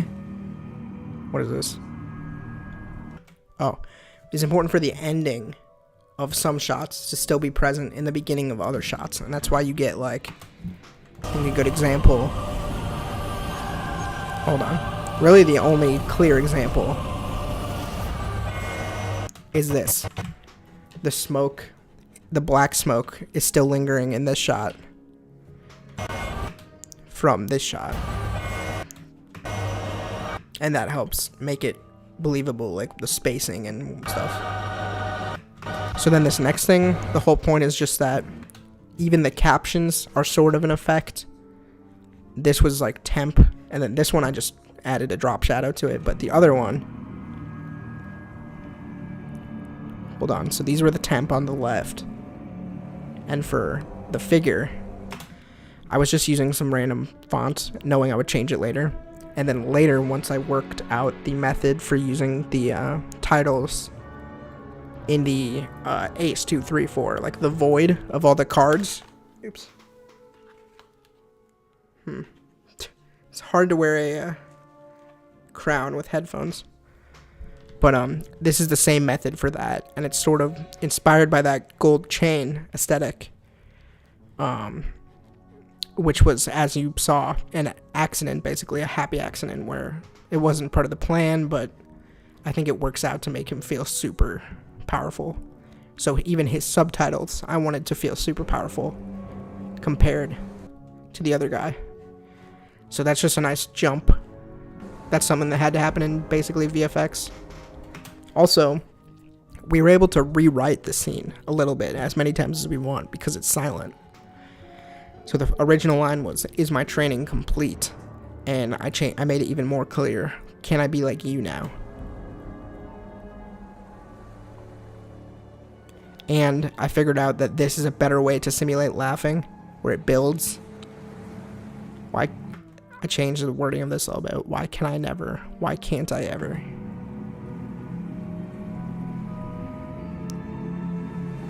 "You do not know when to give up" was the initial line. Final line, simpler. "You try too hard." This is the same. Never. Cool. Alright, I think that probably concludes VFX. Let's see. Yep, I think so. Maybe not. What is this? This is sound, right? Yeah. Oh my god, what just happened? Good friend, fellow film student. This man texts me out of nowhere. "Jordan, are you back in no. LA? What am I hearing? I say, What's "Yes." happening? Oh, okay. I gotta take this crown off. Sound. Now we're getting to the very end here. Let me pause this music. Sound. This is some kind of what my sound design looks like. Here's a version of everything with only the replaced sound design. All those footsteps were placed. Timed up.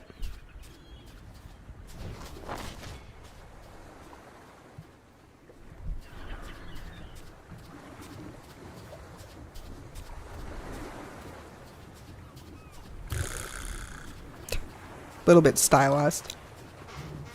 Like I said before, slapstick is the word for the opening.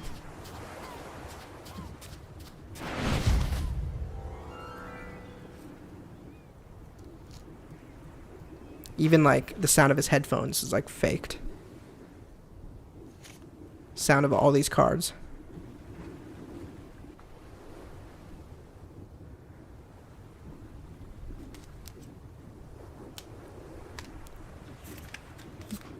It's taken from a Foley video of card decks.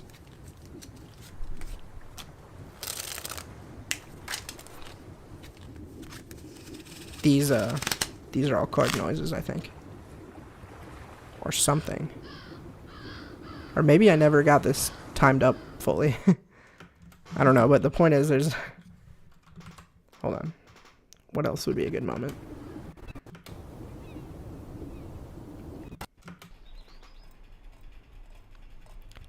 These are all fake sounds. Fake sound. What is dB? dB is decibels. Where are you seeing that? Where do you see that?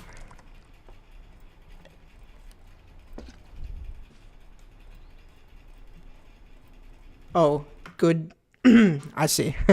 I meant to type dub. Good dub. Oops. Alright, well this is kind of a pointless graphic. Yeah, this is not timed up correctly.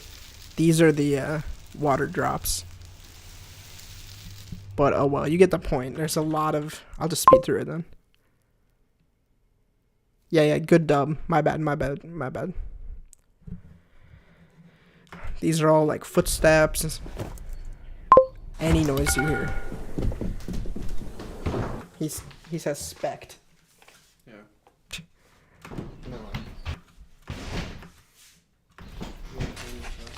I'm playing chess, yeah. Look.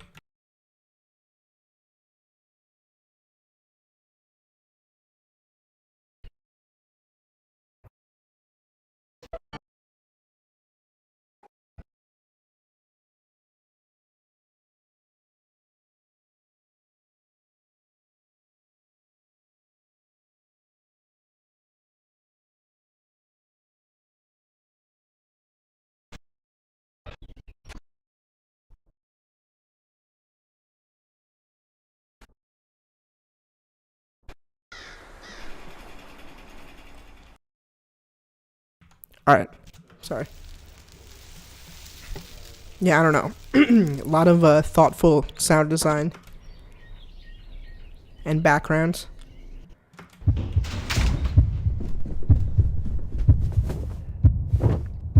Heartbeat. That's the final sound thing that I added. I realized Jack of Hearts. One more way to show the presence of the hearts is to use a sound effect of a heartbeat. So, and then it speeds up right there to transition us into the next thing. This is all Foley and sound design. I love a good whoosh. I use a lot of whooshes.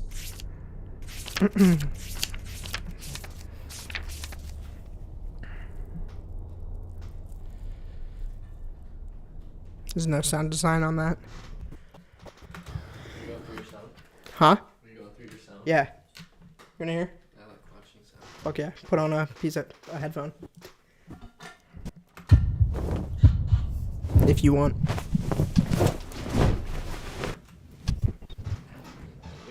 You caught the tail end of it though. Those should work. See if you hear anything. Also, Michael's in the chat. Mike. Let's see. You hear stuff? Okay. This is a version of the cut with only the sound design. Nice. But it's not lined up properly. This is cool though. Thanks.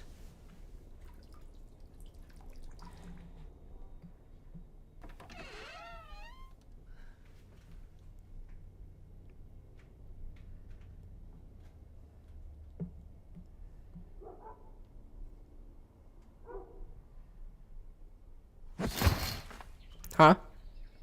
Did you record any sound on set? All the sound was recorded on set, but since I figured I would replace it anyway, in a lot of the shots we were talking. Like I was like, Jacob, walk up to the door. Mm-hmm. Or me and Rohan, I was like, Rohan, is this looking good? Yeah. So almost none of this, maybe 1 or 2% of the set sound ended up on here. But it was like you were slating and this is sync sound, or say it again. Or you were slating like on the like, is this synced up sound, or is it just you're like pulling like, oh, this is when we pulled the curtain, or this is Jacob's footsteps, and you're just matching it up, or is it like as in like this graphic right here? Yeah. It's supposed to be synced, but I'm now realizing I never actually made sure it was synced. It slipped at some point. So ignore the graphic.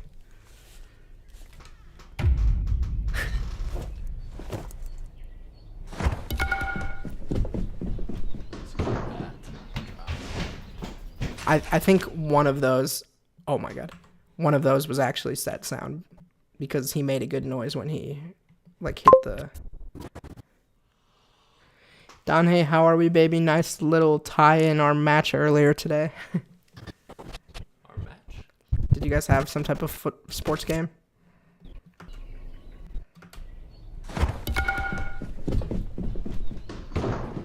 Yeah, like that was set sound. That's one of the only times I used it. Because I couldn't find a better sound effect than what actually we got.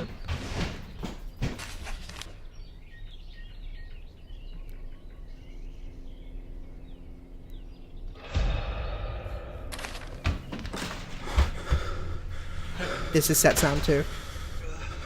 That's it. And that's the only time you hear this character make any noise, like out of his mouth. It's just because his breathing I thought was good enough.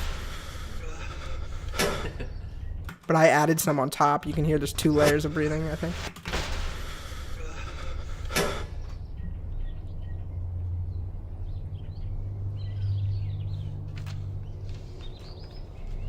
That's probably set sound too. That's it.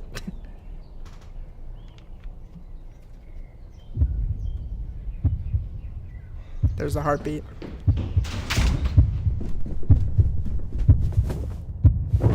This is all nice. Foley.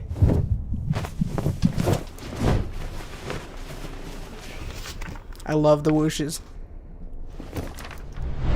There's another one. That one I think I made too loud. This was fun to do.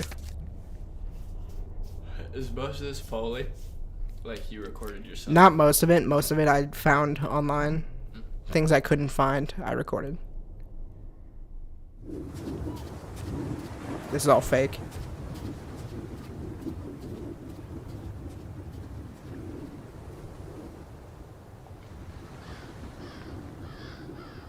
Bringing in the ravens anytime the magician is there.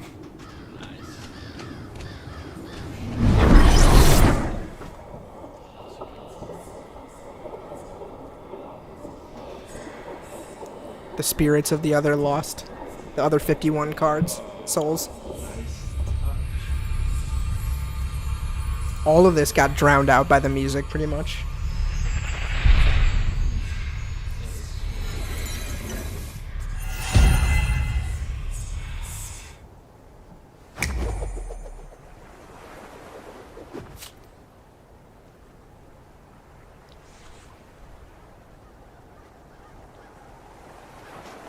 I don't know if there's anything interesting after this.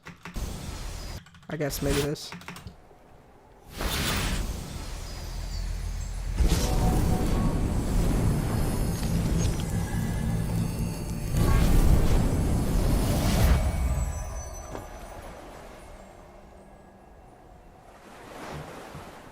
And I let the waves just carry.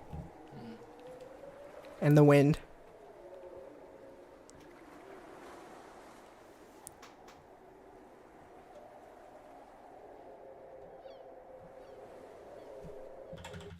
Skip a little bit.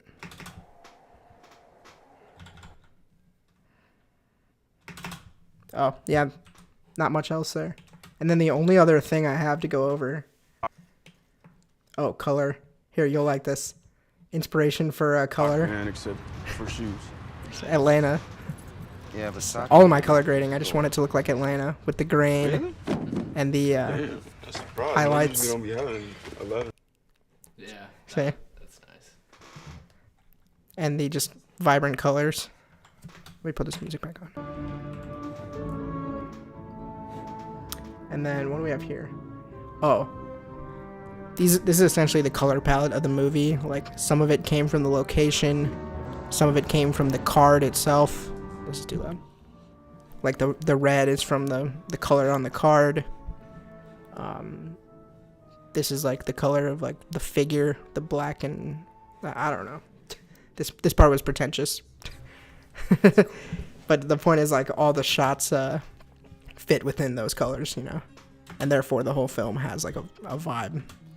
Like, I think you'd be able to recognize the film just from, like, that kind of compared to my other. I want to make one of these for all of my films, like a Spirit Boy one. This is a Sly one. But yeah, fun. See, that's where all the blue and gold and red and white, and then the black and gold. Definitely think of blue first when I think of this one. Yeah, and that's all just because of the beach, which is ironic because that's not where we were intending to shoot. But also the white walls look blue. The white looks blue? At least on the walls. Oh, yeah. Like yeah. I see. You're right. Well, a lot of it was us trying to keep the look cohesive, but a lot of it was just coincidences. These yellow walls, too, are, like, kind of interesting. Okay, what else do we have? We're really towards the end here. Oh, release. These are just the things I did to get it ready for, like, an official release. This poster, thumbnail, trailer. These were my influences on the poster. I really like both of these posters. Did you ever do a trailer? I'll show you what I did. I threw it together so fast. This basically got worked into the poster with the color palette in mind. This was the original concept for the poster that my friend Karen drew. Fucking insane. But then this was as far as we got in the Photoshop trying to execute that. Trying to execute this. It should have just stayed hand-drawn, and we should have just colored it. But it got to this point and I started thinking like it might not get where we wanted it to be.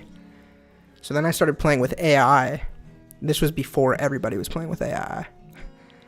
And we started generating assets. And we saw one that we were both really hyped about. This one. Then we did the same thing for the runner, trying to match the style. And then this was a first draft of the poster using AI. And I thought there was a lot of wasted space down here and up here. So then I took a stab. You were in here when I was doing this. I came in and I like extended it just as basically notes. I was like, it should look like this. Okay, so then I took it there, and then he started working on, we were passing it back and forth. He sent me back this. And in our initial one, I had the runner and his footsteps like this, which was kind of cool. And then Karen sent me this, and I don't know.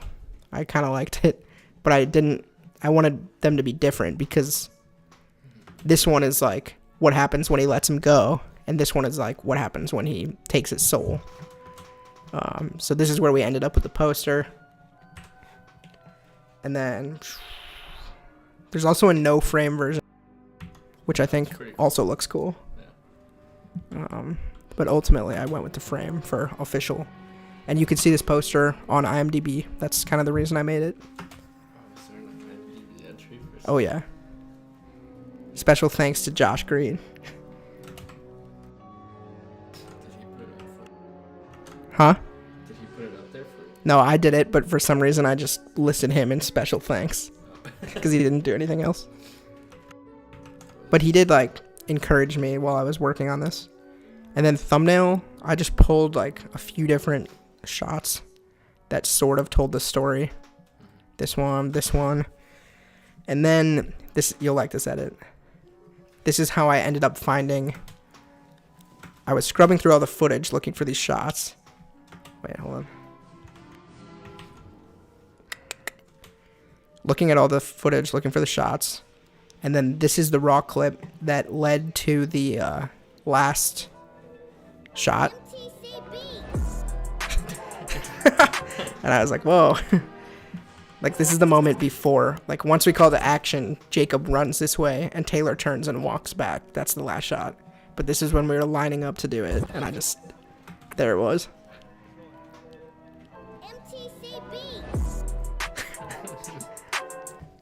And I like that it's a frame that's not in the film. But it still shows both of them, and it shows the magician first, which kind of hints like there's more to his character than you might think at first. And so yeah, that's that. Oh, and I hid an Easter egg in the thumbnail. Did you know this? I think you knew this. That's cool. Jack of Hearts in the clouds.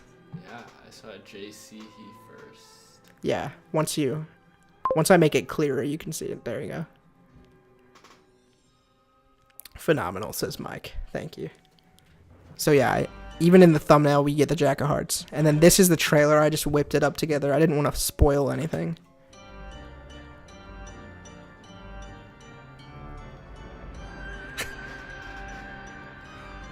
I really didn't want to give away much. That's all you need. Yep. And by trailer, I just mean, you know, something to put on Snapchat and Instagram. And guys, that completes... Wait. These are just photos that I didn't know what to do with. Oh, this is a good clip. This is after we wrapped. All hail the king. That's it. Grumpy. Yeah, he's tired.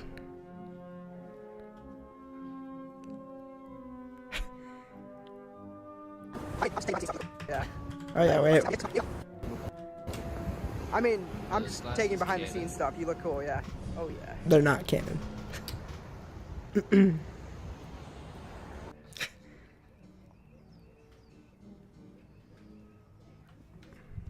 There's not much, I don't know. Shout out Rohan for filming Sleight Disturbance. Shout out to Jacob for crushing it. That's where he made his fall. He fell down the stairs. Yeah. That's everything. Alright, and it only took us 4 hours and 45 minutes to do it. But that's the story of the making of Sleight Disturbance. Yay. Doc. The doc. So, here's the... Here, I'll show you. Wait, what is it? Oh. I made like this polished version of all that. That has like... I want to show this to you actually. This is 5.5 minutes. And then after that, I was like, I'm just going to tell the rest of this live. So now this is the doc. Still a little longer than I thought it'd be, but imagine if I went through all of that just to edit it into this format. It would have taken a few more months.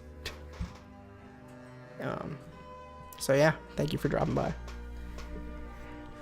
I think, let's see.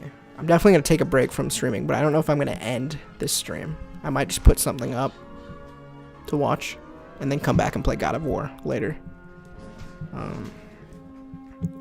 But to conclude, I love the short film. It was dope.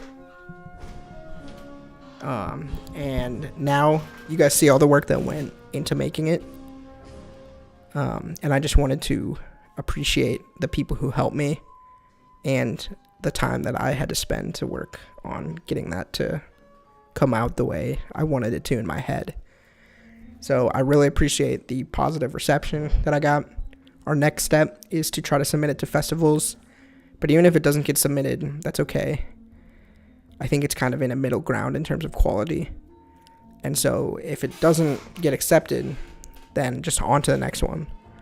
But we're definitely starting to close the door on the Sleight Disturbance era, and this live stream was exactly what I needed to do to feel good about all the assets and the breakdowns and the questions, and now I can put all these things on a hard drive. I don't need to know where they are anymore. I don't need to keep going into the software.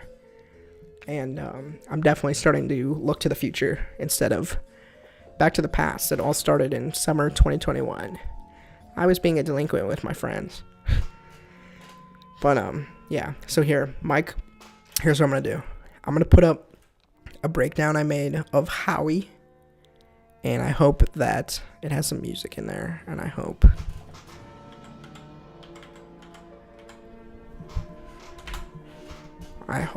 that... By the way, my website, low-key, has a lot of good stuff on here that's exclusive to the website, such as an entire podcast and a bunch of blog posts. And the blog posts sometimes have custom videos and stuff in there. This one has, at the bottom, a 16 or 18 minute video that I made with the raw footage from someone else's channel when I was applying to be an editor for them. But if you look at here, we have a behind the scenes of Howie. This one is 32 minutes, and then there's one more after this, but I'll set a timer for 32 minutes to come change it over, I guess. I wish I could put them in a playlist. Whatever. So I'm going to put this up. Mike, if you're still here, you could either stay and watch or come back later if you want. Or be off for the night. You know I'll be back later. But I'm going to take a little break. And yeah, I just want to say thank you so much for watching.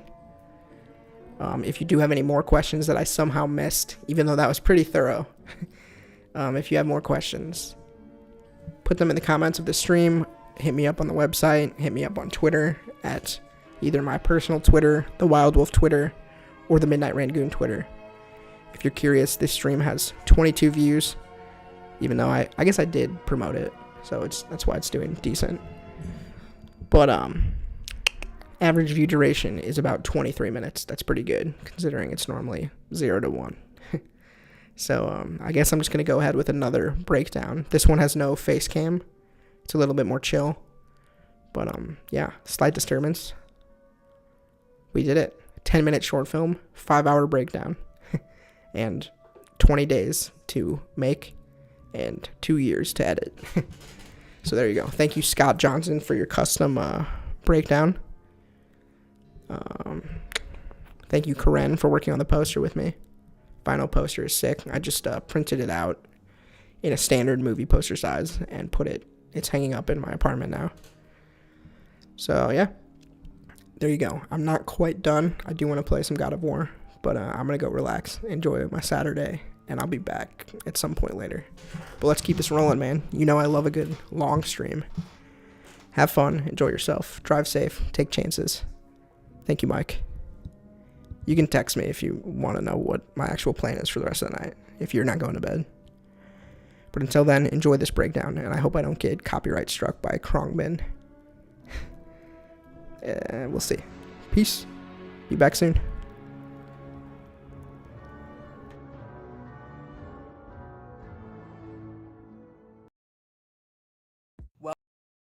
Welcome to the first experimental Howie behind the scenes breakdown. Not really a tutorial, just kind of a breakdown.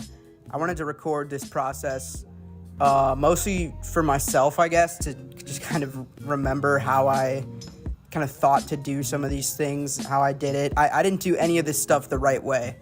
I definitely caused myself a lot of extra time for no reason, but I wanted to kind of walk through some of the choices that I made in making this episode, which was the longest one and the most complicated one so far. So I pulled up some interesting parts, but I'm also like, I have no outline, nothing that I really wanted to talk about, so I'm just going to kind of skim through. I'm going to tell you all the details that you would maybe not think I had to manipulate in some way, but now you can maybe understand why this took so long to make, and certain like lessons I learned along the way. So this shot almost destroyed my computer multiple times. Like it would just crash my computer. My computer probably crashed trying to render this shot in 4K upwards of 50 times. I would try it every night, leave it on overnight. I'd wake up and it had crashed. Even if it tried to just load one frame in full resolution, it would crash my computer. And the way that I ended up getting around that is by exporting it as an image sequence. Yeah, I mean, this isn't the final one, but it just comes out looking like, you know, every frame. This is me moving through like hundreds of images quickly. And these are all 4K resolution. Like there's 3D models, there's like ProRes lens flares. But yeah, if you go frame by frame, like it had to render these all out separately. And even doing this, which is like the less intensive way of rendering, my computer would crash a lot. But yeah, this is how I had to get around that. There was like a very primitive test. Okay, so this was definitely an early version of this shot. You can see it's a lot plainer. Something I never quite got right on this shot was actually like the parallax. Like if you can really tell here that the ships are floating off the ground. I'm not really using the right 3D software to pull off a shot like this, and I just was kind of lazily, if it looked somewhat right, I was moving on because this episode was a large undertaking. But if we play this again, the shadows on the ships kind of hide that mistake. Right now there's no shadows, that's why you can really see the ground sliding and stuff. Parallax isn't quite right. But when I added lights into the scene and cast shadows on the ground, at least they kind of appear to be sitting on the ground. And I could have taken more time to kind of line up the floor. But there's a lot going on in this scene, so I just kept it moving. I'll loop it one more time. This is like, I guess everything I would call is like a placeholder. These are kind of placeholder models. They're untextured, and I didn't even texture these. I just made them chrome. I made them reflective and added in an environment, which I can show you, and that kind of passes as a texture. And I added a black shiny texture for the windshield, I guess. That's the only kind of depth they have. These guys are facing the wrong way. They're supposed to be facing the general, but I'm just testing the parallax. And here it looks kind of unnatural. The yellow guy is a little bit too close to the purple guy. So what you want to do, and what I eventually did, is push him backwards in 3D space. He's got to be in front of the red guy still, relatively, and behind the purple guy, in between them. But right now he's too close to the purple guy, so the depth doesn't look right. The general was always good, honestly. Like, I never touched him after placing him. Another thing I added to this shot, just to make it more epic, moving clouds. If you watch Wow. Okay, I've never done this before, so if you look at the clouds up top, you kind of see them slide by, right? That is a detail that I'm glad I added, but no one's gonna ever notice that. But it is kind of epic. It helps kind of, because we open with some stock footage that's just recolored and it looks super real. And then this is obviously like a fully animated fake thing going on with some fake layers to it. So the clouds at least kind of place us in the same world as the stock footage, which is real. And this floor is just like a grainy solid designed to kind of look like sand, I guess. So it's just a tinted, grainy thing that's like extended thousands of pixels. I'm pretty sure it's tiled. Like I tiled it instead of just scaled it up, which means it's repeating itself somewhere. But if you do it right and mirror the edge, it's kind of hard to figure out where it's repeating, which is the goal. But like here, I see this circle right here. There's a circle here. And then if I move forward, there's like the same circle right here. There's probably another one. Yeah, there's another one right here. So I can tell it's definitely tiled, but that took me a while to get right to pass as like a desert ground, because it's just created out of a shape with an effect on it. And you can see the edges. It's just a square. It's a rectangle. You can see the corner like over here. Because I used a layer to blend this line. Right now you see a very hard line. I had like a layer of like shrubs and real plants and sand and stuff to kind of mask this harsh border. So I can show you that in After Effects. This is the shot in quarter resolution. If I go to full resolution, it will totally crash my computer. But these are the layers that went into that shot. And here it's actually scaled back farther than we see it in the scene. So this is kind of a unique view at it. I'll just go from top to bottom and I'll solo them. So this is a stock asset that I bought, and this is the first time I used it, which it's funny that I used it in like a animation and not something live action. But I love stuff like this. It always makes things look really cinematic. And I kind of timed up as the wings of the planes were going through this thing. I kind of timed it up so it looks like they're temporarily blocking out the sun. So yeah, this asset is dope. I like it a lot. It definitely ties together on top. If I bring everything back in, like, this is what it looks like without that. Pretty flat. And so lens flares, definitely a good idea for compositing, to just kind of, you know, there's some ultimate source of light. That's something you would really see in a camera. So, you know, like some type of artifact of the light through the camera. So it definitely helps build this out. I'm trying to play it. This is how slow, in quarter resolution, this is loading frame by frame. So you can imagine this takes time. But yeah, the lens stuff at the end came in clutch, and those are super, super high res. So that contributes to this issue of this taking a long time. There's a spotlight.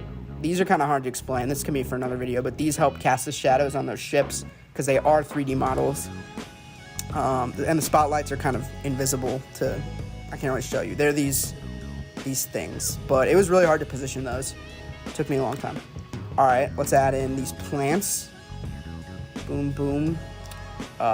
These are placed in 3D space, so there's kind of parallax as well. And what's driving this is a 3D camera, 3D tracker camera. I'll get to that in a sec, but we're basically there. So I'm gonna turn it on. Nothing really changes. I have it locked, so I can't mess it up. But basically, this camera is keyframed to do this zoom forward. So if we go to like a top view, so if you see in here, this is a little complex even for me I've never really looked at it this way to explain it, but the side, yeah, it is what it sounds like. It's a camera keyframed from one starting point to the end in a straight line.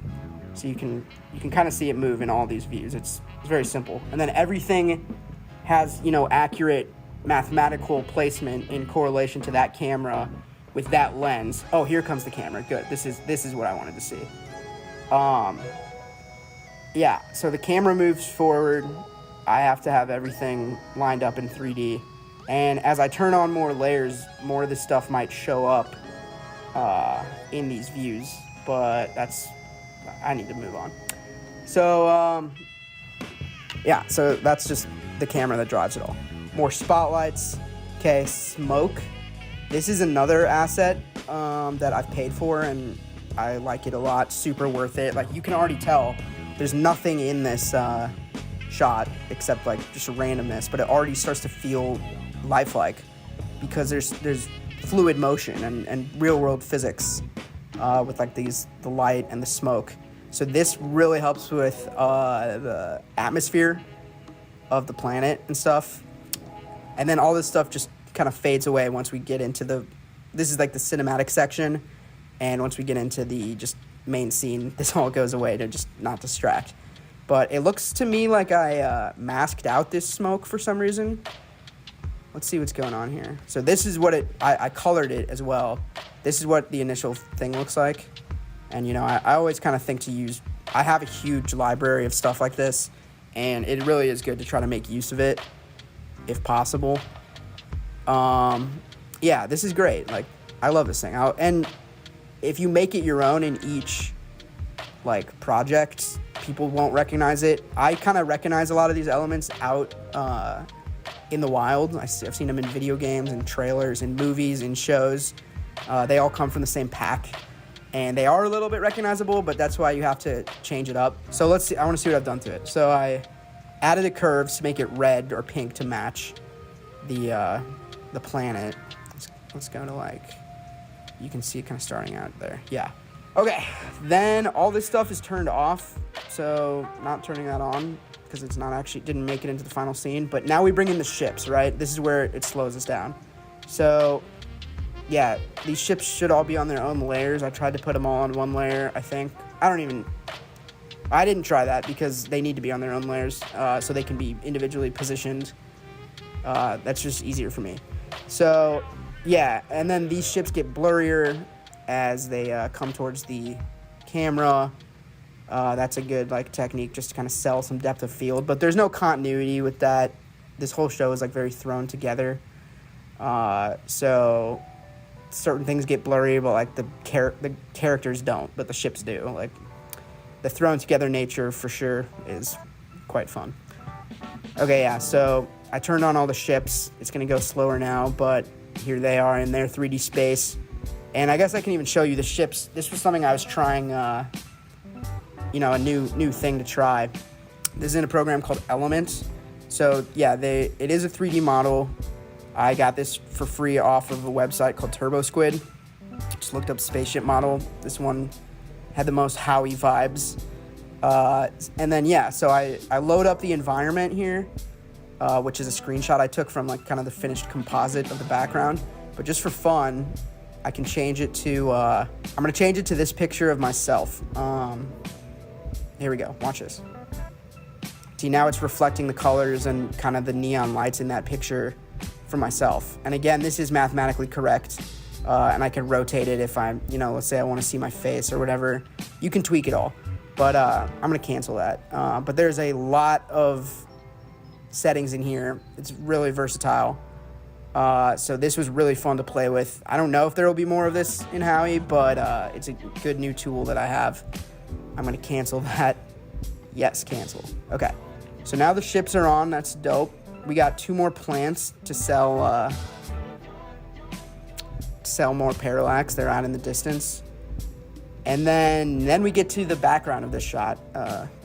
Because this was getting so hard to render, I tried to split up, you know, like the intense foreground layer with the background. So if I turn on the background, that's the shot. There's the whole shot. Okay, so this is the background. Same camera. You copy and paste the camera. Yeah, it's just to zoom in. I guess I can play it. Yeah, this is how fast it plays. Yeah, so when you lay all that stuff on top of each other and the camera's the same, it all kind of works out. You just have to make sure not to tweak the camera on one of them. Stuff will be slightly off. But all right, going from top down, we have Dink. This is an Easter egg. Dink is a character drawn, like, modeled after a stuffed animal we have at our house at school. And they wanted me to put him in the show, so I made him one of these soldiers. We'll come back to him. And Dink has a shadow. Yeah, so you can't really see it. If I do this, the shadows are just kind of like they're tinted black, blurred out, kind of scaled up, repositioned, rotated. And yeah, that makes everyone has like a soft and a hard shadow to kind of show their contact of their feet, and then just like a general, shadow that they may cast.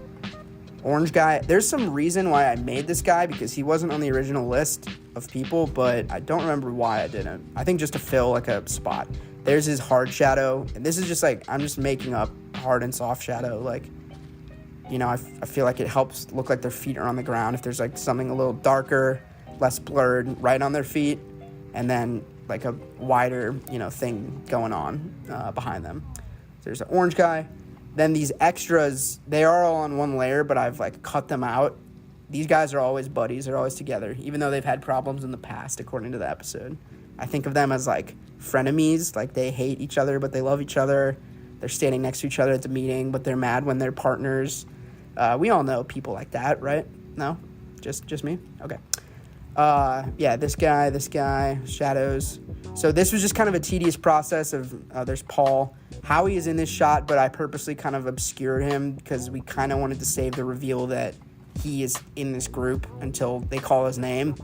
So if you spot him early, like, that's good, but we don't confirm that he's there at all until the pan over. All right, so looks like we've got most of the extras in. Some more shadows. Extras. Oh, no, there's more.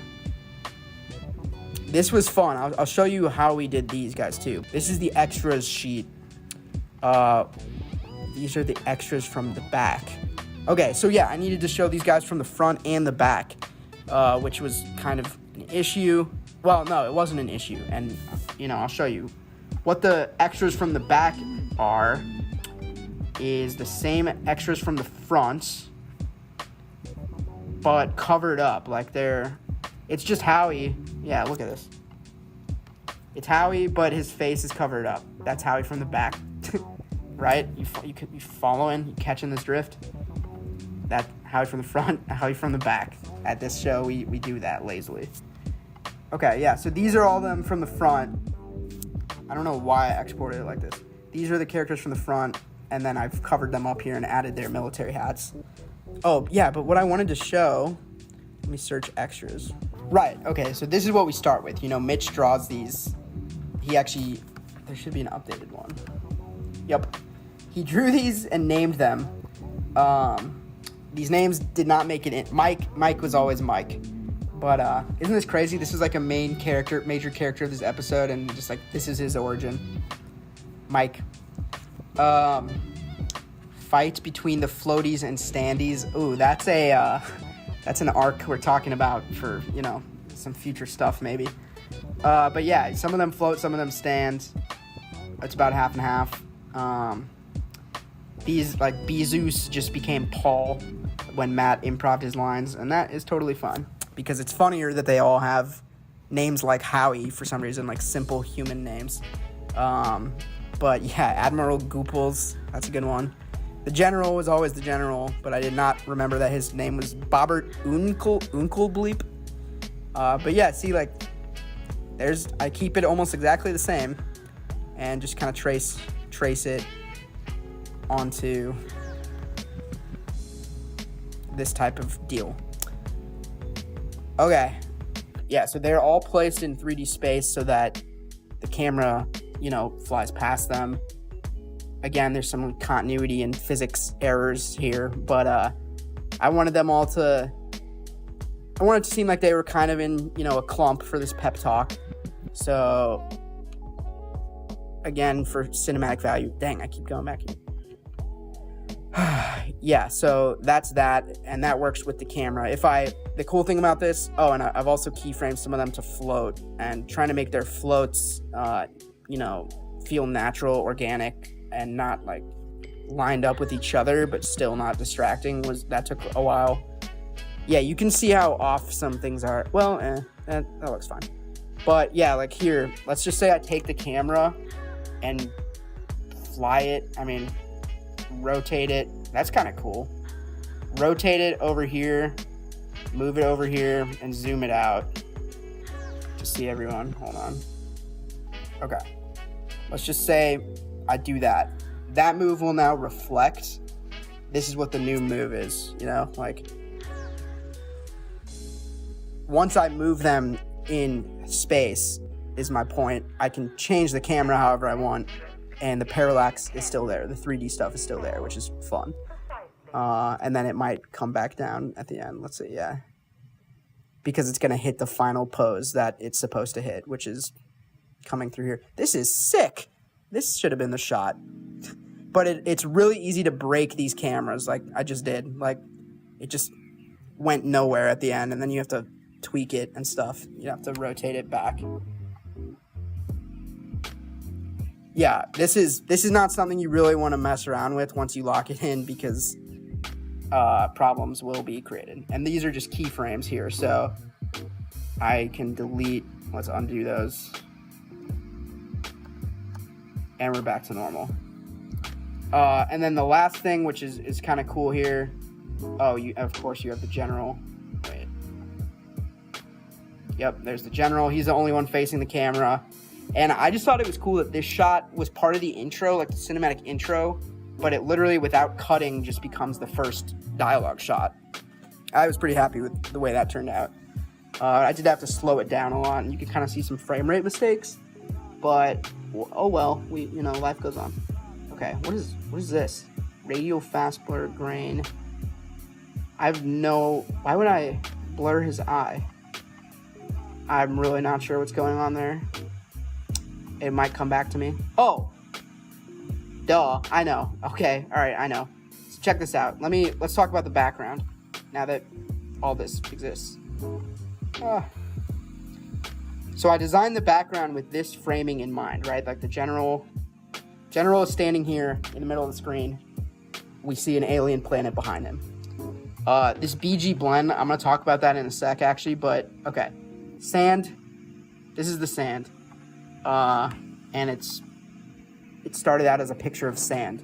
So earlier I did say it's a grainy, like, well, it is a grainy thing with some sand overlaid on it, I think, like an actual image of sand. Let's find out.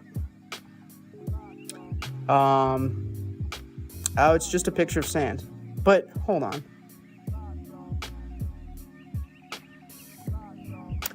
Is it though? I'm pretty sure I added some grain on top of that. But here's the motion tile, like I was saying. This is the actual image. It's already rotated to, the right 3D spot. When you motion tile it, it scales. So you can do width and height. So I'm bringing it back in. Yeah, see, this is what motion tiling is, right? And it looks good because I have the edges mirrored, but if I unmirror the edge, you'll see a hard line when it loops, which I just did. Honestly, with something like this, it's not too bad, but you can see the squares, the literal tiles. This is not a great example of that, though, because whatever. But it does look better mirrored. Okay, so hopefully I didn't just mess that up. I'm just going to undo everything I just did. Should not just be, like, in here messing around. Okay, cool. So the sand is... Wait a minute.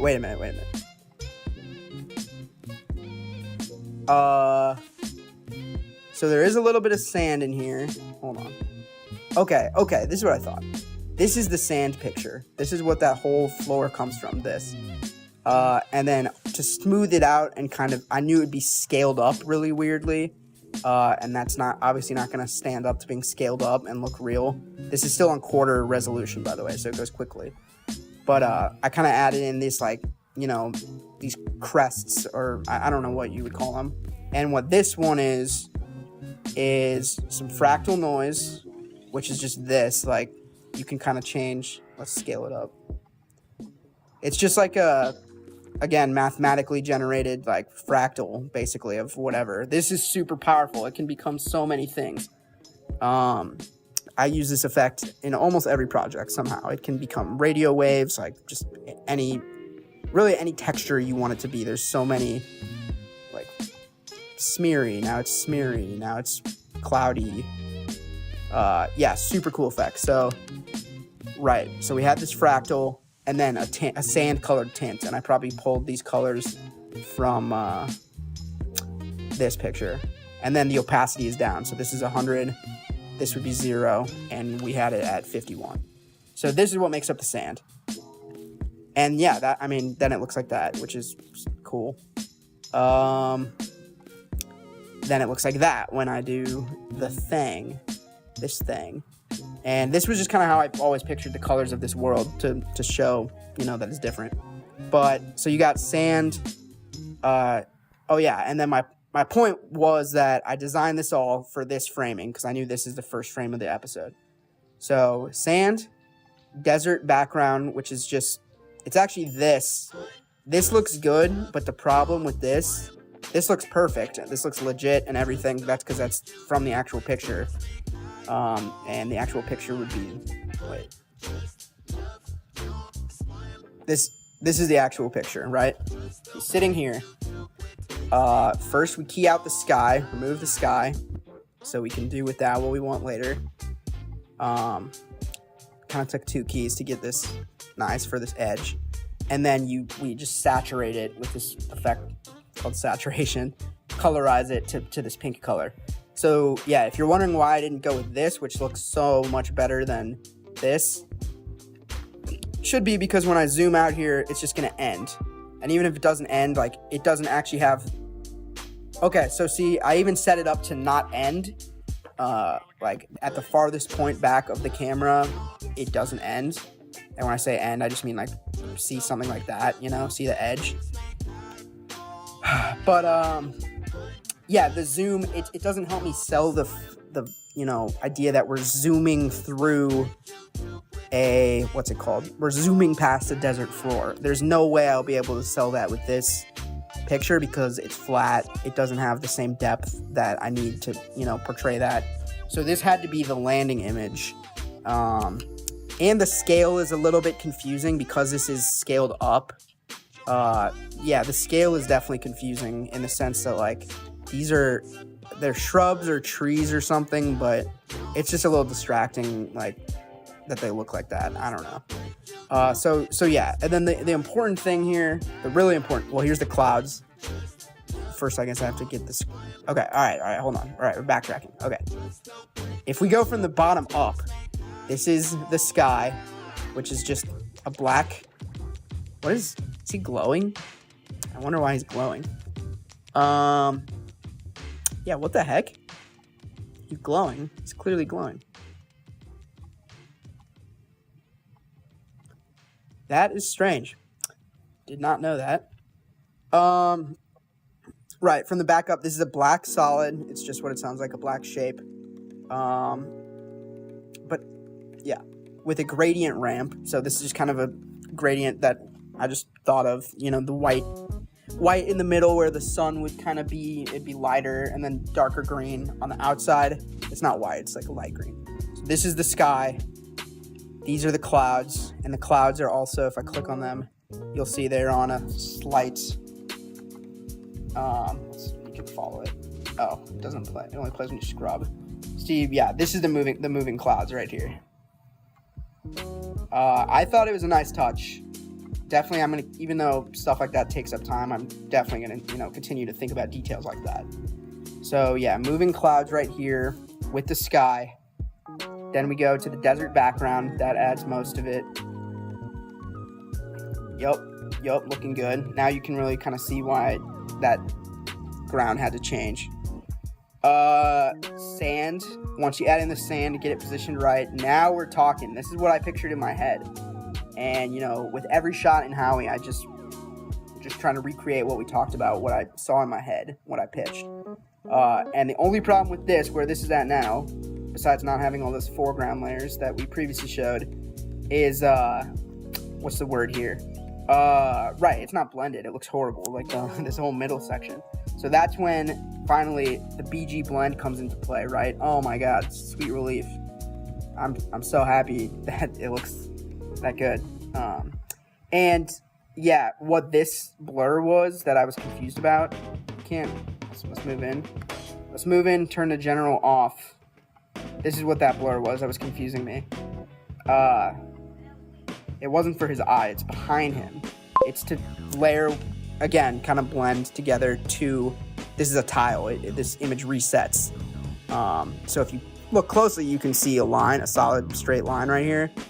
That is taken care of by this, but ironically, the general covers that anyway, so just thinking ahead in case I needed to use it for some reason. And I did use this. This is the image I exported for the environment of the ships, but probably the widest version of it at the beginning. Probably this. So yeah, and you can see where this all repeats. Again, there's 2 little cactus groves here. I just kind of built this. I guess I should talk about the BG blend. Let's look at what goes into a BG blend. This is the biggest breakdown shot I'll be doing. So yeah, the BG blend it's a saturation, obviously. If we unsaturate, we started with a picture of the desert, uncurves, this is what it looked like, and unmotion tile. So I had this. And this is already a blend of 2 or 3 different pictures. Already blurred, yeah. You gotta kill these hard lines. They cannot be there in the final product. So a little masked and feathered rock thing going on, taken from the other side of the image, and then just 2 kind of similar images next to each other. So this is the blend for the BG blend. This is the BG blend. You scale it out with the mirrored edges, and if you don't mirror edges, yeah, see, this is exactly it. If you don't mirror edges, you get this, which is like, that's unusable. And I can show you. Well, you can. Let's color it back up and see. Yeah, so if you don't mirror edges, it looks like this, which you see the hard lines where it ends. That's a little bit distracting. And unreal looking, and especially the further out you get, and I needed it to go very far. You can really see the tiling. That's what it would be called, I guess.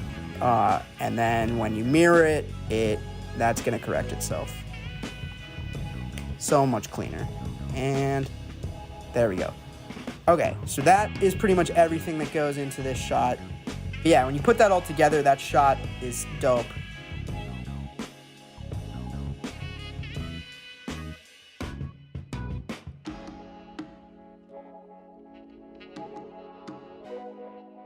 Okay, that's the end of the aliens section.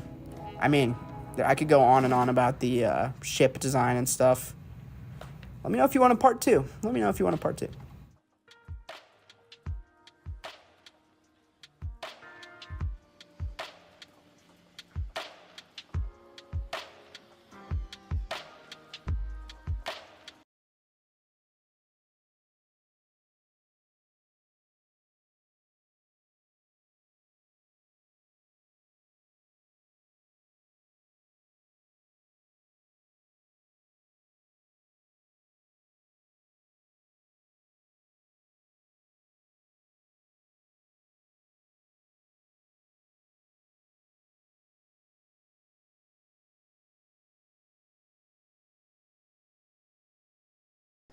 I hope you like that. I'm playing part 2. And then I'll be back. Check it out. You go on the website. Part 2. Here we go. How long is this one? This one's 35 minutes. This one's longer. Dope. All right, let's talk about some other stuff. Enjoy I pulled. I'll be right back. All right. The hologram. Hologram was cool. This is how I saw it in my head. It took me a bit to get this one working. Let's talk about the layers in here. Let's go from the bottom up. There's a tight shot and a wide shot. So I guess we'll just do the wide shot. Everything applies for the tight shot. It's just scaled up. Start with this background. General projector is like this little dish thing that is also colored. Yeah, I've kind of made it reflect the colors of the environment a bit, which I think worked well. But let's talk about projector. So it's rotoed, which means like I took it out of this background image with something called a roto brush, which just, finds the outlines and stuff and keys it out. So I did that. We add this drop shadow. This is without, this is with. We add curves. This is without. Right. So the original image is this. I really like to change things up if I'm going to borrow them. So definitely change it up. And then shadow and highlight. Yeah, so, okay, so the original image, this is the original image. And I've, brightened it up, changed the color, added drop shadow, and rotoed it. I thought there was a watermark, too. Yeah, this must be covering the watermark. It wasn't a watermark. It was like from the hollow display. So yeah, I always have to manipulate like everything. But that's that. Okay, Light Rays. Light Rays is a lens flare software called Optical Flares. This is so powerful. I love optical flares. Without it, it's just a black solid, black rectangle. And you get all these options for lens flares when you open it up here. I don't know why this is taking a while to load. Optical flares is sick. I'll have to talk about that later. You have a lot of control over every element of a lens flare. So all this is a flickering and slowly rotating lens flare. This was just kind of like a way I thought I could create. It was my first method of trying to get this projector rays, and I was happy enough with it to just kind of continue. So yeah, I have it just randomly flickering. That's done with like a small expression. It's probably a wiggle expression. Yeah. So I have the brightness wiggling. I always forget if it's 5 pixels 20 times a second or 5 times a second 20 pixels. It's frequency and intensity. I forget the order. Pretty sure it's 20 pixels or 20 units of brightness 5 times a second. But that gives you this like flicker look, and I have the rotation keyframed, rotation offset. But yeah, so like this is just rotating it, and I realized that this slowly doing this would give me the look I wanted. So that was pretty nice. Figuring that out, that it would work. And then you need to pull this off, you need a flare kind of to make it work with the projector. I'll bring the projector back in. These light rays are also masked out. If I undo the mask, you'll see they just hit a hard line, which we can't have. So I have a feathered mask taking care of that. Then you have like kind of a screen. You have, a display. So everybody dies. That's what's on it at this point. There's a lot more I could go into this. This is not the most complex thing I had even on this screen. There were some wireframe 3D models that were cool. But this was just the comp I found to pull up. So yeah, this is just text. This is what, you make the screen in one comp and then you pull it over to the other one and kind of do the composite. So when I want to put something on the screen, it's just text. Let's solo this. And it kind of wipes on with a feathered mask because I know that I'm going to be revealing it with this like fake cheesy sparkles transition. But in order for it to look holographic, I layer some effects on here. Start with a fractal noise. See it? This is that versatile effect I was saying is like dope. I have it here looking like pixelation. And this is actually, these effects kind of come in a bundle to create a pixelated look. So I kind of just modified that, I think. And now you got something that looks like it's kind of on a hollow screen. Cool, yeah. So this is like any graphics that go on that hollow screen have some type of treatment on them to make them look like this. And it's also slowly flickering in brightness and stuff. So we start with nothing. This flare keyframes in. This is another optical flare. We get something like this, and I'm trying to move quickly, so if it's clearly not perfect, but the idea comes across, so I don't, tighten it up that much in some scenarios. I am still detail-oriented, though. So yeah, cool, that looks nice. Let's just loop this. Boom. That's a nice reveal. Everybody dies. This is your daily dose of optimism. Right, everybody dies. And then the finale, what I really pictured in my head was like some like iMovie transition, like the joke being like he used stock presentation software to make this, I guess. But I couldn't find it. I couldn't find like what I wanted in my head. And this is a common theme in Howie. I can't find what I need. And therefore, I have to make it. And I like to try to find as much as I can. And make as little as I can in terms of like original, like particle simulations, which is what's going on here. But if I wanted this joke to happen the way I pictured it, I needed to just spend the time to kind of do it myself. So these stars, they are particles. CC particle world. Starts as a rectangle again, and then they follow an emitter, and if I move it over here, they'll follow that. That's the producer. And I picked the radius as well, so I can make it like a taller radius. There'll be more of them vertically, you know? So I just have to keyframe. I have to do like, you know, the start and stop rate. I have to make them these stars. I was initially experimenting with like maybe bubbles or like, you know, you can make them whatever. They are, again, mathematically generated particles. Try polygon. Sometimes I've done like glass shattering. You know, this could be glass shattering. It's up to you to dial in the physics. You can make them bounce. You can make them slide. You know, like certain behaviors for colliding with the floor. But yeah, ultimately this joke works best when there's stars. So yeah, this was like the effect. I know it's like a iMovie or like some app has this. Maybe it's PowerPoint. But yeah, so, you know, then when I want to put this on the projector, I position it where the projector is going to be. I feather it to match the light rays that we talked about. And then they pretty much just go on top of each other.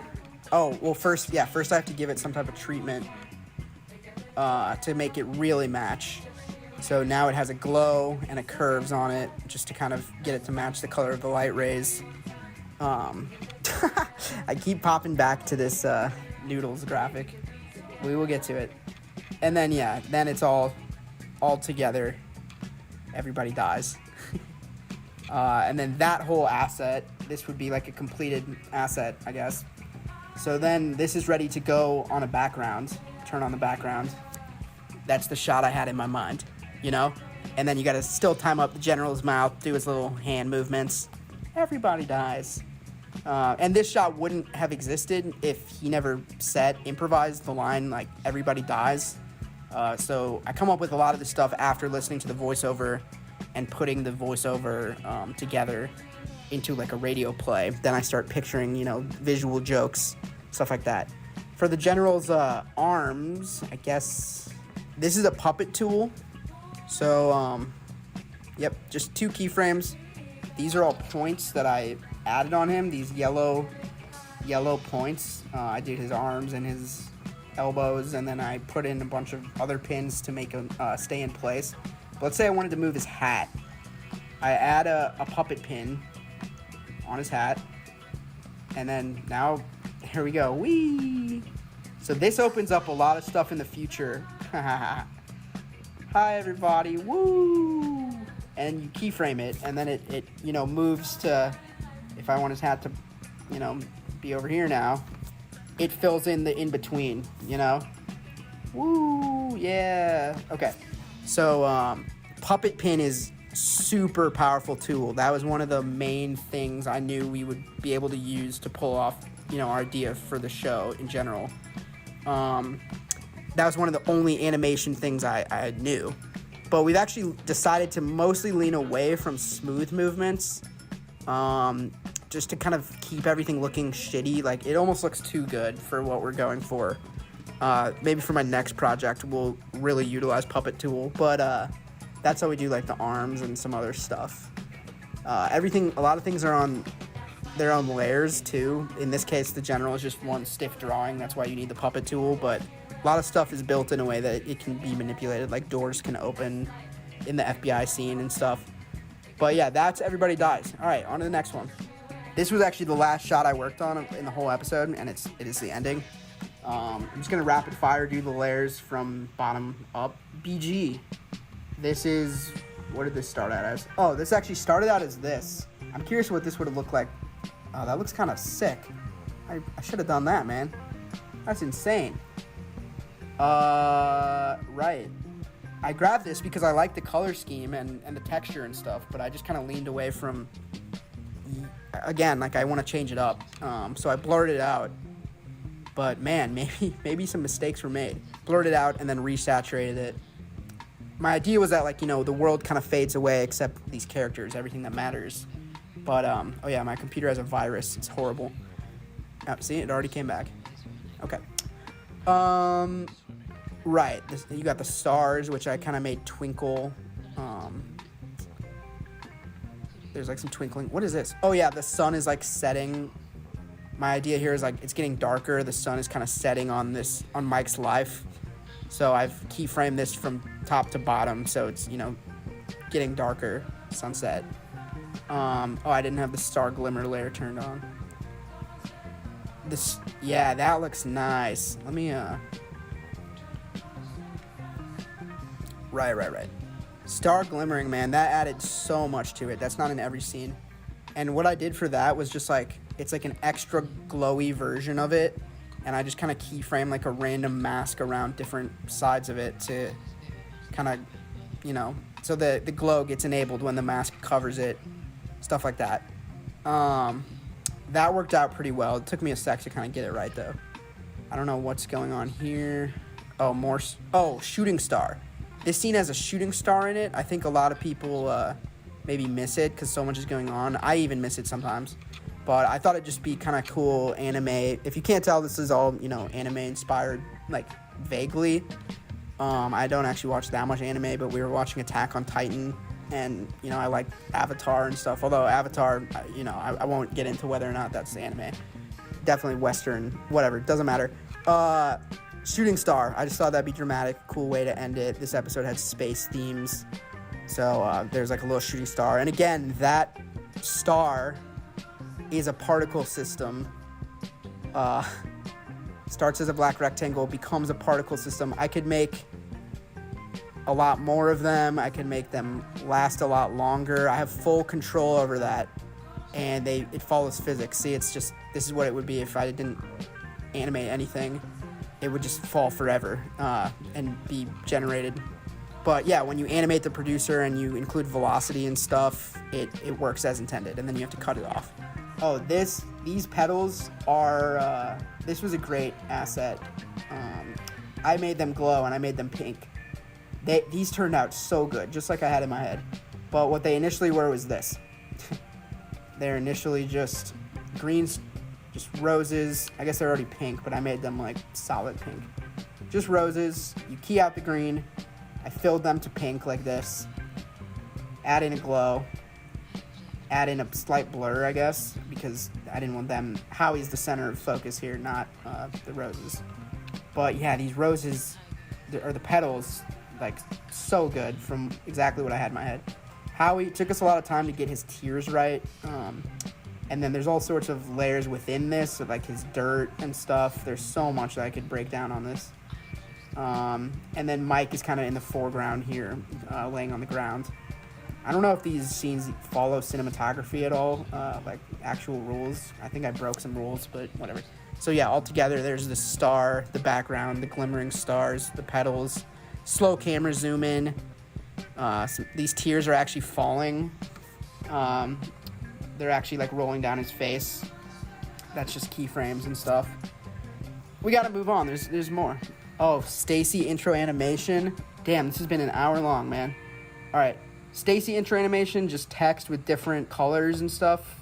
Yeah, let me just play this on quarter res. So yeah, text fades in. I have like little outlines on them, so it pops off the background. Yeah, so in this comp, that's as far as I got. And then I kind of want to, instead of doing it all in one comp, it's called pre-comping.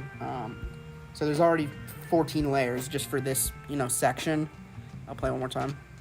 And I would rather have just one layer for this. And the background should be transparent. So I know I can make, a background that it'll go on. And that's what I did with this TV comp. So these now are, let's see. Yeah, these are colored backgrounds that match. I just kind of thought of the combinations, but they shift at the same time as the text. So I thought that looked kind of cool. I was just playing around. The font I was playing around with. And you can see that outline really helps it pop. Otherwise, it would not quite look right. But yeah, let me get this off full. So now we have a colored background in here. And that whole, those whole 14 layers are now just called Stacy intro animation. It's one layer. And that's really nice. Stacy, special musical. And I have this timed up to the voiceover. have it timed up to the voiceover because you have to, basically. Stacy, special musical performance by the yeah, so these it plays in like a weird like demon slow motion if it's not fully rendered. Yeah, these are just like musical notes I drew and then rotated and just kind of shifted those around. These are circles that I keyframed. I spin the baby around. Gave him a fake arc reactor. That's like an Iron Man reference. This whole slide wouldn't have existed if my friend Sydney didn't improvise Robert Downey Jr. Initially, the musical guest was LMFAO. But yeah, so you got this baby section, and then there's like, again, optical flares creating these camera flashes for the, what's it called? You know, like fake paparazzi. This is where this is really towards the end of the episode, and so you can't really tell, but I'm kind of just cutting corners. Like, it happens to look good, but my experiments are getting less creative. Like, I just have a star scaling down, and the rounding edges and stuff is actually an accident. Like, that looks sick. That was a result of some animation decision I made with the star, the way I scaled it. I had this in my mind too. It didn't take me that long, but like all this stuff is so extra and they kind of click into place. Like, that's just hand keyframing. Our drawing of Timmy Chalamet took some time, and that's the joke because it's only on screen for like 2 seconds. Yeah, and I have to just keep thinking of like new ways to reveal stuff, I guess, and make it exciting. And Howie. Jesus Christ. Good night. These, I just took all the letters from Howie, and they're kind of flying in off camera. I put them on their own layers and stuff, and Howie just scales up. Motion blur is a nice friend in animation. So without motion blur, these, again, would look kind of stiff, but they have so much momentum. Once you add this calculated motion blur, everything kind of looks real. So that's super cool. And eases as well. Like, these kind of ease into place, the letters. That's like a motion curve instead of a linear. It's a Bezier curve instead of a linear path. And that goes a long way, too, to feel kind of snappy and motion graphic-y. Not snappy, just like pleasant to see. On Stacy, special musical performance by the recently born Robert Downey Jr. All right, yeah, you get the point. So then the next step is to get this on Rod's TV. Let's see if this is the shot. I think it is. Yep. At school, I had to do a bunch of screen replacements for a thing, and so I kind of developed a method for myself. Tonight. Oh my God, Jesus, so loud. Tonight. There's no reason my computer sound even needs to be on for this.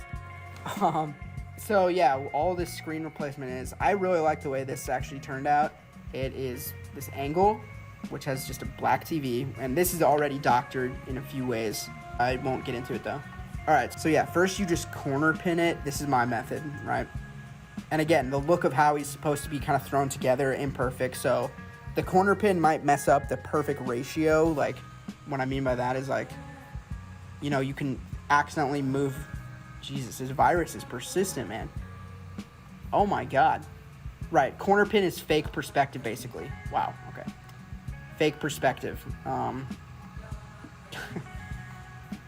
And so you can mess up the 16:9 ratio. But if you're looking at the screen, like, you're going to be in the ballpark. So that's fine. Jesus, are you seeing this? Look at this. Oh my God, this is what I have to deal with. I need a new computer. Okay. Then next is definitely like a glow layer. Even though this might not be super realistic, I think the glow layer helps blend, and then even a wider glow layer at the end.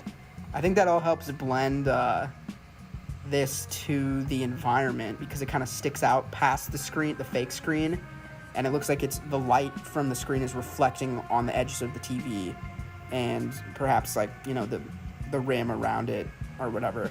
So I'm a big fan of the glow. That kind of makes these edges a little softer. When you zoom out, it looks like a bright screen. And there's even more like stuff you could do to make the screen look imperfect, like add some grain back, add a reflection back on top of the screen. But for the purpose of this cartoon, I actually just left it looking pretty much perfect because I like the way it looked. But if you're trying to match it to real footage, that's its own thing. And then, yeah, this was an example of the music note. Like, I drew it as a shape. Like, see? Like, whoop, whoop, whoop. Just a combination of curved and straight lines. And then I just staggered, you know, I rotated it like so. Although I didn't even change the anchor point. That's crazy. I could have made this a lot easier on myself. Anchored it to itself, but whatever. That's also a theme of Howie. Like I said, I do not make things easy for myself. Right, this is self-explanatory. And then you color it later, and then you have like this asset, you know? And you only have to do this once, and then you just copy and paste it. That's the music note. All right, we're moving on. I was going to break down the spaceship background. I actually can't because I have this rendered out as like this is an image because Mike never moves in these scenes, so he's part of the background here, but Howie's not. Howie's his own because he has to float up and down in every scene. So he's always got to be on his own layer.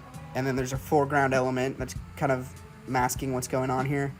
I'm going to save the spaceship stuff for later, but I really like how the spaceship interior turned out. This is clearly just the Millennium Falcon behind them. Like, they're totally in the Millennium Falcon. That's not canon, but that's...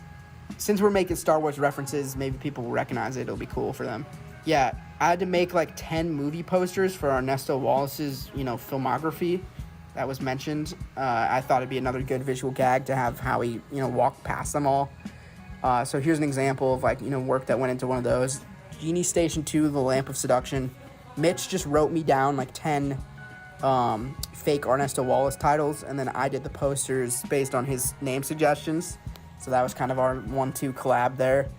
And I threw in a few Easter egg ones as well, like some of my own projects. He's, you know, in the canon of this show, he was the star.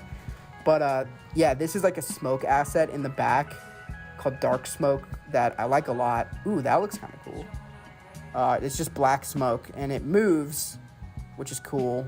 So, yeah, it's just dark smoke, and it's transparent, too. So if I kill the background... So, see, it's just a smoke asset, resized. But we add a black background to mask that. So we got invert to make it white. I'll turn the black background back on. And again, this is just kind of coming off the top of my head. Just I have a vague idea of what this poster will look like in my head. Color vibrance on here, get this pink smoke look. The text is all just fonts that I already had that I kind of think might look good. Genie lamp off from the side. This is a picture I have to get from Google.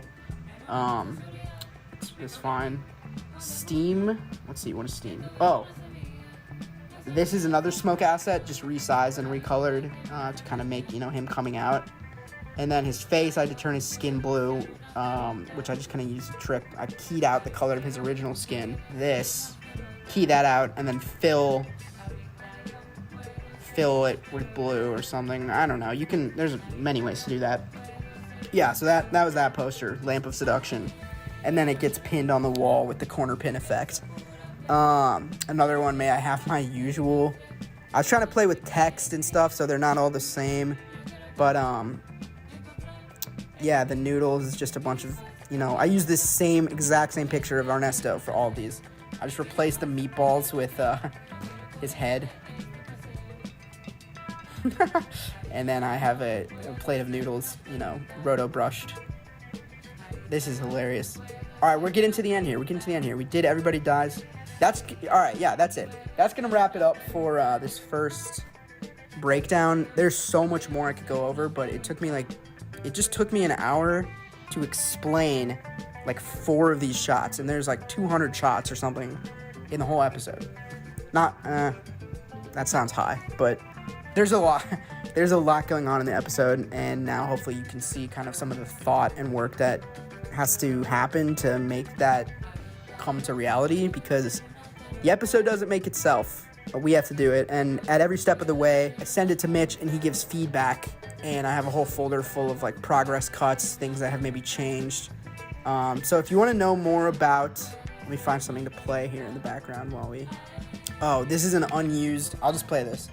This is an unused Wild Wolf intro that we were maybe going to throw at the beginning of this. We might save this and use it for something else. Mitch found it a lot funnier than I thought he would. I started second guessing it. But, yeah, A lot of work goes into this. I'm about to start on the 4th one right after I record this. This is my goodbye to episode 3 before I move it off my computer onto a hard drive. Thank you for watching Wild Wolf Films, Howie, Mitch and Jordan, everyone. Thank you to everyone who worked on this episode. The voice talent too. Like, eventually I want to show you guys more of the raw recordings of the voices, because that is just like, that just elevates the episode higher than anything we could have written or whatever. People just improvise the funniest shit. This is another rejected character, by the way, that became the guy that says, Howie, you're up, which is my housemate Josh voicing him. It's supposed to be me, but I got self-conscious about my voice and wanted to throw Josh in there. But yeah, like, I repurposed this rejected character, and you can see more on the other side of this page, like bleeding through the page. We're starting to add more. I just took the time to fully design a character that has one line, which is something I would not have done in the first 2 episodes. But I want to populate the world. I think it's a joke in itself that guy has been designed and he only does show up one time. I find that funny. So that's like a weird, like, anti-attention to detail, in the sense that, like, it doesn't make any sense to do that, but the joke is that we did the inefficient thing because we're stupid or something. But yeah, there is these are all the characters that were in that episode, and there's even more because there's an extras folder with extra stuff. So this is I'll show you the original Timmy. This was how Timmy started. He really evolved. I kind of help it along, but Eric always starts with the right idea. I gave him this. I don't know if I'm exporting. Yeah. So I'm done talking because no one's gonna watch this. And if you did watch this, actually leave me a comment and I'll respond because I greatly appreciate you. But I find this interesting. Like, when I watch a show, these are things I think about. Like, how did they do that exactly? Because everything has to be generated in animation somehow, one way or another. So we're still learning, but so far by episode 3, you've now seen some of the techniques we use. I didn't even get into breaking down the Premiere file, which is, this is the software that, like, the episode is actually constructed in. I opened this up. This was running in the background the whole time. There's a lot going on here too. Every time you think you're at the bottom of, like, a layer, you just double click and you keep going. There's more layers.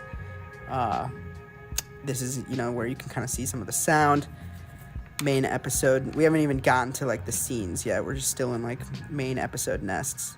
Let's try to get to the bottom of one of these. So I guess we're on the FBI scene. FBI scene. There's some more work in here. These are the agents, and then this is Sharon. Oops. Okay, so this is the bottom. These are, like, what individual lines of dialogue look like. I'll talk about this another time. This is not the way it should be done, but of course, there's more. There's even more nests in here. The green things are nests, which means you can go deeper. So this isn't even the bottom. But, yeah, these are all mouths.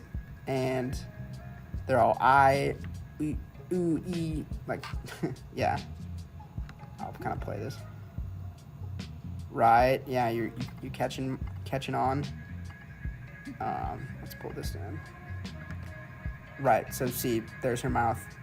This is the most controversial element of our process because there's kind of a way to automate this. So far, I didn't like going that route for a few reasons, but maybe it'll save a lot of time, but I don't know. I wonder if that's done by hand on real shows. Also, we had like 5 versions of what ended up on this current investigations thing that we should talk about cut content another time, because there was like Jeffrey Epstein was on there, but we settled on much more harmless ideas. But yeah, like, and every character has multiple mouths and multiple poses. So like she has to have her arms up. Yeah. So there's like some masks involved when I swap out her head. Each scene is kind of executed a little bit differently, but yeah, we'll have to talk about this later maybe. This screen recording file is coming up on 20 gigabytes. I don't know why that's so big. But yeah, if you have questions about how we make the show, please, like, I'd love to answer them, talk about it, because it's been my life for like a while. So at least maybe someone finds it interesting.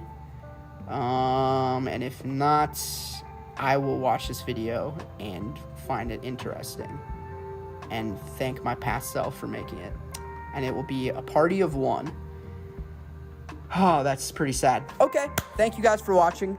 We're starting Howie 4 right now, as you can see. I have a nice little Howie 4 folder on the desktop here. And all it's got is the voiceover, because we're back to the square one on the voiceover, baby. Raw audio files. Gotta listen to these, pick the best takes, and what's the word? Assemble a radio play. So that's gonna be my next task, and then we have to literally start all over with kind of planning out what's going on in the episode visually and start on animation. That will be fun. One more thing I can show you before I get rid of this episode 3 file and it goes away on a hard drive is these storyboards for the ending. I wanted it to be super cinematic, so I'll play like the relevant shots on screen somehow. So I knew like I want to see this. Oh yeah, I meant to break down this shot, like the actual shot this became. This is one of my favorite shots in all of Howie. It might be my favorite so far. But this was how it started, just a storyboard like this. And then let's see. Right, Glorgon comes from behind a rock. This became the Glorgon scene. Right, Mike gets hit. He flies again because the actor recorded 2 like grunts. So I thought it'd be funny to have like a double moment there. Howie reaches out. Oh my God. Mike reaches out. Howie, I'm hit. This, I knew I wanted like a rotating overhead bird's eye dramatic thing going on. Yeah, Howie, there's something I need to tell you. This ended up getting flipped because, I don't know. Here's where I think I broke some cinematography rules. This does not look right. I think I flipped it in the final, and it does look right. It should be more like this, right? I don't know. But yeah, this is the last shot. So I flipped it, and then we just kind of worked towards making, all these shots impactful, making sure they flow. But I edited these storyboards into the timeline with the sound effects and voiceover to see if it works, and it did work. It was funny. I want to release that version of it. But yeah, like these shots, super proud of them. They took a while, and it's the first time I storyboarded something for the show. So that might happen again. That was an easy process. This software you storyboard is fun to use. And you can just kind of think up shots and see how they look. But yeah, thank you so much for sticking around. This is a new way of doing behind the scenes, but so much more in depth. And like, I really only scratched the surface of all the stuff we had to create from scratch to make this episode. And so yeah, thanks to Mitch for, reviewing all of this when I sent it to him and giving me notes to make it better. And then I have to, it's not really going back to the drawing board, but it's just like putting on the final touches to meet the notes. And they always do make it better. And then once we feel like the show is polished, well, that's when we release it. And so we watch it over and over again on different screens and stuff. And yeah, I'm excited one day to not be doing all of this myself, just to be writing and directing, but super humbling and like great learning experience to produce the whole show from this computer. And yeah, I have talked too much. I'm going to work on episode 4. Have a great day, everybody. Please join the Howie subreddit and engage with Wild Wolf on Twitter or me. I want you to ask questions if you have them. No need to, feel sorry for me or anything and make stuff up, but I'll totally talk about anything you're curious about. So, yep, that about does it. Have a good day. I love you. I don't know if that's appropriate to say, but I think we should say that more. So, yeah. Bye.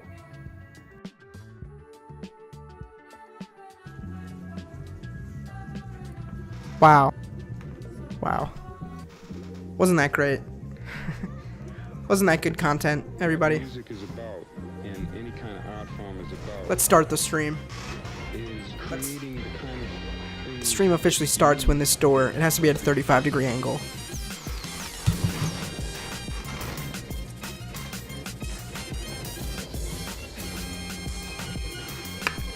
That looks right. Alright, team. I'm back.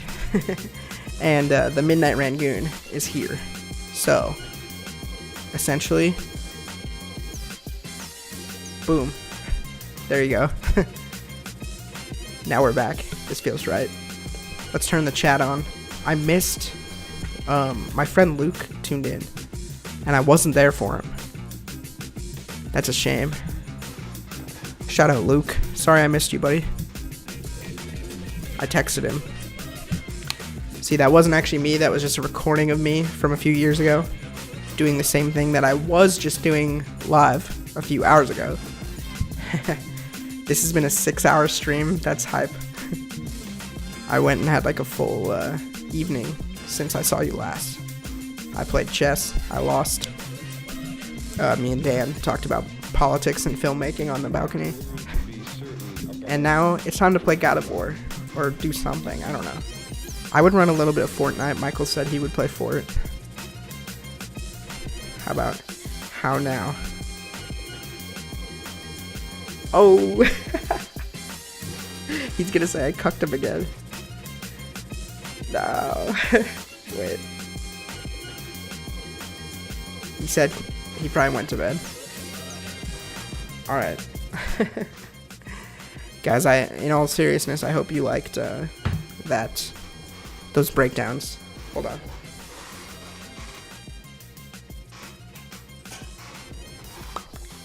Oh my god, I forgot where we left off in God of War. It's gonna be crazy. Whew. I don't know. Maybe we'll do Fortnite later. Let's just play God of War. But yeah. The breakdowns. The slight one, I mean, does it make sense to you now why I would spend almost 5 hours talking about, oh wait, hold on.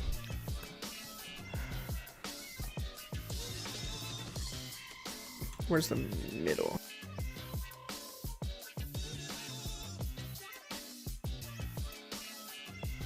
Talking about Sleight Disturbance, when I spent an hour talking about an episode of Howie, like, and then at the end, I was watching it, and I was the only person watching, and, it said, what did it say? It said, oh yeah, blah blah, maybe I'm just making this for myself, and I'll be the only person watching, haha, that'd be funny, wouldn't it be? Oh man, I've been recording this whole time, oops.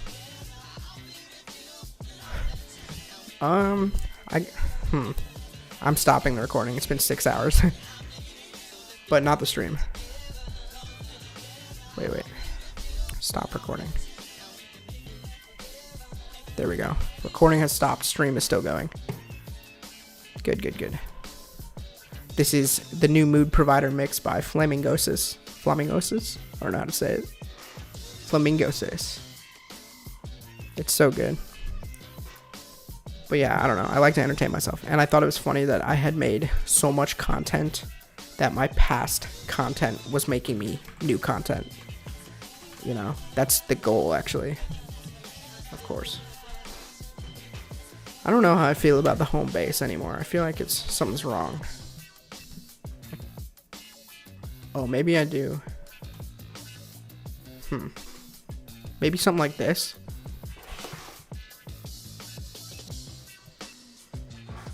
Yeah,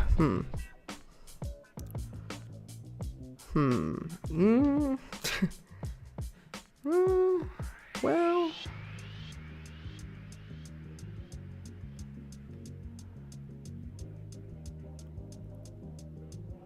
That's not bad.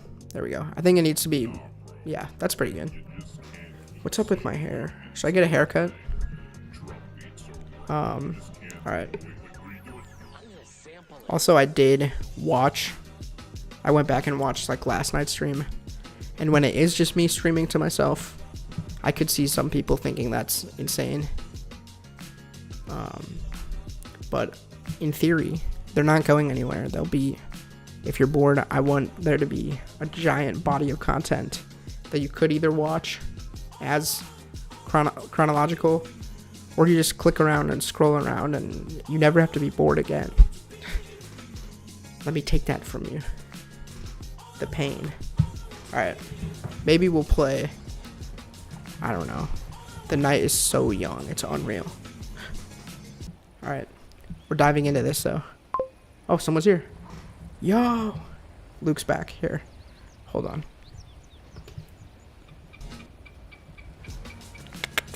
Hold on. There we go. King. What's up, dude? Thank you for dropping back in. How you doing? You're on a late night grind? What time is it for you? Script typing. Damn, dude, respect. What's your new script about?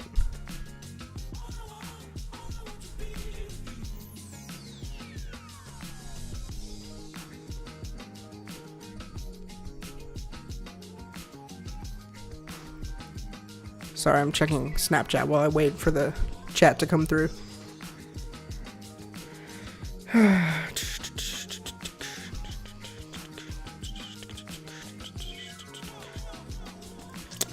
So when you tuned in, I'm assuming you thought I was live, because I was pre-recorded.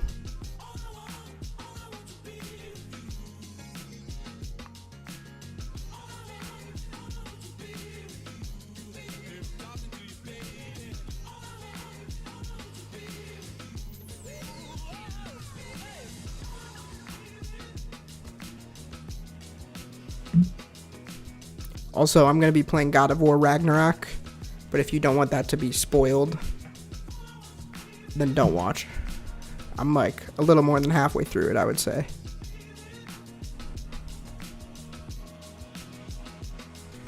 Just so you know. I know I asked you like a bunch of questions. But I'm going to put this up as a warning. Warning. This picture has... Oh, I guess... Scratch that, actually. I'm just gonna say no more about that, but...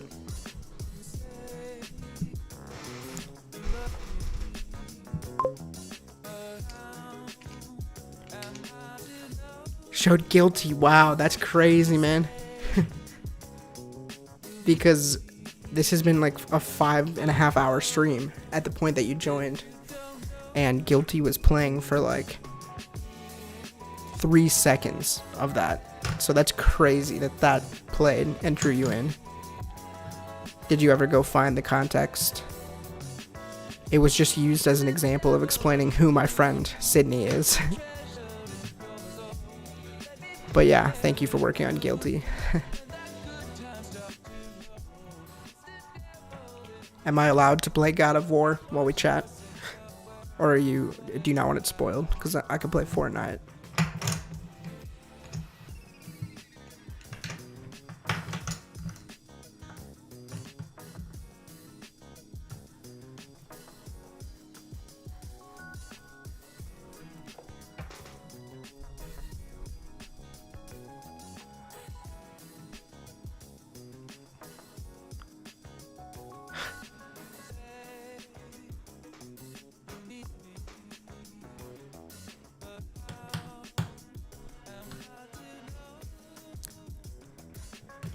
Maybe here. I might play Fortnite. Let's see. I've put 20 hours into God of War so far. I will warm up with Fortnite. Let's get the chat back.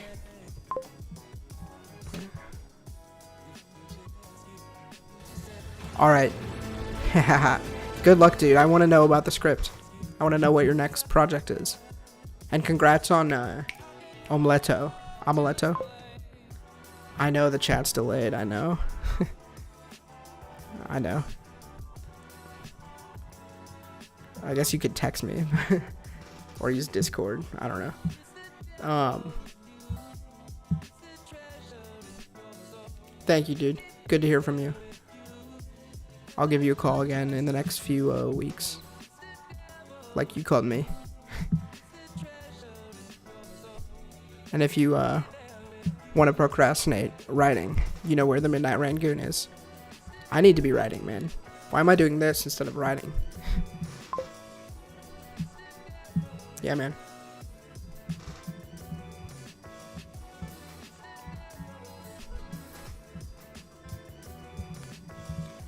You're an inspiration to all. You were actually supposed to be in the video that I made that was showing, but I ended up cutting our clip because it wasn't relevant when I changed the narration. Should we play the Kid Leroy concert? Look. It wants me to play Kid Leroy's concert. Featuring all new songs. Really? They've never been played before? Got him. Alright, we don't want to do that right now. Solo. Why is this menu so confusing? I have a crown. Alright, let's fix this up. Where the llamas play.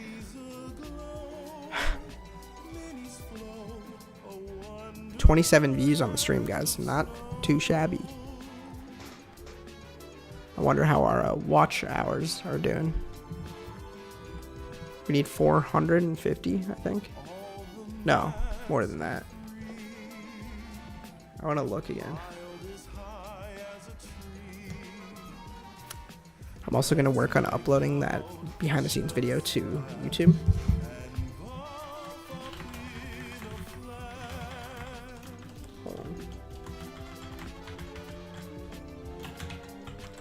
The making of Sleight Disturbance. I'm going to do the same thing. The story of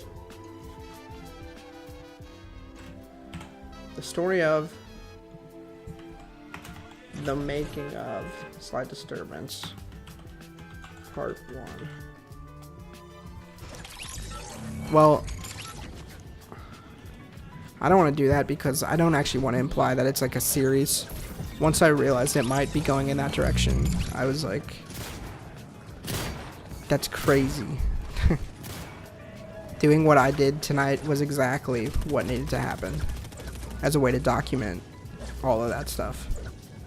And we even had an audience, which I thought would be interesting, but I couldn't really imagine that happening, but it happened. So shout out.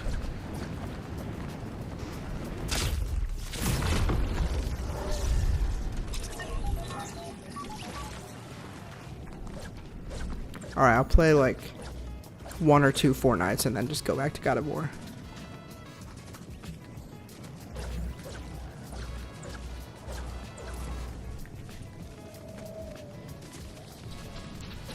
Brute, brute. Mr. Fresh Asian, man. What happened to him? He quit Fortnite. Kind of. I used to watch him every day.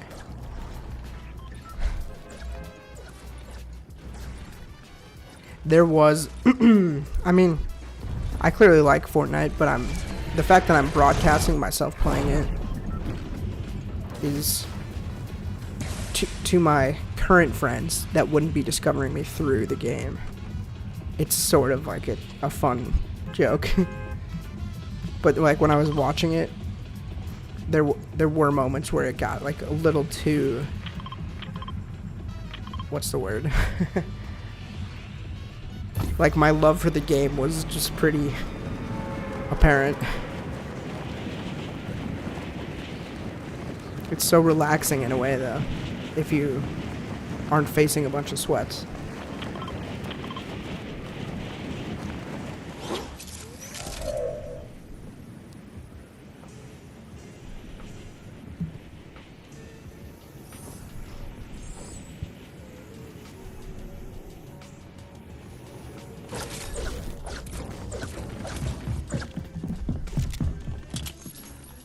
Where are they?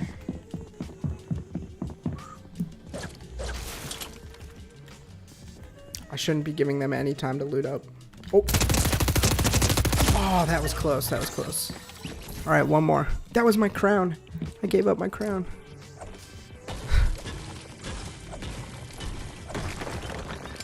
Fuck. One more, and then Ragnarok.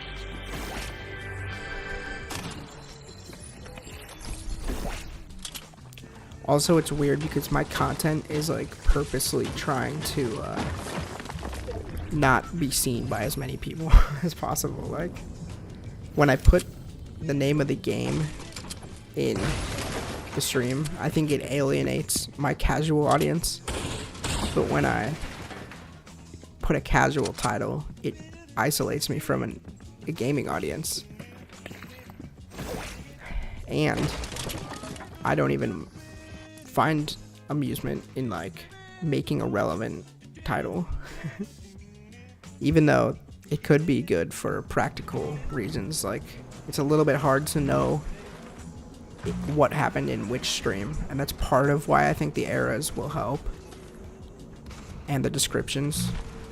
But it's so unpredictable that having a number at least is something to refer to, or like a range of numbers.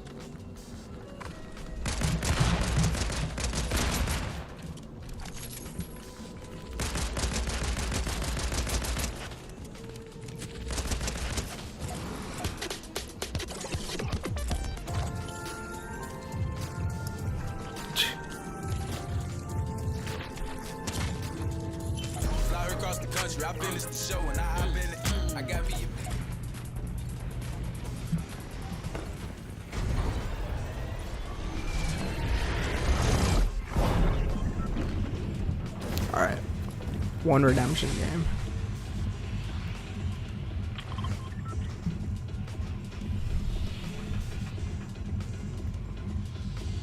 I'm so excited for Hogwarts Legacy.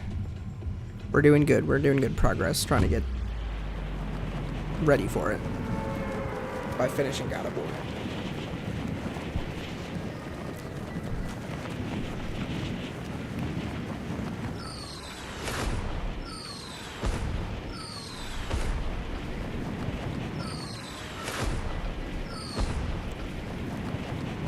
This bomb glider was the first glider that you could stand on top of. Chapter 2, Season 2. Fun fact. See, that's exactly what I'm talking about.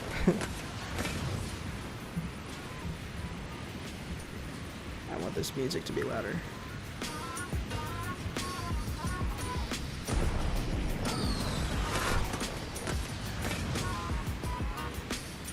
Chat's gonna go off for now.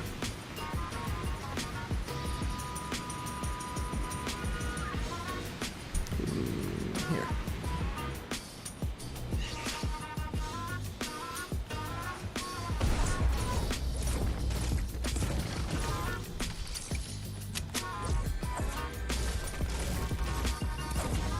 I think I'm alone, mostly.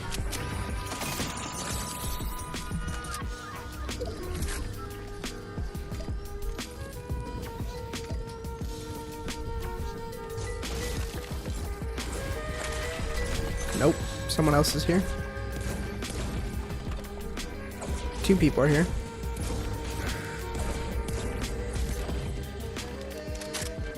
Hopefully they're not.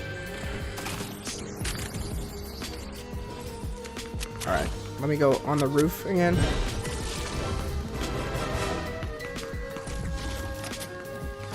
I came in through the roof. Didn't I? I want to get all these kills.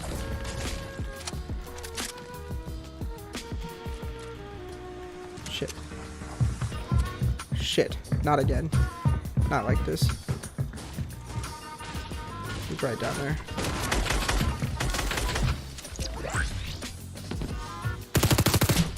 $80. No. All right. Ooh. Ooh. Fighting against this SMG was tough. Oh, other guy's here. Get me back up there.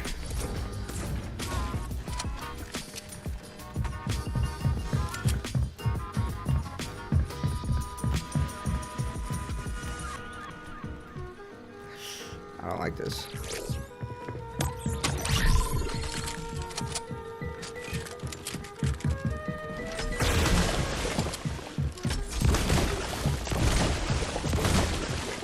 I like that.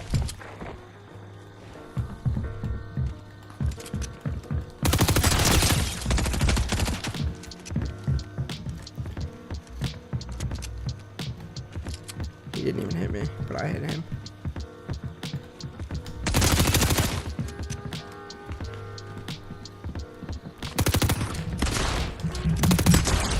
Okay, that might have been a robot. There's still more people out here. Somewhere over there.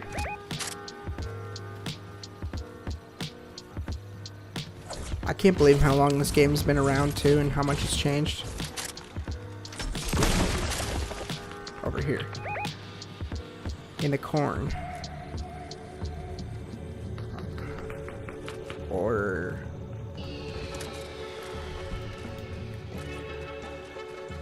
to the corn.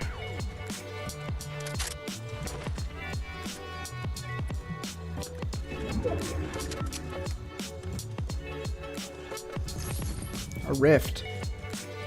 Maybe I should just take that rift to zone after I get this kill.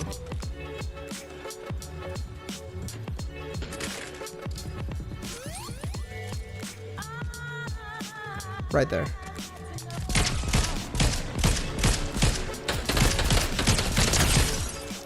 Mom's cracked.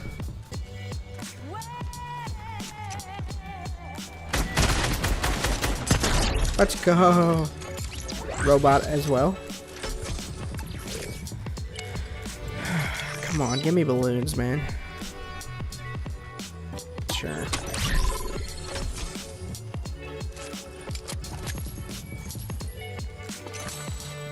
You guys, I want this ammo.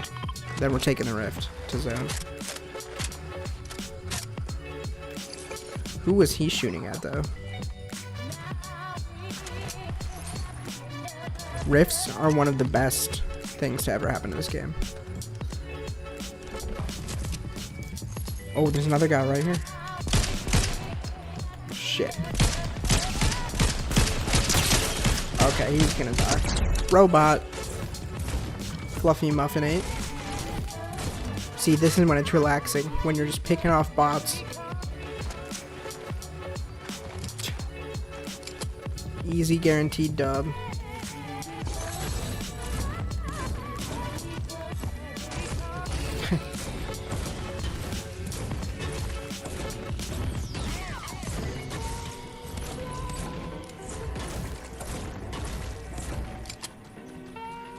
I just can't believe we're about to play more Ragnarok. Okay, so now that no one's here, hold on. Right. Well, I don't know if no one's here, but wait, did nobody have a better shotgun for me? Whatever. That picture was accidentally probably one of the biggest spoilers you could give somebody for that game.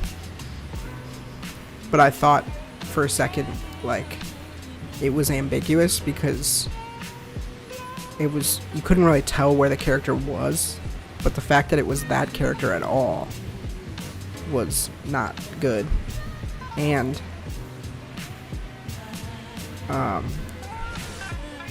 if you do happen to know where that place is, not good.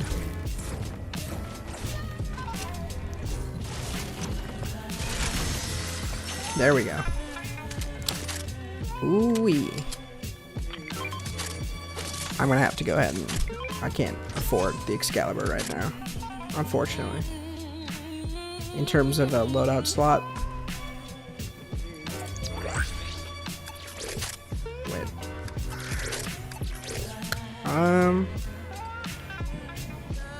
Sure.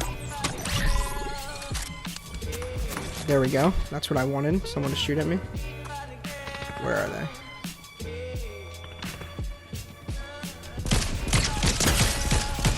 Killed. There's probably someone else. Oh yeah. Up there. No.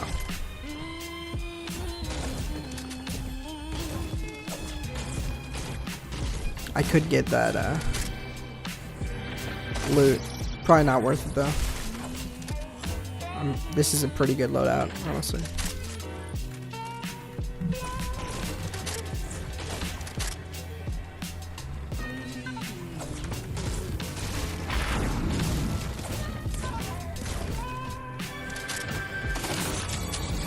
I don't even need to carry any heals. Just need to get mats and ammo.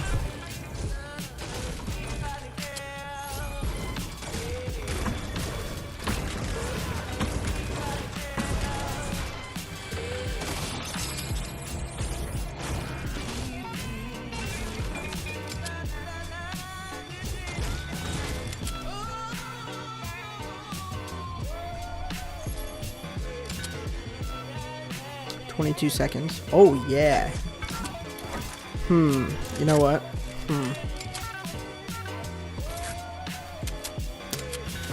Oh, God. That's a tough one. Gonna go ahead and do this combo, though. The SMG is good, but I don't know. Having this thing is pretty important.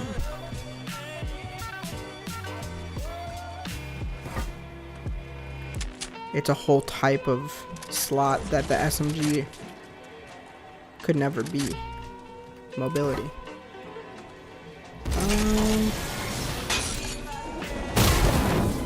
See?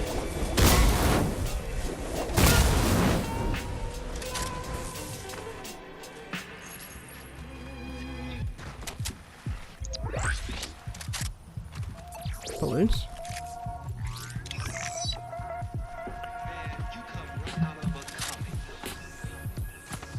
I didn't have time to pick one.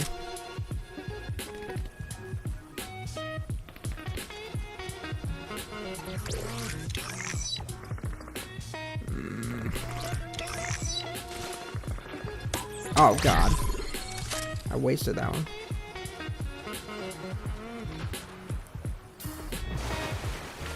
There we go. Let's see what we can do here. Down there. I'm going in. Come on.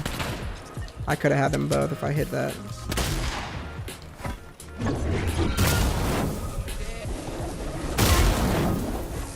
That sucks. This shotgun is so hard to use. Oh, what am I doing, dude? Those are robots.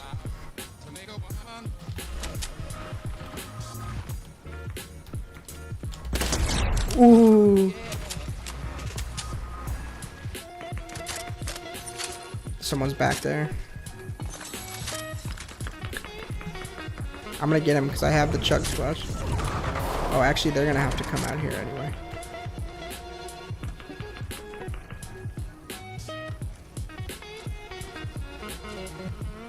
Shots behind me as well. Oh, right there. Ooh, yeah, baby. Oh, there's another one. Come on.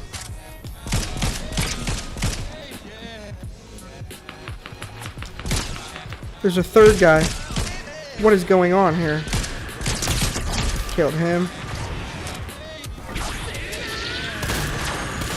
Oh my god, dude. Holy shit. I'm just gonna run through all these mats. Is that a gold scar? No.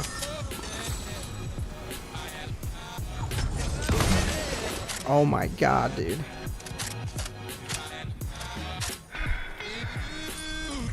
Oh, my hand is itching. Alright. Top 10. 9 kills. I'm going after everybody.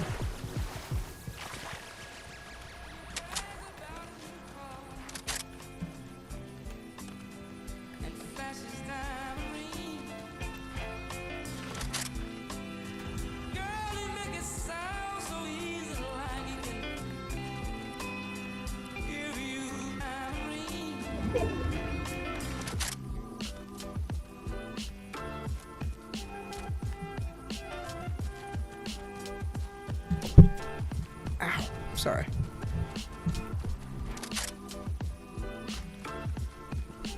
God of War. Right there. It's Kid Leroy. Oh my god, that's my 10th kill. Oh shit. There's a fight here. Let's get in there.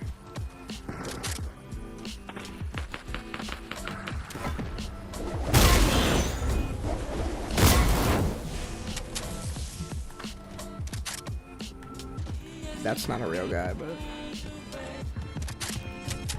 Is he in the house with me? I think so. Yeah.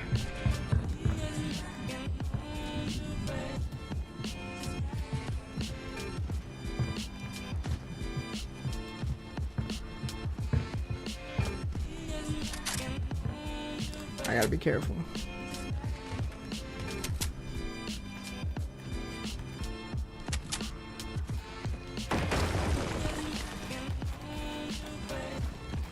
Okay.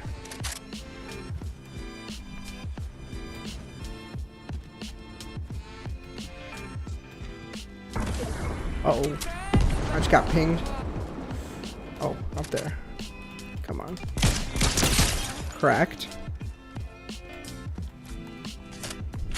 Oh, there's another guy.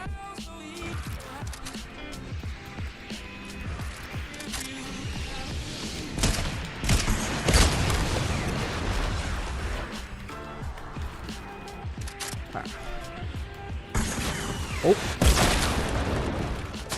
Where is he? Oh, there's two of them.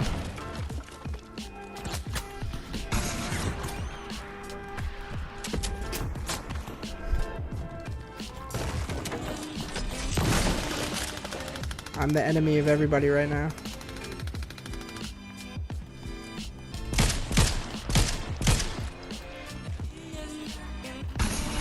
Bro. Guess what? You can only carry 13 rockets and you've already fired 5 at me. Oh.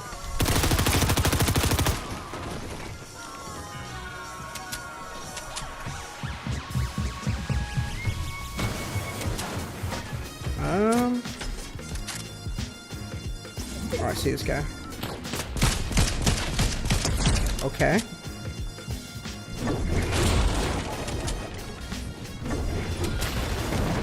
Where's my man? Oh, he's still down there.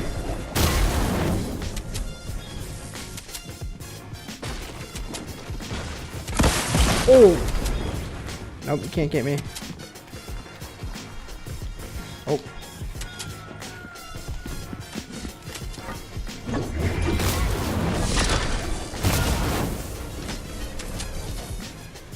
It's me and 3 guys. It's funny every time. Alright. I'm on top. Let's see. Zone's moving in. Oh, let's hit this. Back to full health. Rocket coming in. There we come.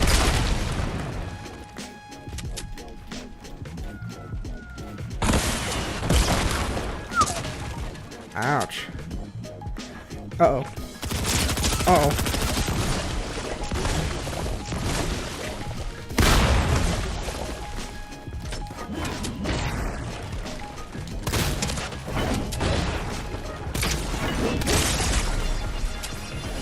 He's low. I think.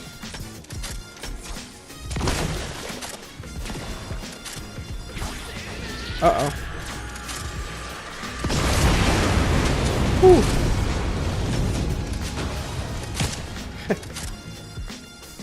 Bro, someone else shoot him in the back, please.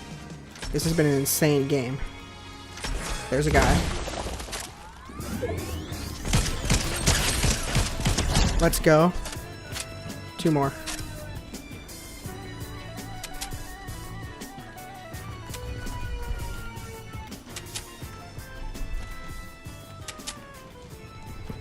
Oh, below me. One of them's over there.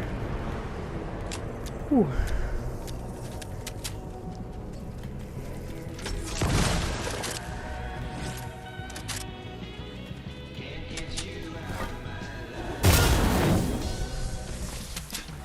Is anyone in here? Oh! Yes! He killed himself! I made him kill himself. And he had this mythic... Oh, I couldn't get it, but okay, whatever. I couldn't get it off. Alright, 1 more.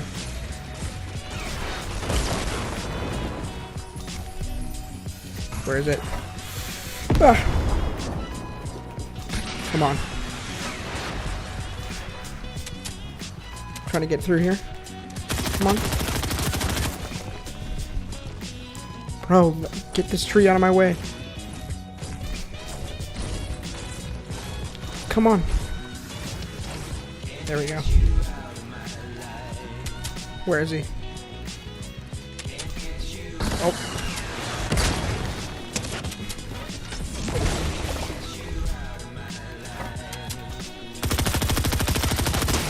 $81.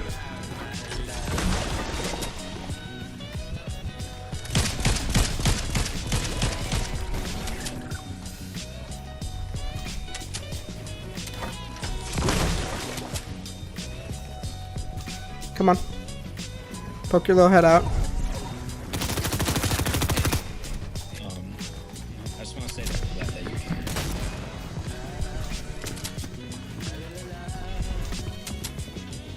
He might be able to knock me down with his hammer.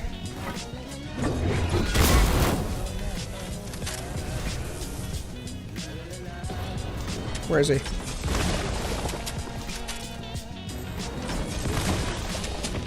Oh shit, he's right below me. Oh, he did it!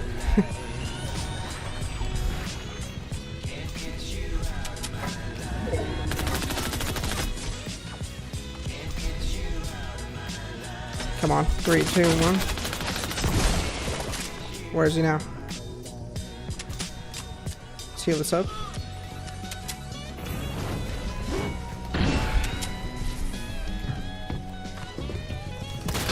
Oh my god! Let's go. You still can't emote, but oh my god, dude. Holy shit. What the fuck was that game, dude? 13 kills? Wow. That was intense. I'm glad I was able to bring that in. This is shaping up to be an incredible stream. 13 kills. Let's go back to the lobby. Let's redeem some new rewards. Wow.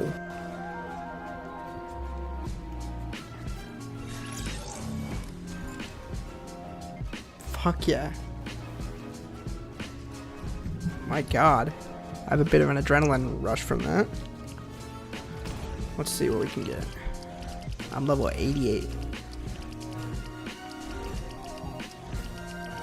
What an insane game.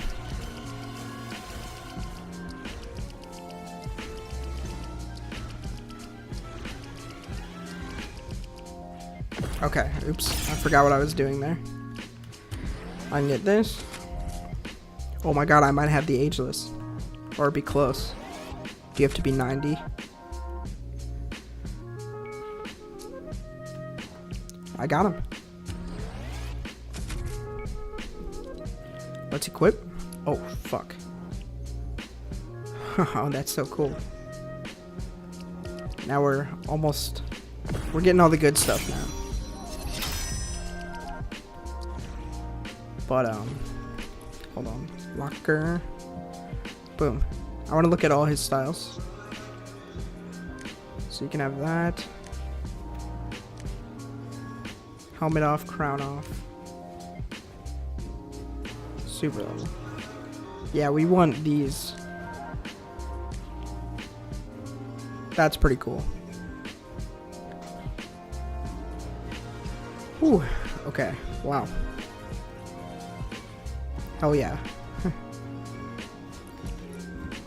Next time, our first game as the Ageless.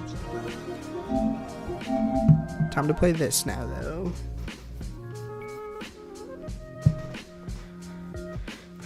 Man, what should I eat as a snack? Snacky snack. I don't know. Let's switch up the vibe here.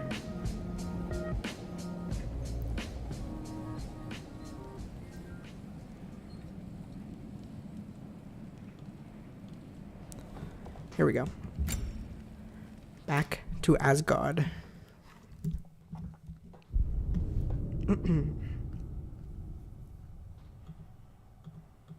Should have learned to swim before Midgard froze over. Yep. This is Hello? insane. I'm here. Odin? Bird. Is this Asgard? I want to look at the map. Wait up. Oh yeah. The Plains of Ida.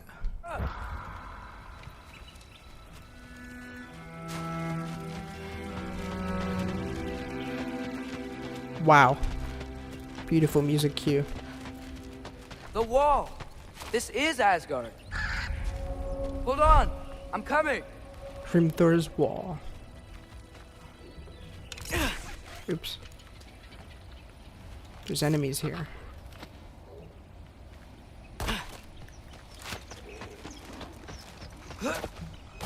Oh. Oh, you don't seem friendly.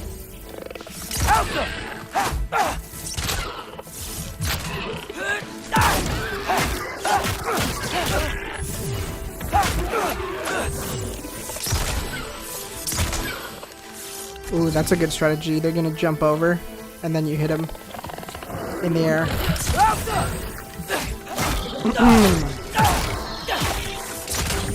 Hey, Odin. Oops. I thought you said I was welcome in Asgard. I don't know how to use that one.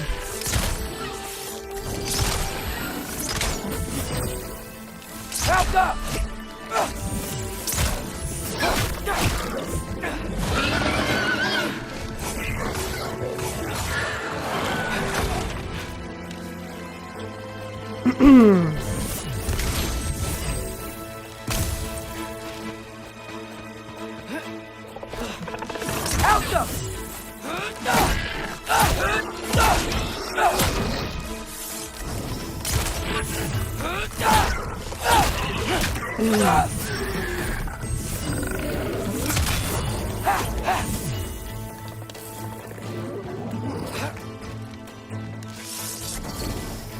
Help up!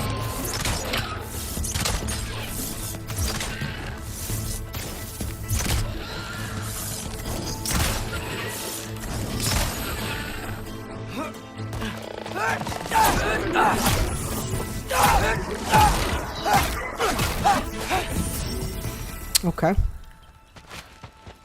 He has a good point. I thought he was allowed here. It's beautiful here. Not a sign of Fimbulwinter. I better keep heading towards the wall. Hold on. What else? There's gotta be something else. Maybe not. That's fine. To the wall. You could have led me around those.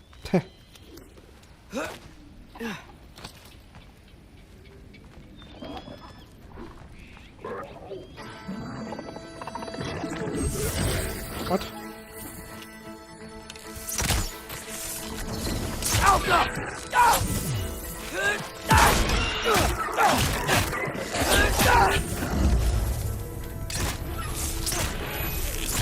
Oh my god.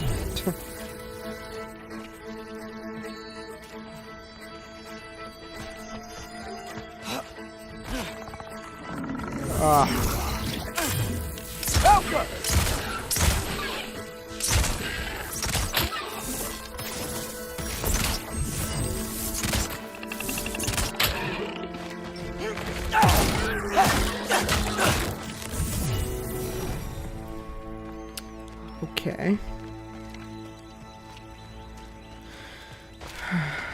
Damn, this place is actually big. Are there ravens here? Let's see. Can't tell.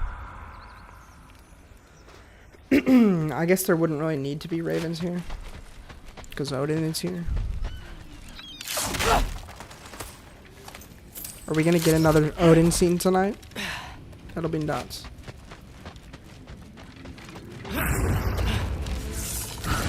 Yeah, danger! I know! Got it! I see him!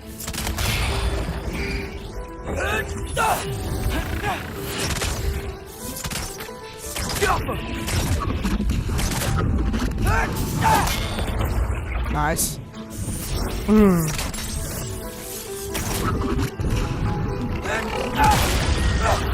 That was sick. Well, this might be the craziest thing I've ever done. But if that's what it takes to change Father's fate. It's true. Hey, Bird! Where'd you go? Hold on! I'm coming. Just gotta find a way through. So if this is the real way to go, then what was under that cave? Hold on! I'm coming. Just gotta find a way through. Okay, Now this which stuff. way? Good, good.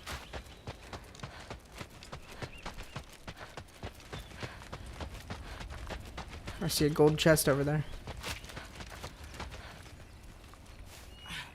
What am I gonna say to Odin? Hi. I came to be your apprentice, I guess. But it doesn't mean I, like, serve you now. Apprentice? Not in a foretold by prophecy kind of way.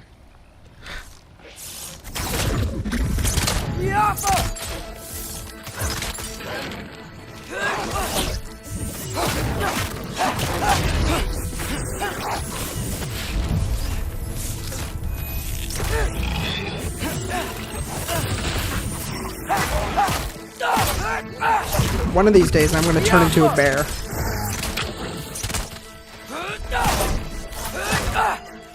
Or a wolf.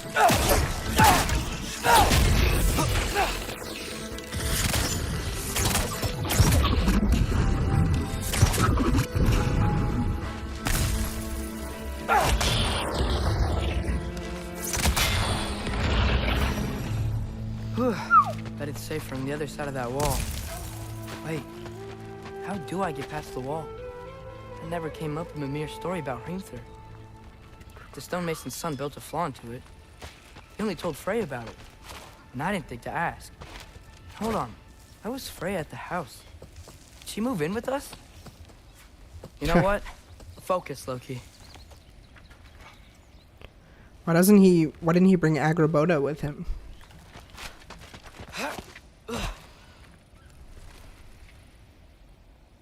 This place is really cool.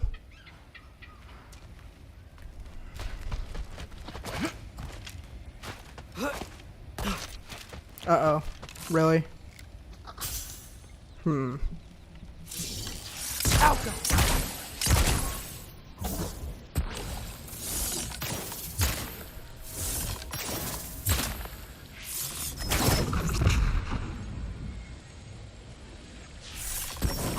Dude, this means Kratos will be here at some point.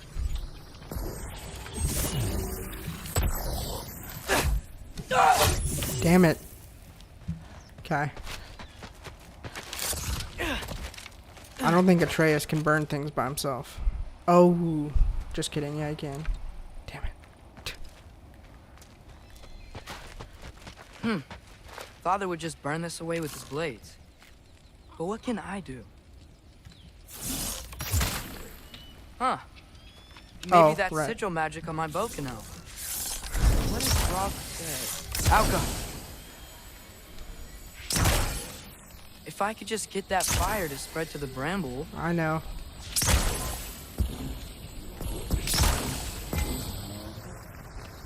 Wait.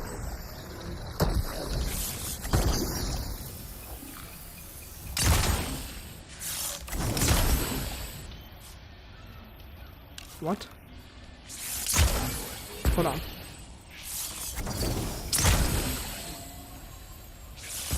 Help!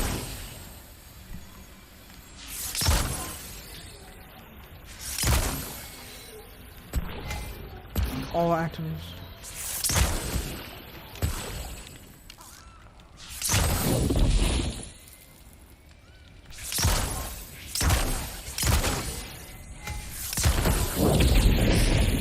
There we go. There we go. So. Welcome.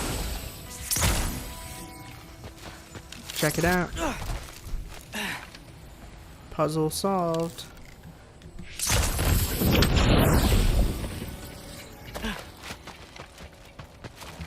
What did we get?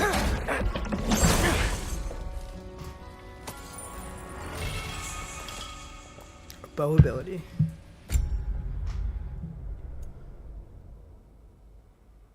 Oh, you press R1. Okay, I was just pressing the wrong thing.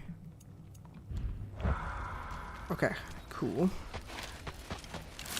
I might not be able to go too far tonight because I've been looking at a screen for 7 hours.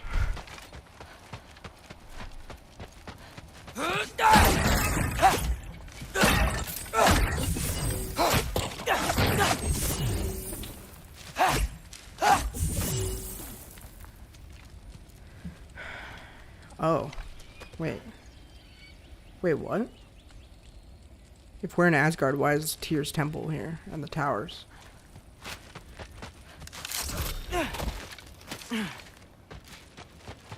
Wait.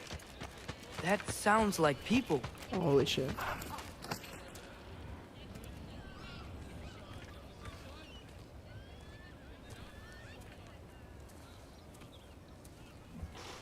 It's a village.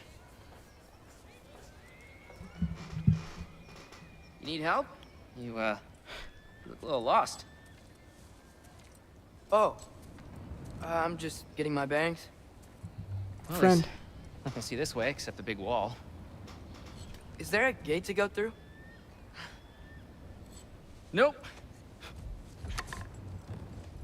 Not unless you're an Aesir god, but I guess you'd know that if you were an Aesir god. Me? No. I'm from Midgard. What? No shit. Me too. I'm skilled here. Lucky. Hang on. Are you all from Midgard? Yep. The, Allfather saved us from the desolation. Gave us a safe place to settle, but we don't go in there. Can't get into the city unless you know magic. You don't know magic, do you? A little bit, yeah. What? No shit. You walk through walls? Not yet. Ah. Couldn't I just climb over it? That? Without any gear? No. Aren't you afraid of dying? Well, yeah. I mean, look at that. Wow. But Odin awaits. Wait, you know the Allfather? I'm sort of his apprentice. No shit! What is he teaching you? I'm not sure. Well, how many other students? I don't know. How long you stay? You don't know. Okay. I'm gonna go climb that wall now. I like Skildir. He says no shit a lot. Well, this I gotta see. Need help? Appreciate it, but I gotta go alone. Oh, I wasn't gonna climb with you. I may owe Odin my life, but I don't owe him my death. Not that I think you're gonna fall. Forget I said anything. Why did he save a group of people from Midgard? Is that Hugin? Is Hugin your guide? Who? Odin's raven. You know, from Hugin and Moonin. Pretty good guy. Though, not sure he'll know too much about climbing. Atreus knows he'll survive because of the prophecy.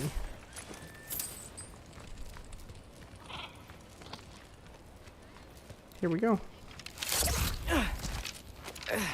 Well, Loki, you seem like a good guy. I really hope I am not about to watch you die. Thanks. Me too. Well, Loki, you seem like a good guy. I'm climbing a wall. I'm climbing a wall, Rick. You know not to look down, right? I like looking down. Shows me how much progress I've made. Wow. Yeah, that's great. Can I use that? I mean, a little ironic as last words, but... What was that? Nothing. Nothing. Hey, you're doing great. Oh my god.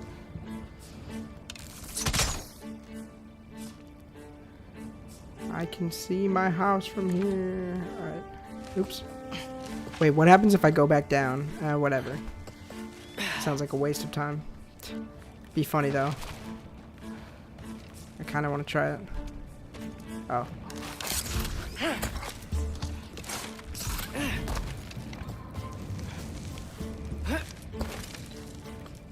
Wow, he is good at climbing a flat wall.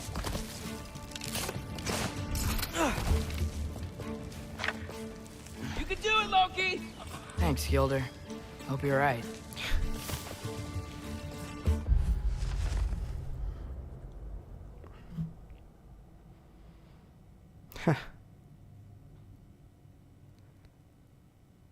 Aw, he likes him.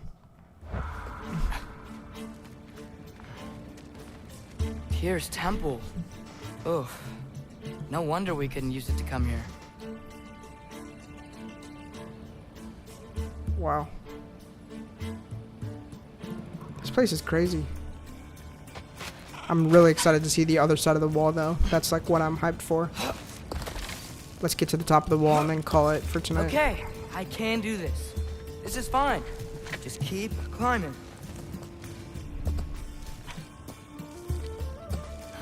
And now where?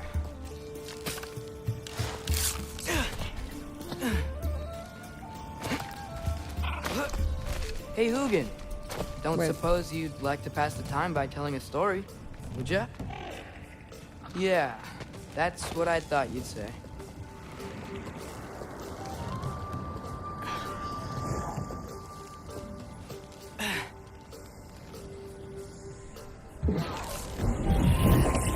Jump up!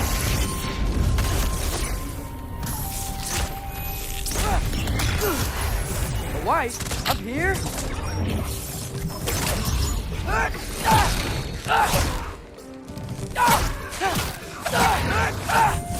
Do a rock drop!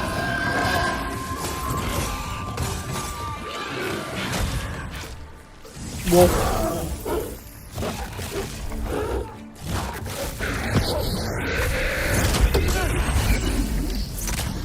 Jump up!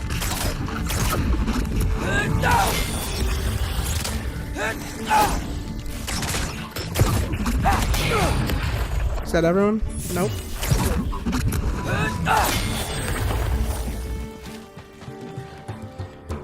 Can't get this. That's fine. Jesus, I have a headache. We're almost at the top, though. I wonder why I can't hear your thoughts. Sure seemed like Odin could. That was you in our cabin, right? You and your brother, I guess? Raven Brothers. Taking that for a yes.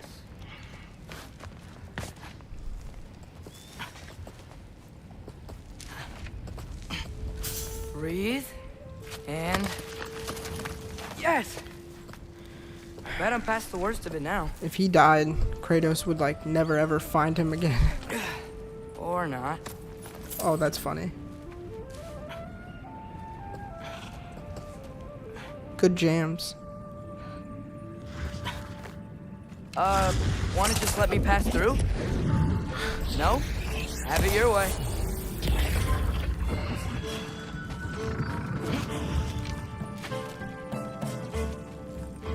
Oh, I'm gonna fight, so I can't. Wow.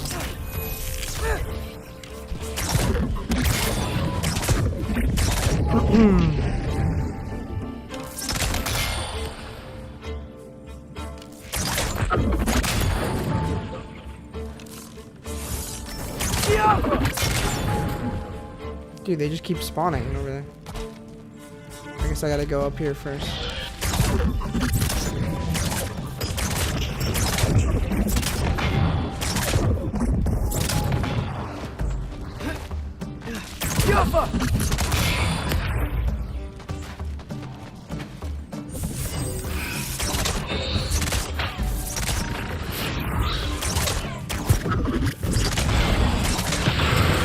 It's fun using them as bombs.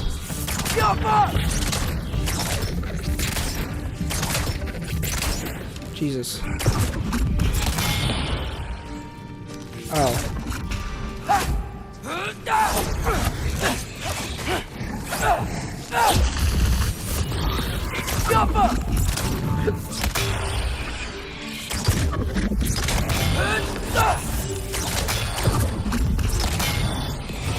There's another one, I think.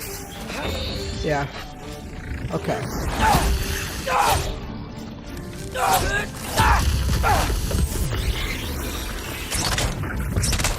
Oh. Sorry. What time is it? 2:30. We're getting close to a stopping point.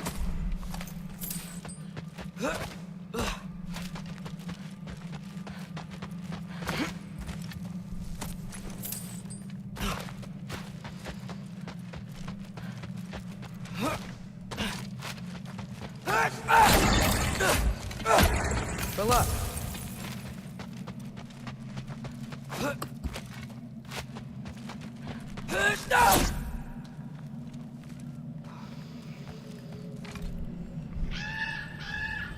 Yeah, up. I get it.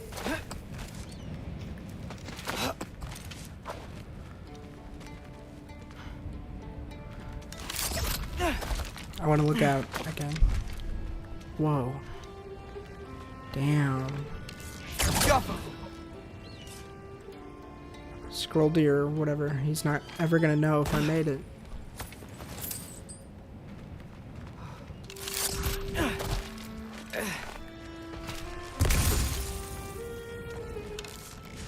Yeah, that made sense.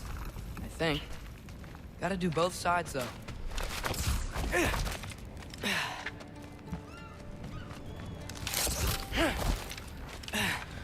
Ooh, I'm getting nauseous, dude. I might have to stop soon. Nice. This might work.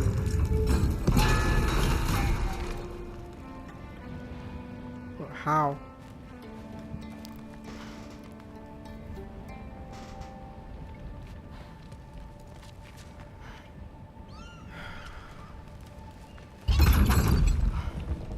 What do I do with it?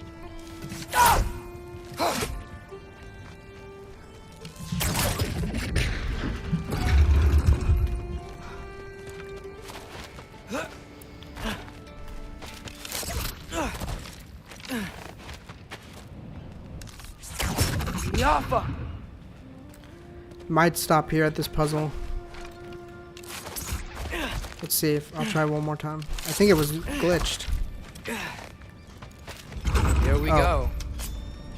Uh-oh. Oh my god. Made it. Ah! Woke up more wind. Oh, fuck.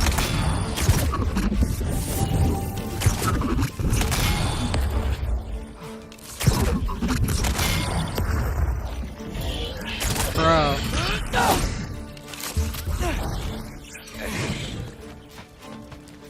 Is there a thingy?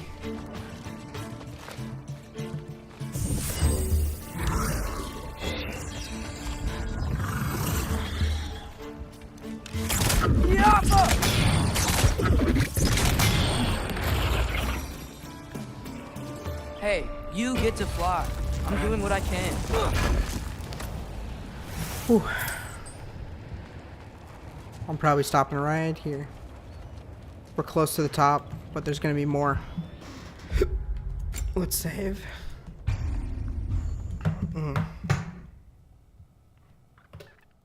So, what did we learn? Just kidding. I honestly think those like garlic rolls that I ate for dinner from Jacob might be just knocking me out right now. Cause I don't feel great. But I'm just gonna go to bed. It's been a great 7-hour stream. Thank you so much for tuning into the breakdowns on the projects. That is so awesome. I'm glad I got to do that. We're moving forward now. This was a momentous occasion. Hopefully I'll be back for a little Sunday stream tomorrow. We gotta go to the inner wall of Asgard. But yeah, sorry I didn't play too much God of War, but it's not like anybody likes watching that. Anyway. Hope everybody has a good night. Sleep in, sleep tight. And don't let the Rangoons bite. Until next time, peace. This has been the Midnight Rangoon. Good night.